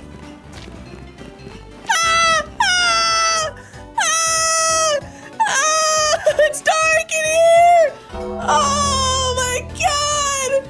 Oh my god. Oh. It's so dark in here in this sewer. Oh.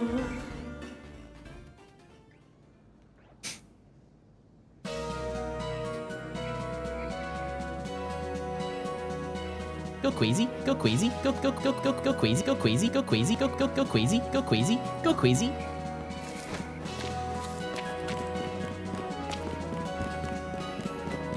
Flashbang.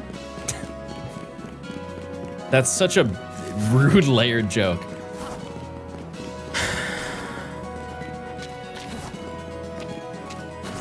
They're saying that I'm so white. I blinded them when I came back on the screen.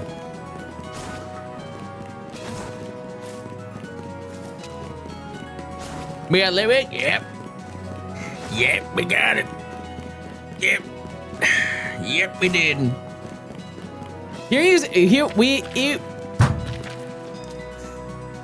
I need a sound. I forgot that one was there. That wasn't the one I wanted to press, but that's a good one. I'm not mad at that one.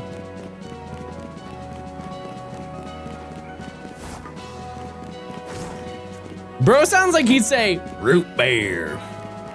Root beer. Yeah, that's a great one. Do you think cows like the taste of grass or just eat it because it's there? I feel like if they had a tiramisu, they'd change their whole life. You know? You might be onto something there. That's all they know. I mean, like, take a dog, for example. You give a dog food, yummy, until, you know, the humble hamburger shows up at the cookout. Tiramisu is Lang, British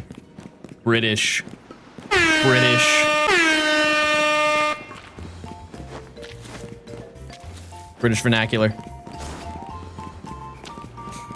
I've met Hamburger and he is anything but humble. And you know what? You gotta give him credit. You gotta give him credit. He really talks the talk and walks the walk. Chat, please pick if your burger is circle. This is important for the outcome of the rest of the stream. Hamburger Helper. Hamburger Helper hits. I don't know how it is in big 2026, but it's, you know, I remember my younger years. It was good. It was good. I don't think it had any,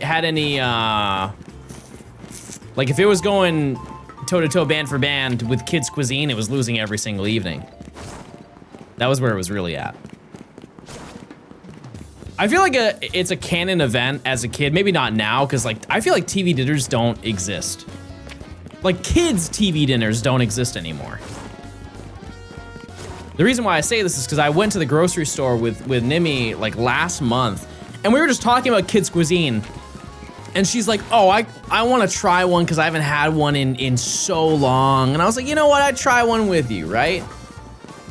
They don't make Kids Cuisine anymore.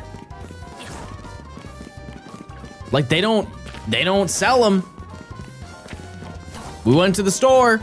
Not only were those not there weren't any kids TV dinner. Yes, they do. Well, they weren't at ours. And best believe we cried. We cried in the aisle. Saw them in the store literally today.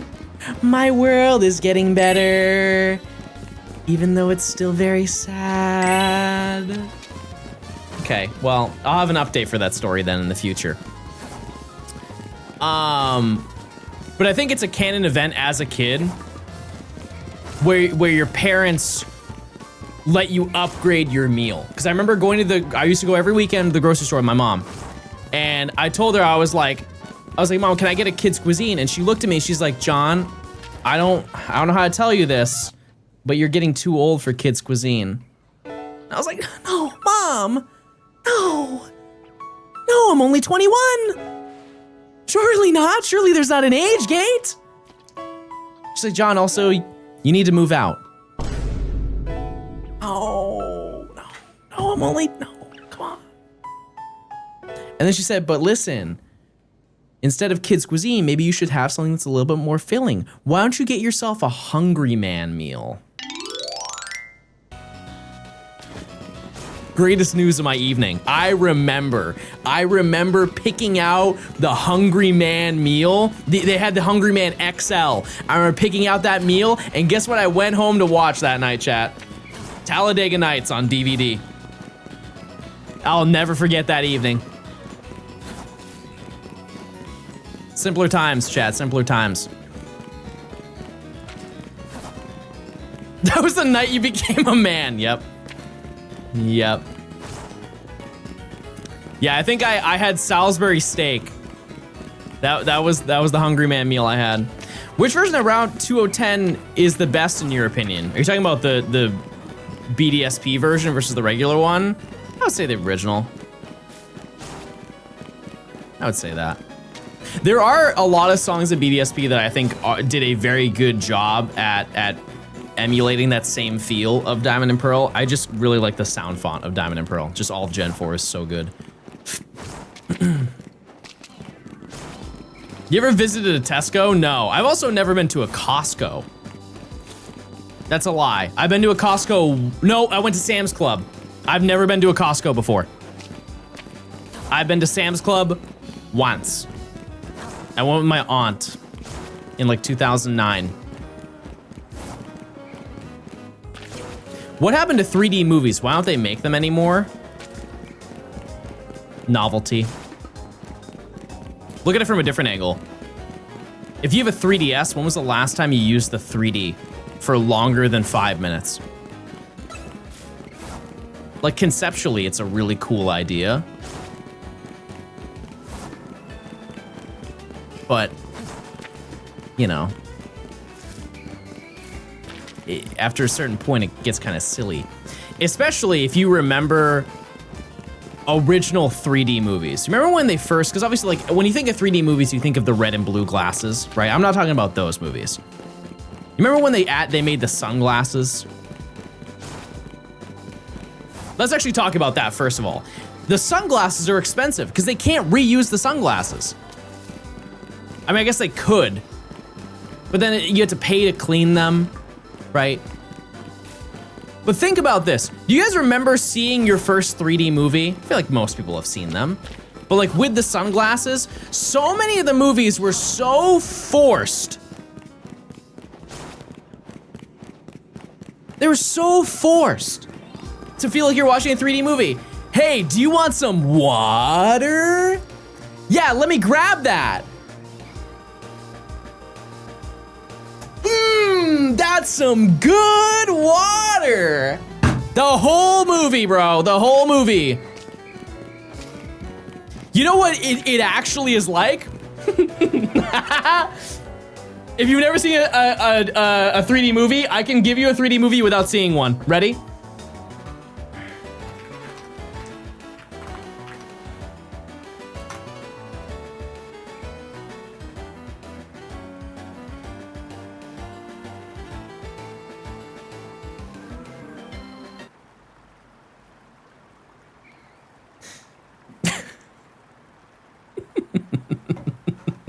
This is a 3D movie without the 3D. Wish to go. Lamp oil, rope, bombs. You want it? It's yours, my friend, as long as you have enough rubies. Sorry, Link. I can't give credit. Come back when you're a little, richer. Help! Ganon froze the fountain. I'm No, not the. Wait, Legend ZA stole that lore. stuck. Biggest crab I ever caught. It's a goma. I've never seen this one. They're pretty good. Here. Thanks. Keep going, boy. You're doing real well. Bro's got the dogs out, just making cobwebs for fun. Once you get rid of Ganon, we can get back to fishing. Oh. Dyrus came straight. No! No! Mr. Fish! Mr. Fish! God, she killed Mr. Fish! Blue, I'm so sorry you had to see that. Dear God, she killed Mr. Fish! Holy moly, I'm so sorry! Everybody look at Litwig. Yep. Yeah, that's very nice. Yeah. Jeez. It's insane. We were talking about what 3D movies were like without having 3D glasses. I think Zelda CDI is a very accurate representation. Rope oil? Lamp? Bombs?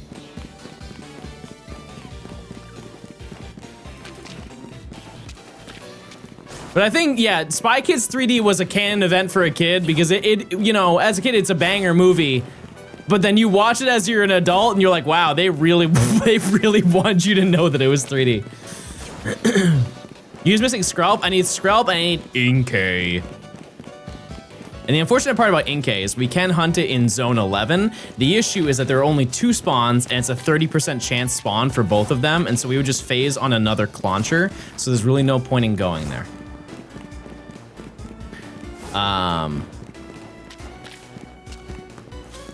Yeah, so our game plan right now is we just, whoever we find first, we then just isolated hunt after, and it will be fast. It will be fast. We've already found 2 shinies we needed. 2 of them. 2 little creatures. Blue, what did you do today? How was your day, Rainbow Sunshine? My dear, sweet Blue Vector Gaming. Yeah, they are 2 thoughtful animals, but they're thoughtful if they show up in a reasonable amount of time. Chad, what was the last movie you saw that you didn't like? Like you went to the movie theater, paid for it, and you're like, wow, that was not worth the money. What's your opinion on not being able to complete the National Dex and Fire Relief Green on the Switch? To that I say, darn.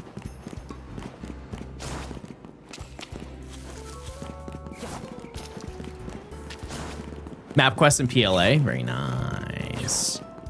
Hunger Games Longo, like the first one?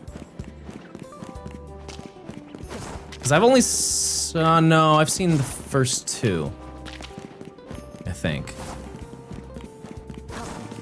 Yeah, I gave up watching Star Wars. I gave up.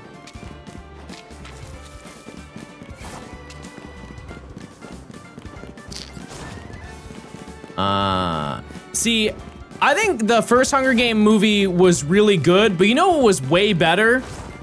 Minecraft Hunger Games.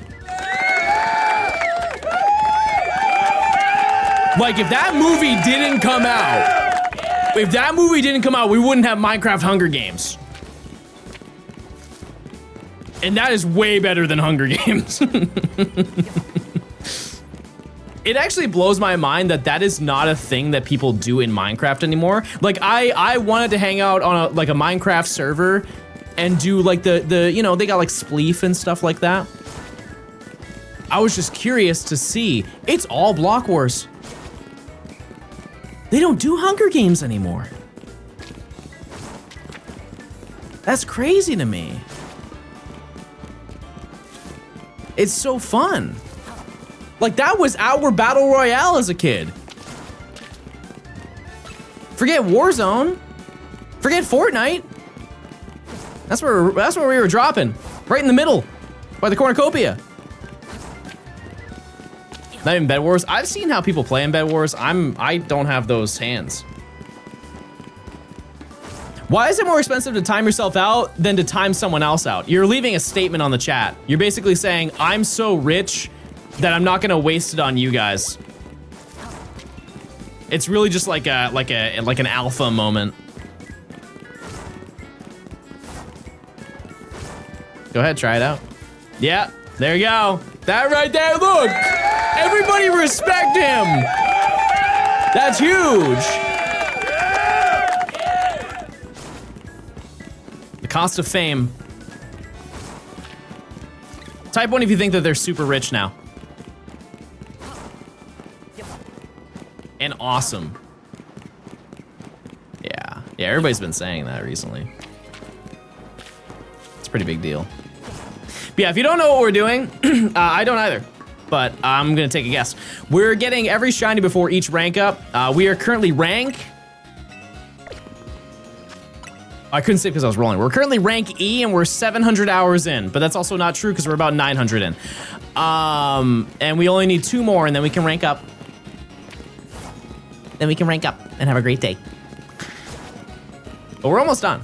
We're almost done with this challenge. And we're only doing the base game. Once we beat the main story, we reach credits and everybody lives at the end, the video is done, and then we're gonna do a DLC video later.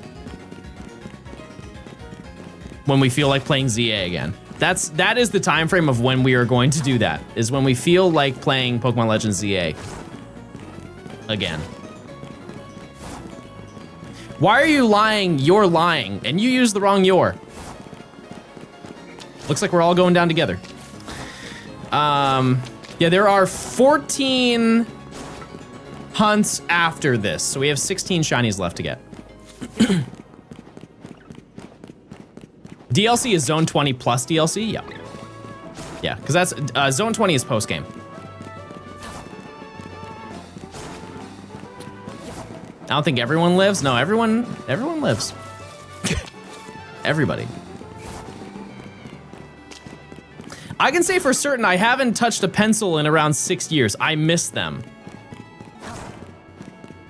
Where did that come from?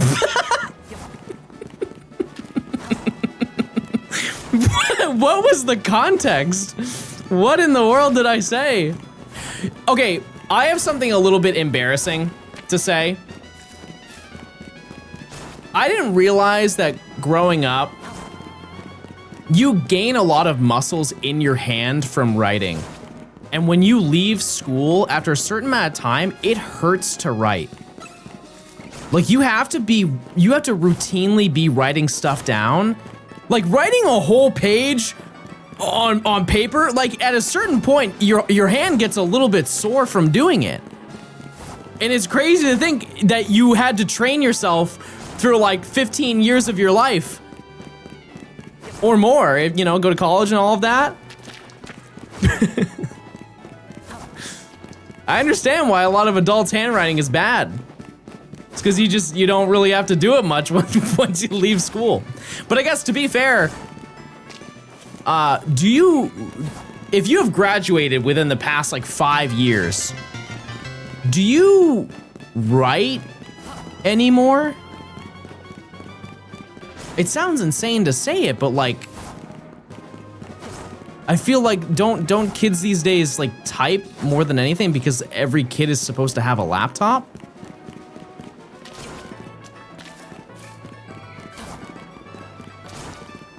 think honestly to compensate that for that, like I think it should be mandatory for kids to take an art class.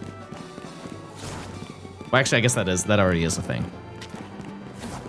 But like, more art. Oh, math. Yeah, I guess that's true. Yeah.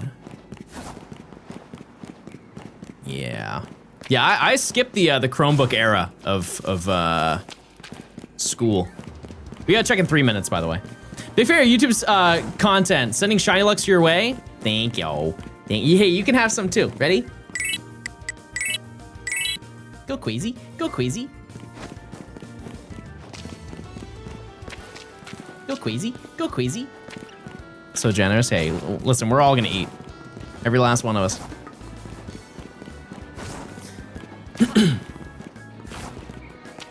Yeah, I only write if I'm like writing out a note. Vanilla, thanks for the prime. What if I'm crazy? What? Good luck. I don't know what you said, so hopefully it's not bad. For me, art class is just the exact same in every grade. They learn the same thing, and you have to take it several times for some reason. I mean, you could say that for anything. Because listen, when I was younger, I would always ask the question of like, why in the world do we have to learn this thing if I'm never gonna learn that, if I'm never gonna use it in real life? And as I got older, I got put onto a very interesting perspective that I think a lot of people bring up, is it's not the fact that you are learning these things, because yeah, very clearly, like if you spend, you take a physics class and you don't plan on doing anything related to physics, it is in theory, not useful for you once you graduate. However, the thinking process, the way that your brain has to operate in order to think and solve those problems is advantageous for you in the rest of your life. Being able to assess situations on the level of learning physics is something that is important for you to learn, and that's, I think, an easier way to learn than maybe like trying to learn a variety of different scenarios. Yeah, it's like just like understanding critical thinking. But also, if you want to learn physics, that's like, it's a way to, get started. But I think also like learning stuff like that inspires people to want to invest time into new things. Because say like your entire upbringing is Fortnite, and then you take a physics class and you're like, oh my god, physics is cool. Then you want to become somebody who's invested in physics. Playing Crystal on my 3Ds and the emotes are perfect. Johnston Bells, Johnston Royal, thanks for the 14 months. I wish that they taught how to do taxes. You want to know the fun fact? They used to. And then they got rid of it. There used to be a class that you could take in school, and it's called home economics. This is prior to me being in school, so like I didn't even get to experience it. But the whole concept of home economics is you learned how to do adult things. Just generalize to every adult thing that you need to do. They would teach you. It was basically on request. No, Shroud. I'm pissed. Well, it's true. Yeah, because you could learn how to deposit a check to the bank, which obviously that's dated, but Rats, no shiny rats. It's called something else now, family and consumer services. Okay, so did you have that growing up? Because like I didn't even have that as an option. Like they didn't have it at my school like 5 years before I even showed up to the school. The school I sub at, I see. Yeah, you basically, obviously there's a curriculum that's set of things that you would need to learn. But I think it was also one of those environments where you could just ask like, hey, how do you do your taxes? And they would insert that into the curriculum. Or if it's something that's really short and easy to learn, they would just do that. Also, wasn't home ec part cooking? There was an aspect of it where you learned how to bake a cake. Or is that a different class? Yeah. Because that a lot of people can't cook out there, chat. I'm not gonna act like I'm Gordon Ramsay, but like I at least can follow the instructions. And that's, I fear, more than most are willing.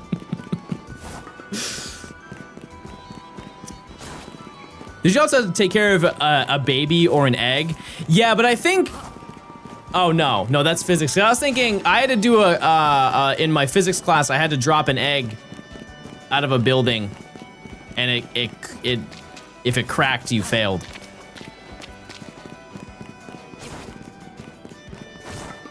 My fiance had home ec, but it was only cooking and sewing. And I mean, that's another insanely good thing. I wish I knew how to sew. And it's one of those things where like, I could just learn, right? But being forced to do it would have been better. I think that would have been more useful down the road.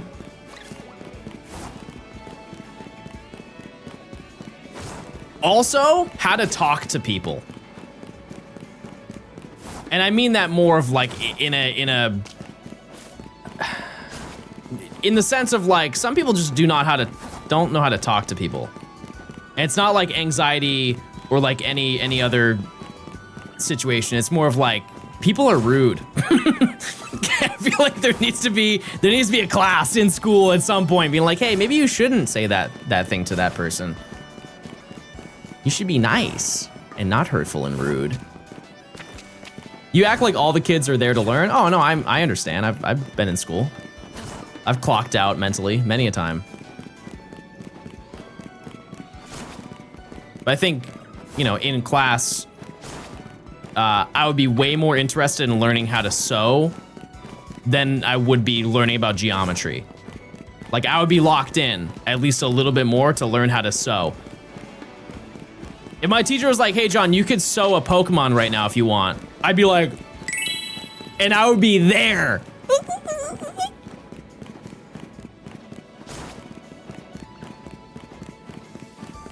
Yeah, we just need Inkay and Skrelp.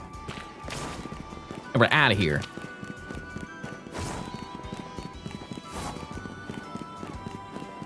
They see it. It's all fun in games until it's graded and work, and then you wouldn't want to do it. That's, yeah, you know, got me there. You got me there. That's fair. If I may ask, what type do you resonate with? Steel type. I feel like if I was in the wild, I'd be a Steelix.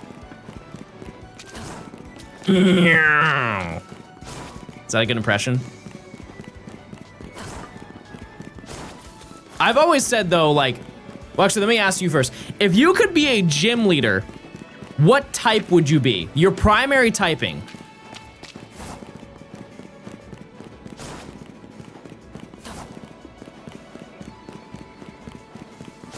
I feel like mine is really uncommon, but I have like, I think good reasoning behind wanting it. Yeah, I would do flying. Think of how many flying Pokemon there are. Like, I know this is really basic, but I could have Charizard on my team. Charizard's flying. Dark. We've never had a dark gym leader, right?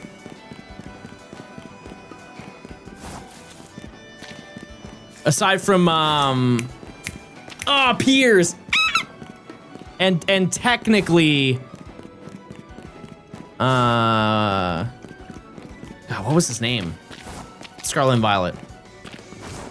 Nanu, yeah. Yeah, that's fair. Giacomo, yeah. Yeah.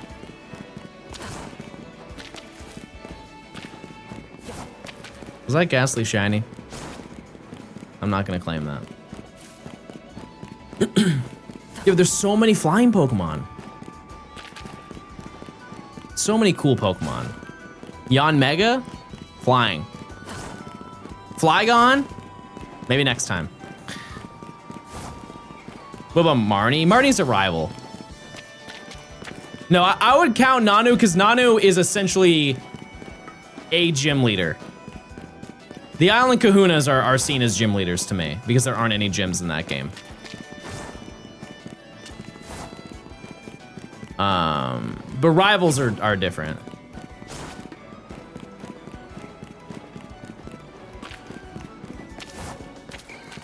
You think we'll ever get dual type gym leaders? I'm very surprised that has not happened. Like imagine Tate and Liza, but they're different types.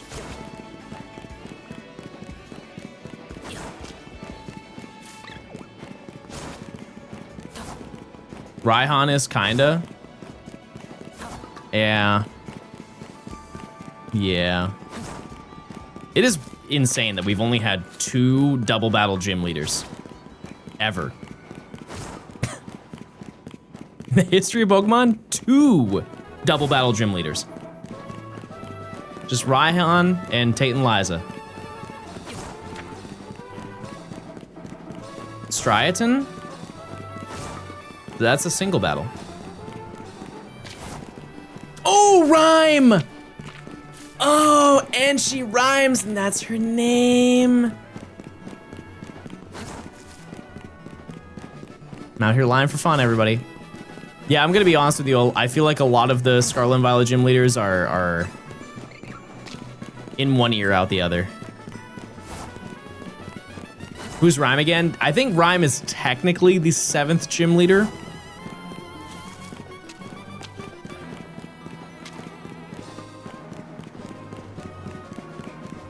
Is Tulip last?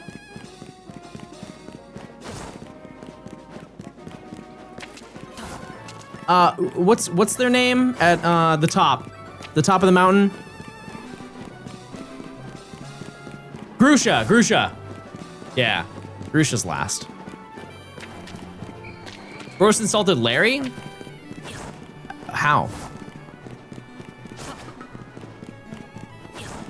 Larry's not last. It is, you know, it's based on order, but just based on level. Grusha's last. Yeah, Larry's the halfway point. An average man for an average battle.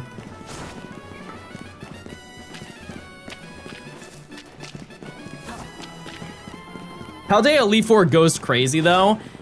Yeah, it's a shame that most people didn't get to experience it the way that it was supposed to be experienced. And you know what? Me telling this fact, a lot of people are gonna be like, oh, I had no idea that was true.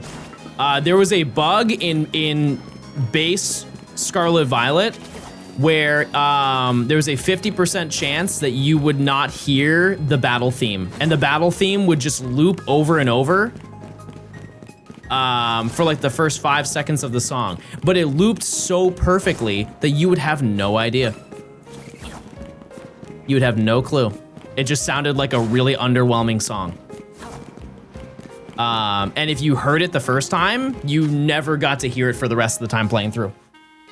And if you would like to hear it, I'm happy to play it for you. And that bug also happens in an individual aspect. It happens for, why do I forget the champion? What is her name? Oh my goodness, this is embarrassing. It's my job. Gita! Yeah, it can happen for Gita too. Scarlet Violet, Elite Four theme.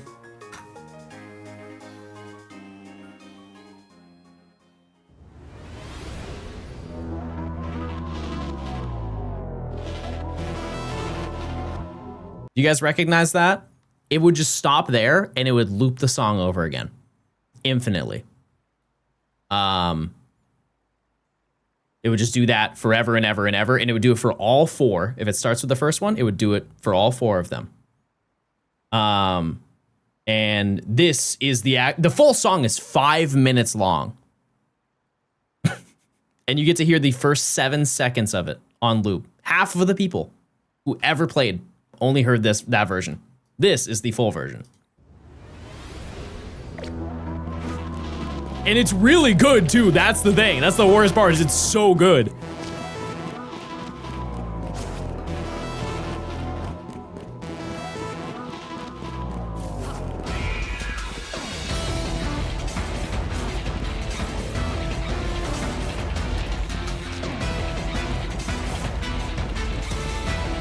The horns in the back.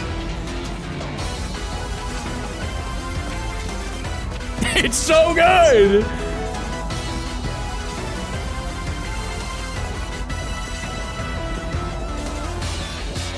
If you play now, they fixed it.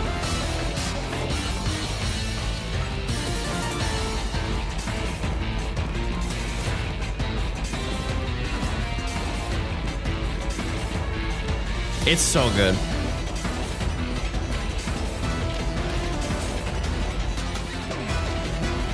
I want to say, like, this is not... It's not the best Elite Four theme. It's probably... Sorry, I just spit. It's probably the best Switch one, though.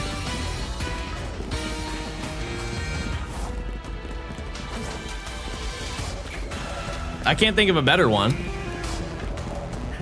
Dameron, thank you for the 9 months. Thank you. Hello, every goober. What other Elite Four themes are there? Well, you got Let's Go. You got Let's Go. Okay, in your opinion, chat, what is the best champion theme? Mine, I just have to play it. This is in my opinion, this is the best one. Out of all of them.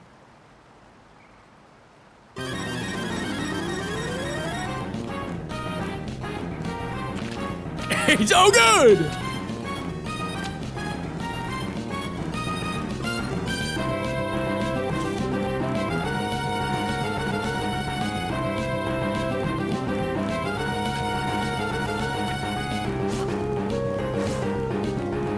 I love Cynthia's theme. I love it. I'm tired of basic trumpets, and I'm tired of your basic attitude. Go crazy, go crazy, go crazy, go crazy, go crazy.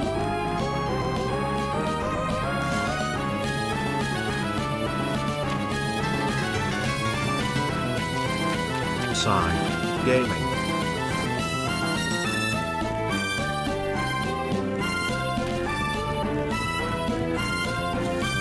You know what is the worst one, though? Actually, I don't even need to say it. What's the worst champion theme, chat? And whatever you think it is, if you're wrong, you're getting corrected. Gita? No, Gita's is great. What are you talking about? Chat, one is clearly. Yeah, it's Diantha, chat. Lance, that's bait.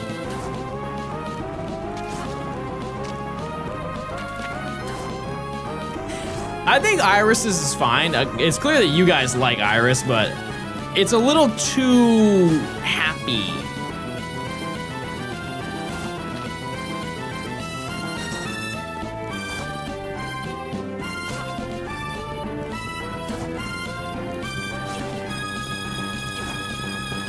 Have you seen Iris? No, I mean, I get it. I'm just saying, like, for the final battle, it should be intense.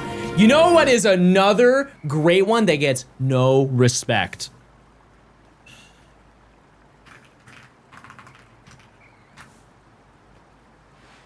This one is so good.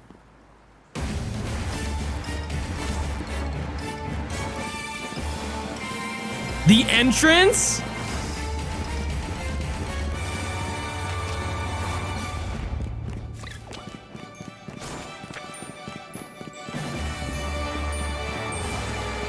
It's so like, oh my god, I didn't expect this to happen. It's just so orchestral.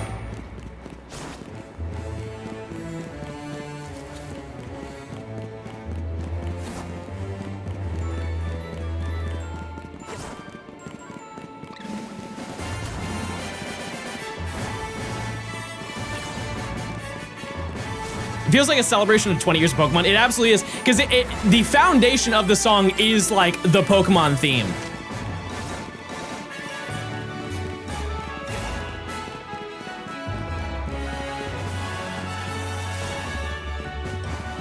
Alder's theme. You know what's funny is I don't really remember it. I think I might have to run that one back.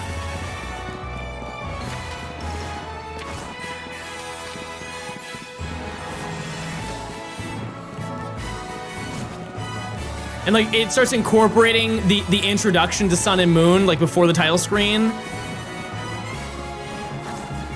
There's just a lot of thought put into this one.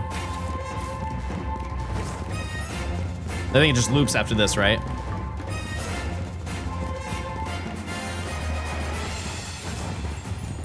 Yep. It's a good loop. High elo gameplay? Best believe. Type 1 if you've seen high elo gameplay today. Okay, let me listen to Alder Champion theme because I don't remember this one. Oh, you think this one's bad?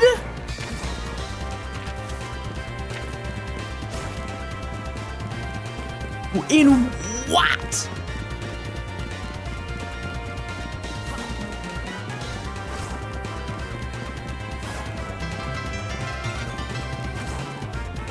Year 1 year. Funny man, thanks for the year of Prime. I appreciate it. Thank you. Play Steven's theme? We already did. When's the next video dropping? Once I'm done with this one. Give me like a month. Month or so.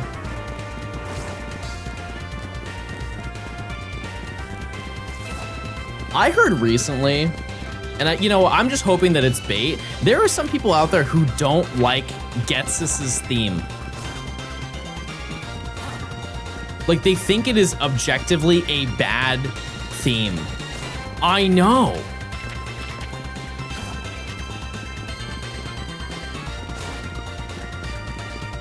It's so bad. How? Now, to the musical nerds in chat, isn't that song in like a weird time signature? And it's like a connection to Getsus as a person. I read something up on that, but I forget exactly what it is. But I believe that it's in a really odd time signature, or there's like a tempo change to it or something. It's in a specific tone that emphasizes like eeriness and uncertainty. Yeah. Yeah. I just don't know like sonically what that is called. What are you looking for? I'm looking for Skrelp on that side and I'm looking for Inkay at the other side. Like you're almost supposed to be terrified of him.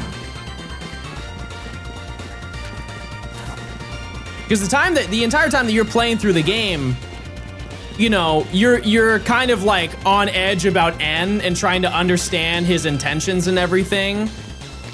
And then you finally meet the person who oversees him.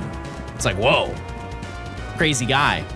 Also, this is, I think, common knowledge, but if it isn't, maybe it's a fun fact for you. Did you know that by default, N's text speed is set above fast? The fastest possible option that you have in-game is fast text. N's text speed is instant. And no matter what text speed you set, if you set it to slow text speed, he would still have instant text speed.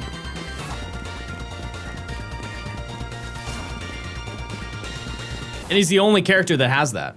I don't think there are any other Pokemon, or any... I don't think there are any Pokemon that talk, but I don't think that there are any other characters in Pokemon that do that. I really need to buy that game. For DS Pokemon games, it's the second cheapest one. That doesn't mean much, but it is the second cheapest one, because I think Diamond and Pearl are the cheapest, then it's Black and White.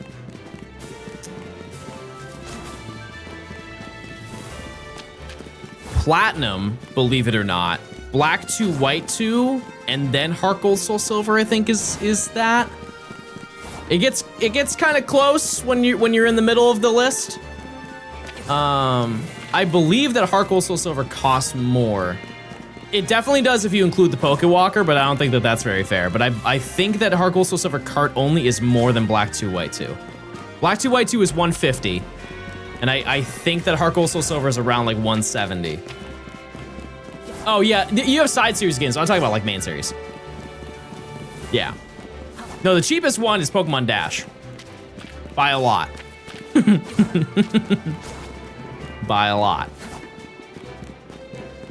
Or Troze. I think Troze is pretty cheap too. Do you know where about fake games for Black 2 White 2? Yep. Yep.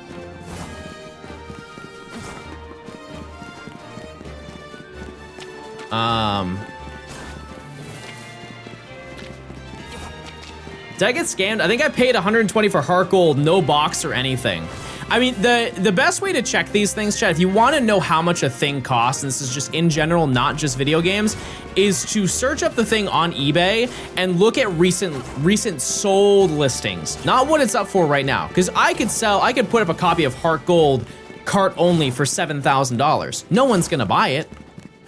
That doesn't mean it's $7,000 just because you see it, you know? I think that 120 for Heart Gold Soul Silver, I feel like that's less than what it normally costs.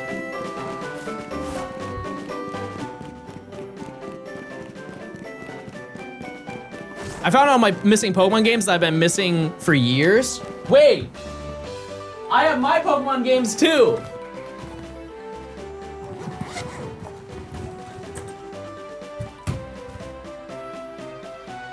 I have all my games in here. Well, that's a DS. But look, I have all my games. Oh, I burped it. Yeah, you can't really see, well.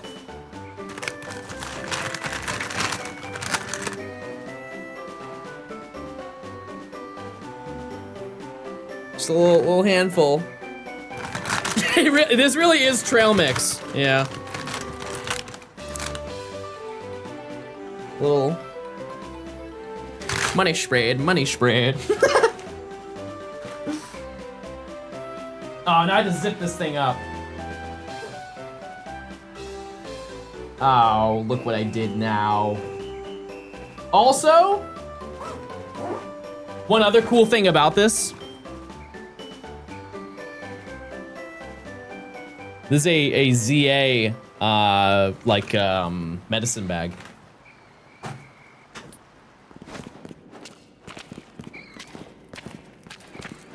I don't really know too much about them because I was given it by the Pokemon Company.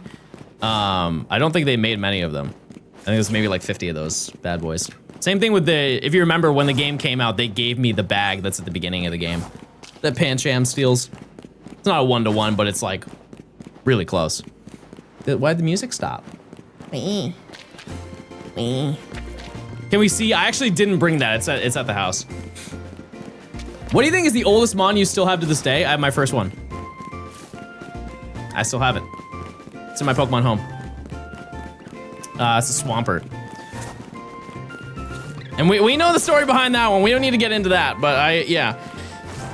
I still have it. I still have it. All right, we gotta check in 5 minutes. I'm feeling good about this one. Feeling real good about this one. In Squirter we trust. Yep. Yep, that's him. There's a Star Fox Direct in 5 minutes. Are we moving for this?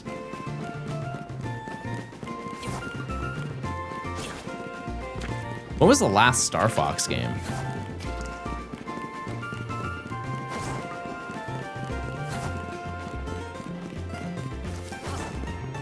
I mean, it's in,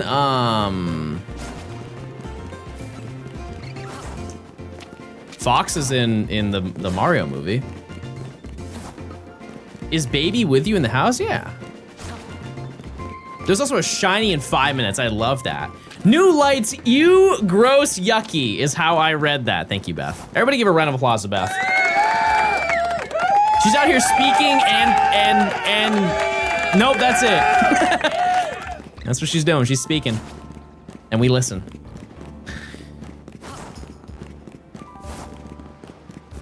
You know, the lights are not yucky. However, I am getting new lights. There will be new lighting next stream once I get back.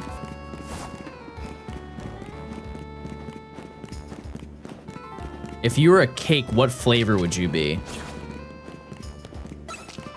Bunt. See, I know the lore. I know the lore. That's a shape? You're a shape.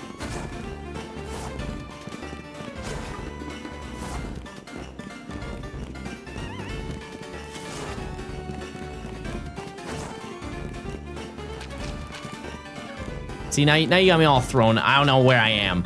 I don't know where I am anymore.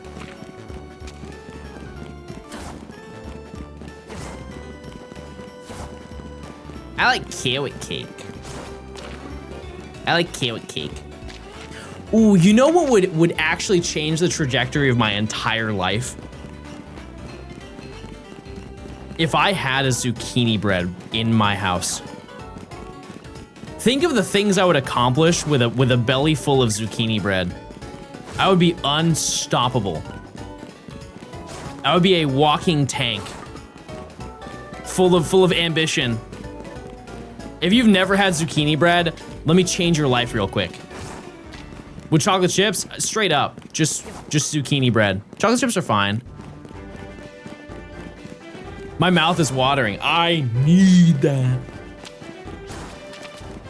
Lamp oil, rope, bombs. Needs the chips. Oh, chocolate chips. You guys put chips in your sandwich? I feel like you have to. Essential.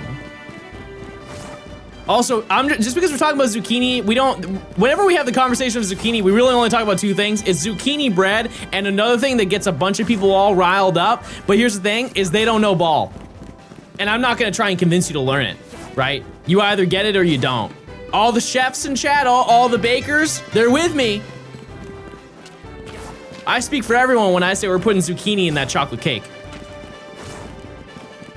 You best believe we're putting zucchini in that chocolate cake.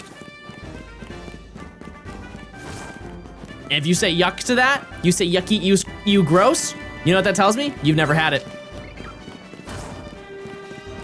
Tells me that you haven't had it, you have no idea. And don't give me this, I'm allergic to zucchini, John, I can't eat that. Eat around it.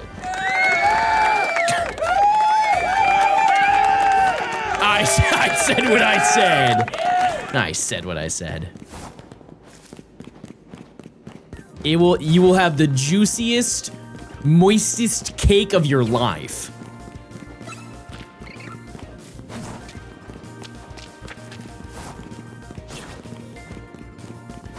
Yummy. It's check time, and we walk around the corner. Check time.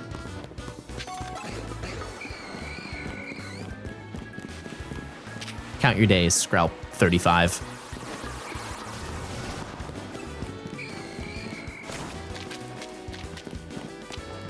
Do you cut it up and put it in the cake?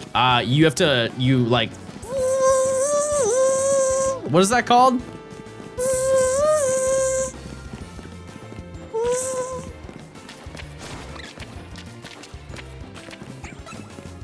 No shiny. John, there's a Nintendo Direct right now. Go Queasy, go Queasy.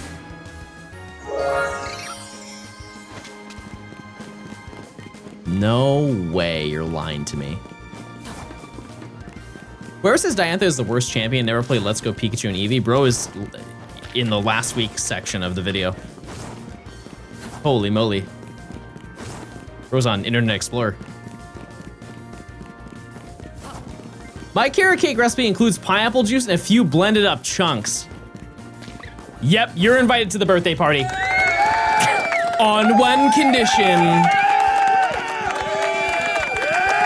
You make it a cake. You make it a cake for me. Worst champ is Lance and Silver Gold. Just bring an ice move. Yeah, like if Arctozolt was in Gen 2. Curtains. Curtains for the whole team. The only thing stopping Lance is a measly ice and lemon type. Did I just say lemon instead of electric? Why am I flavoring my Pokemon? Lemon? Not bad. Get me a slice. We've been talking about food. I think that's my downfall here. Lemon type. Time to log off. You heard it here first. They want me to end stream. They hate me. Missing scrap and what else? Inkay.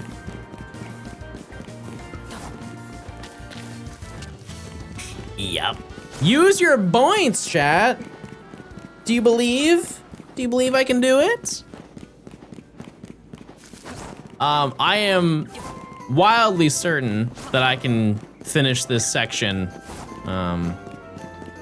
while I'm gone.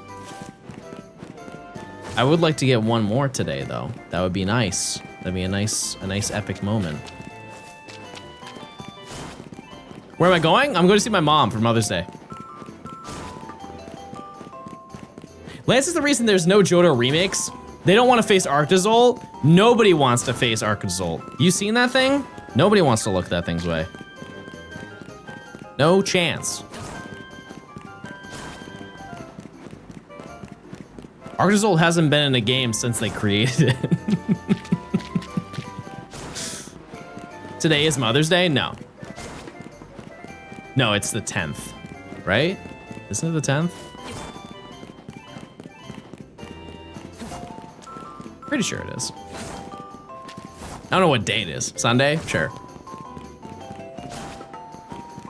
Sure. Yeah, we're gonna fly in, say hi to my mom. And if she's listening, she can stop listening. And we got her flowers, and we're gonna go pick those up, and we'll bring them to her. Right when we land. And we're gonna make her dinner. And we're gonna make her shiny hunt. Listen, if we do nice things for her, she's gotta do something nice for us. We're gonna make her shiny hunt for us. She's gonna finish the video for me. You're finally bringing a girlfriend home.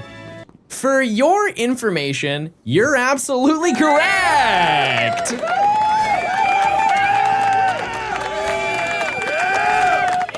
My mom has met her many times, chat. That's the thing, though. Also, Ian, you have to be nice to me because we were talking about you earlier and I said you were really tall. Okay, so I'm not gonna hear any slander today. Does my mom like zucchini bread? Who do you think put me on? Yeah.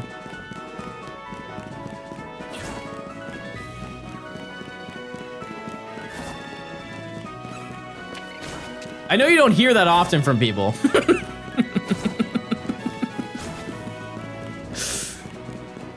Be honest, Ian, how many times have you been to a grocery store and some old woman is like, do you play basketball? Wow, look at you. It has to happen. It's every day.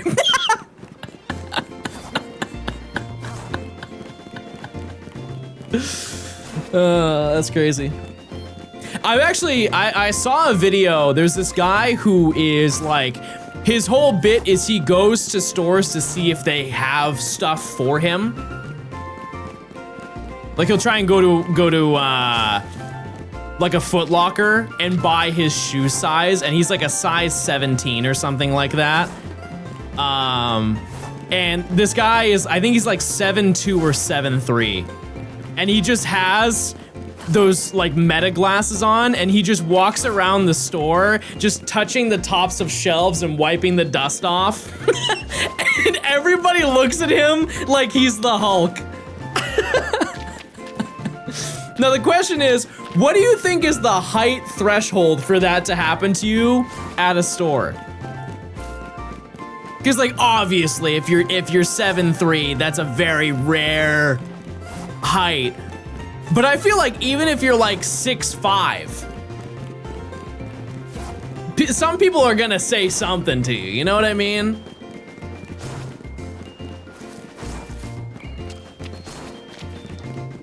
Or they're at least in their head gonna be like, whoa, they're kind of tall. And it's weird because I don't get that as much as you think I would. Pretty shocking.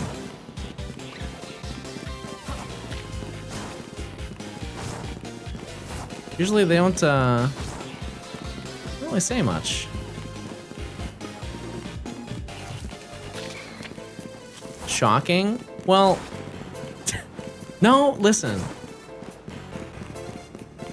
You are built so it's confusing.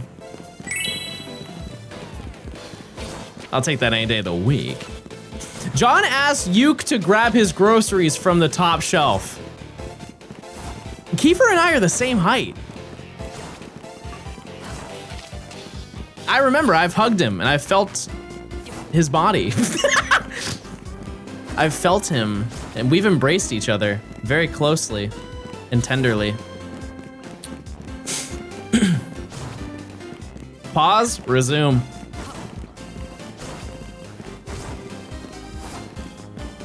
Did anyone know Nintendo is making a new Star Fox game and having a direct today? This is news to me. Why'd you get rid of handshakage? I fear, just like most things, Beth, you spelled it wrong.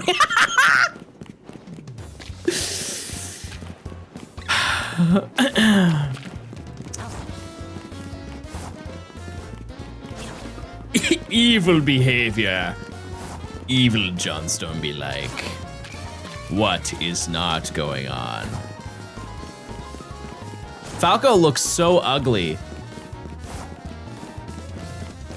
Who are you? Am I right, chat? Why are we hating on Falco? Surely he's not that ugly.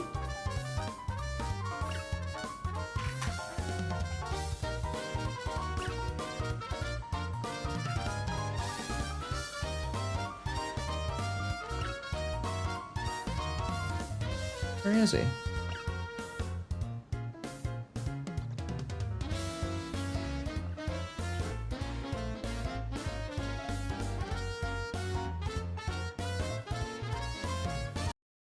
Why does he look like Fantastic Mr. Fox?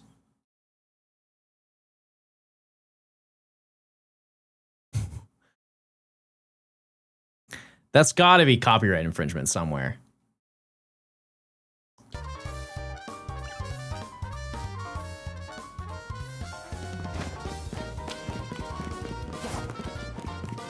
That's not even what it looks like in the Mario movie.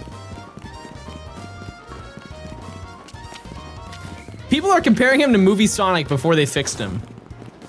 I love how I'm getting all this information as this is happening live. I'm on the scene of the Star Fox Direct. The people are saying, looks just like the Sonic movie. More details at 11. Sonic was pretty bad. Yeah. Yeah. My earliest memory I have is playing with a wooden toy train. Before then is just blank. Oh, we're sharing. Oh. Oh, we're sharing facts about ourselves now. Where did we get, what was the segue to get us here? Just so I'm caught up. Because you lost me. My first memory was my mom talking to firefighters. She tried to burn the house down.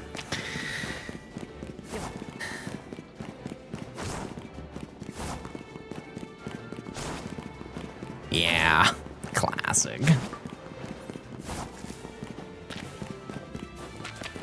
Fun fact, the first house I lived in was a train station. Oh, I gotta go this way. It was an 1800s train station that was converted into a family home.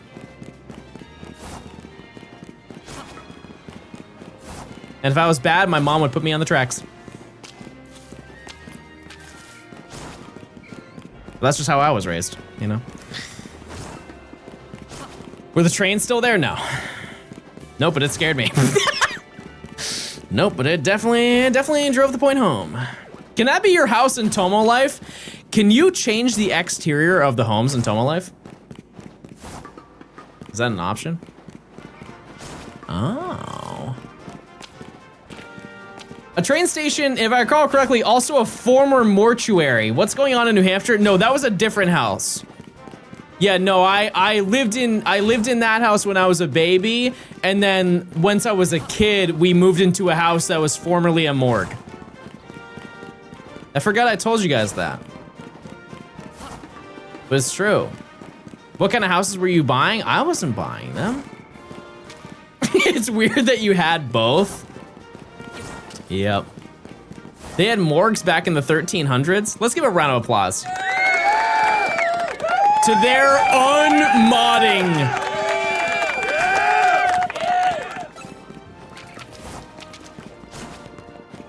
You can swing your sword one more time. Do you still have IBS? I really don't like that was your first chat message. Yes. That doesn't leave my body, but you know what does?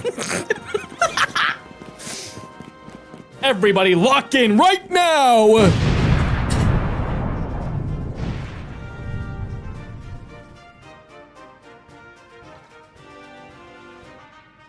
I'm okay, everybody. I'm okay. I'm okay.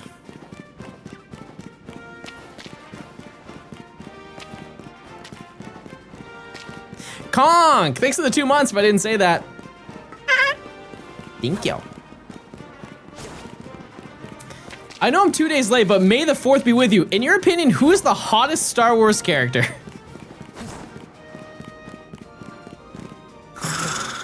I've always been a fiend for Jabba. Those folds get me every time.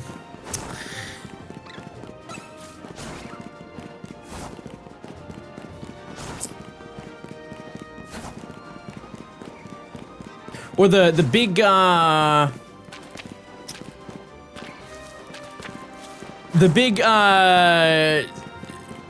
remember the pit that Boba was gonna send Luke into? That giant worm.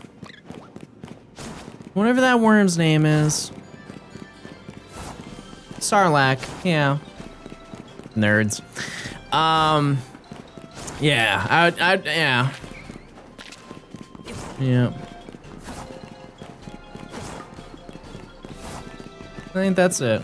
Those are my thoughts. I'm not gonna act like I'm a big Star Wars fan. Release your Garchomp for 100 gifted. You cough up the coin first and I'll make it happen. I'm not above it.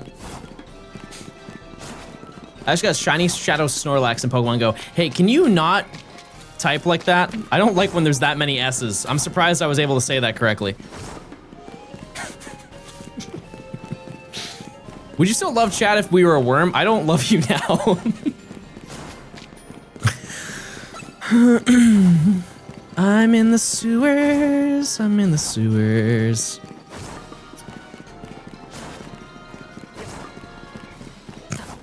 I'm joking. Collectively, you guys are great. You guys are great. That's really nice. Would you tolerate us as a singular identity if we were worms? Do you have the ability to type as a worm? It does change a lot for me. You do? A hive mind singular comment.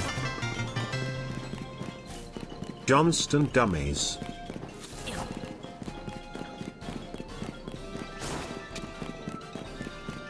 Yeah, no, I can handle that.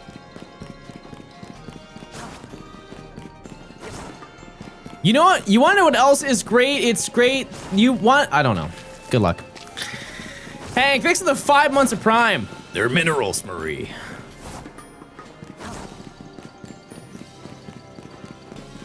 We have the ability to play Pokemon on Twitch. This is huge news.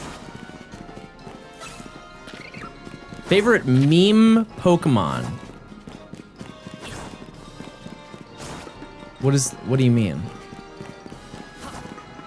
First time watching a stream after watching videos for so long, just got a shiny Totodile? Epic. In what game? In what flick did you do this in? Either way, not bad. ZA, not bad. Not bad at all. All right, we gotta check in like 10 minutes. I've been live for almost 6 hours. Not bad.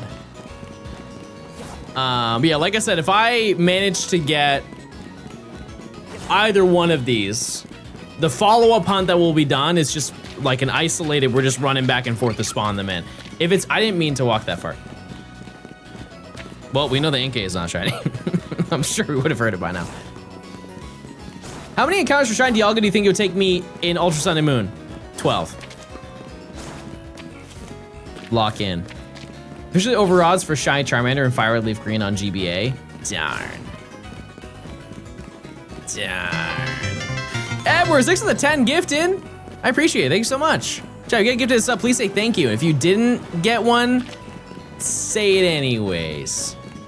I'm gonna be pissed. Thanks for the 10 gifted. Hope you're having a good day. Hope you're having a great day. It's full of sunshine and rainbows.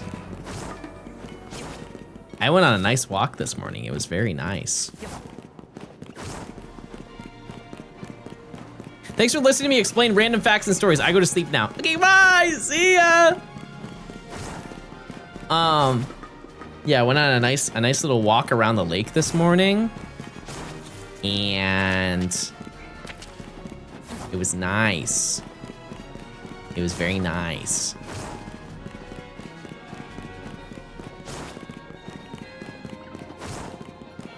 You went on a walk and now you're covered in sewer. Oh. Yeah, actually, I'm gonna test that out. I wanna see if maybe I can find a new route IRL. Will my mom come back on stream? I don't know.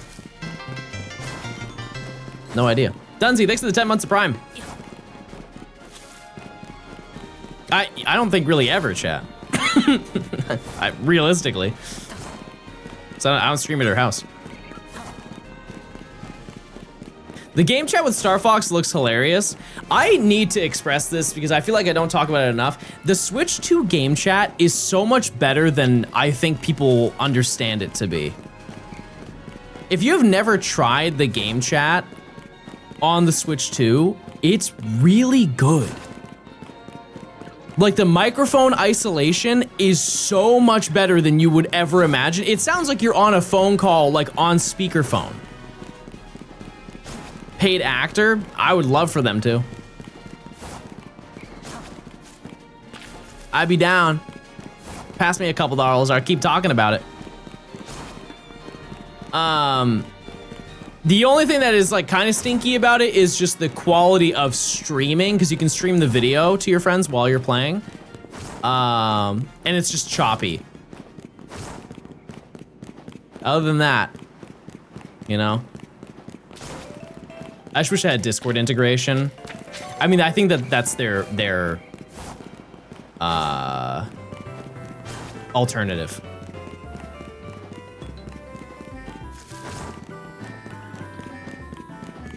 Yeah, but it works great. You can stream your gameplay to friends on the Switch too? Yeah. Yeah, it's like...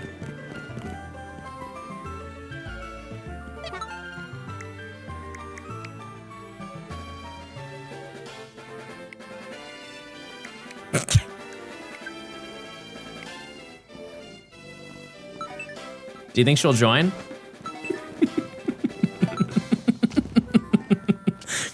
I guarantee you she got a notification. And now we wait.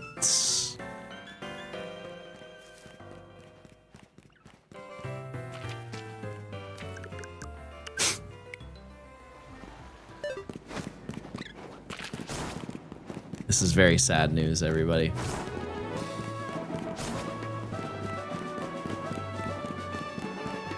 Very sad news. It's okay.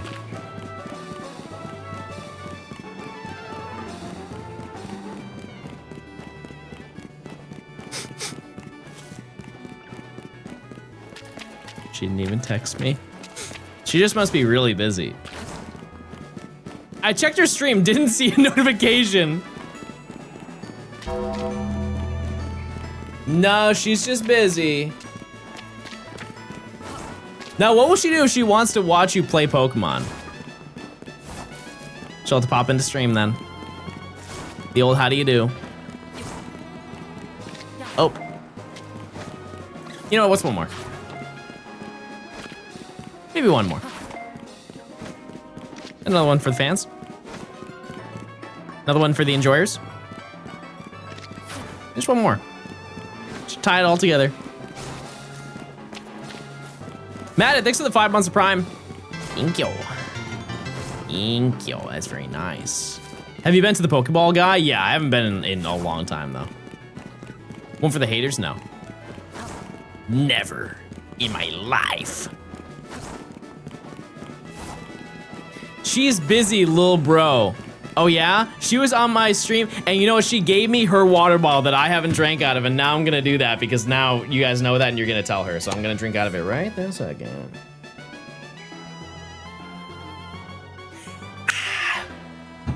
Is Nihilego good in Pogo? I mean, like, typing-wise, yeah. For, like, raids and stuff like that, it's pretty good. I don't know about competitive. I don't really know much about competitive for any Pokemon game. Ill-informed. Clip? Oh, no, she's gonna see me drinking water. The Star Fox Direct was fine. Yeah.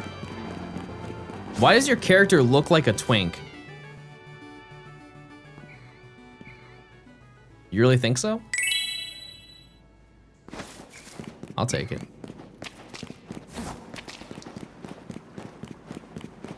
Is the Star Fox 64 remake? Like actually a remake, or is it a reboot of the series? And it looks like it's going to be like Star Fox 64.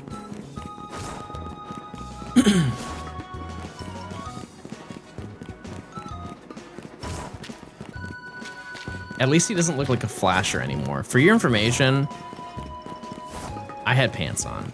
They were shorts. It releases on June 25th. Type 1 if you were buying it.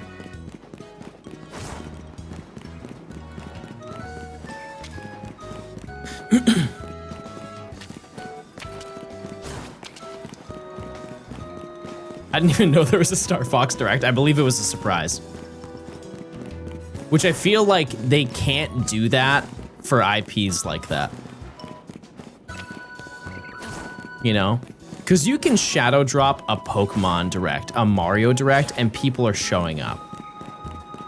Let's not act like the Star Fox fan base is as strong as it's ever been. I feel like they need to, you know, do as much advertising as they can. And in a way they have, because, you know, the Mario movie had Star Fox in it. He played a pretty solid role. But I don't think after seeing that movie, many kids were like, man, I gotta play that Star Fox game.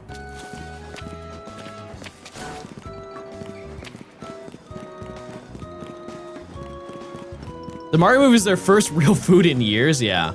Because I think that wasn't there a reference to Slippy? Like for a second, Star Fox gave some backstory and Slippy was there. And that was all that was presented.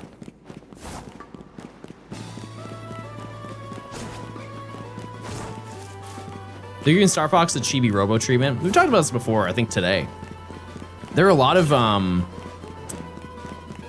characters in Nintendo franchises that have just been kind of like pushed to the side. Somebody mentioned F-Zero. I always talk about Starfy. Because that did well, kinda well in Japan and then did awful in the US. And so they just gave up on poor old Starfy. I think there were like 3 Starfy games in Japan, but there's only 1 outside of Japan. Rob was a novelty, because Rob's origin was an NES game, and it was a bad NES game. Rob deserved to be shelved, without a doubt. The fact that they added Rob back in Brawl was like truly a choice. Because I didn't. What came first? Was it Mario Kart DS had Rob. Or was it Brawl? I think DS was first, right? 2006, I believe, was when Mario Kart DS came out. And then Brawl was 2007. 2008, something like that. Check time, we got 3 minutes. We still got plenty of time to spawn in some more monsters. There were 5 Starfy games? Yeah, I didn't know that. I know that.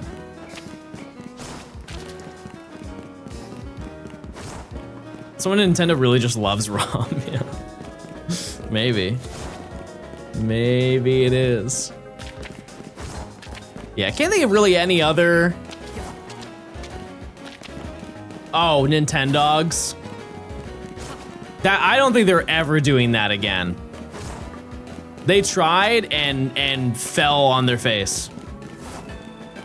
The fact that Nintendogs for the DS sold as many copies as it did, for them to make a 3DS version and it flopped day one. Like, that was a launch title for the 3DS and it failed.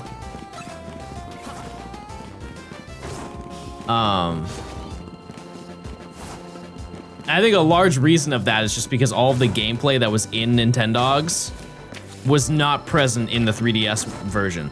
And to make it even worse, you could have cats, which sounds like it would be an upgrade, but the cats did nothing in the game. They just sat around the house and you had very minimal interaction with them, and it was a majority focus on playing with dogs, but the title of the game was Nintendogs and Cats.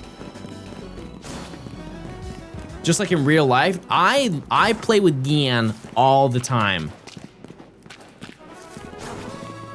I play with little Gian every day. Did you eat? I'm about to.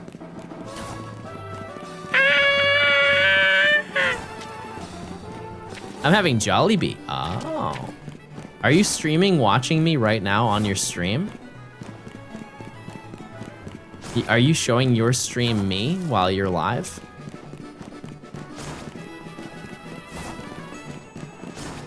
I feel like that's very, very un-Nimmy. Is there a Nintendogs on the Switch? No. No, I'm sure there's some third-party one.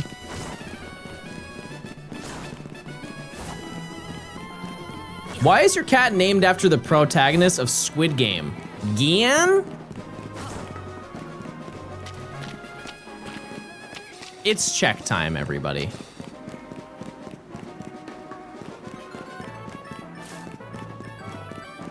Let's see. Inkay?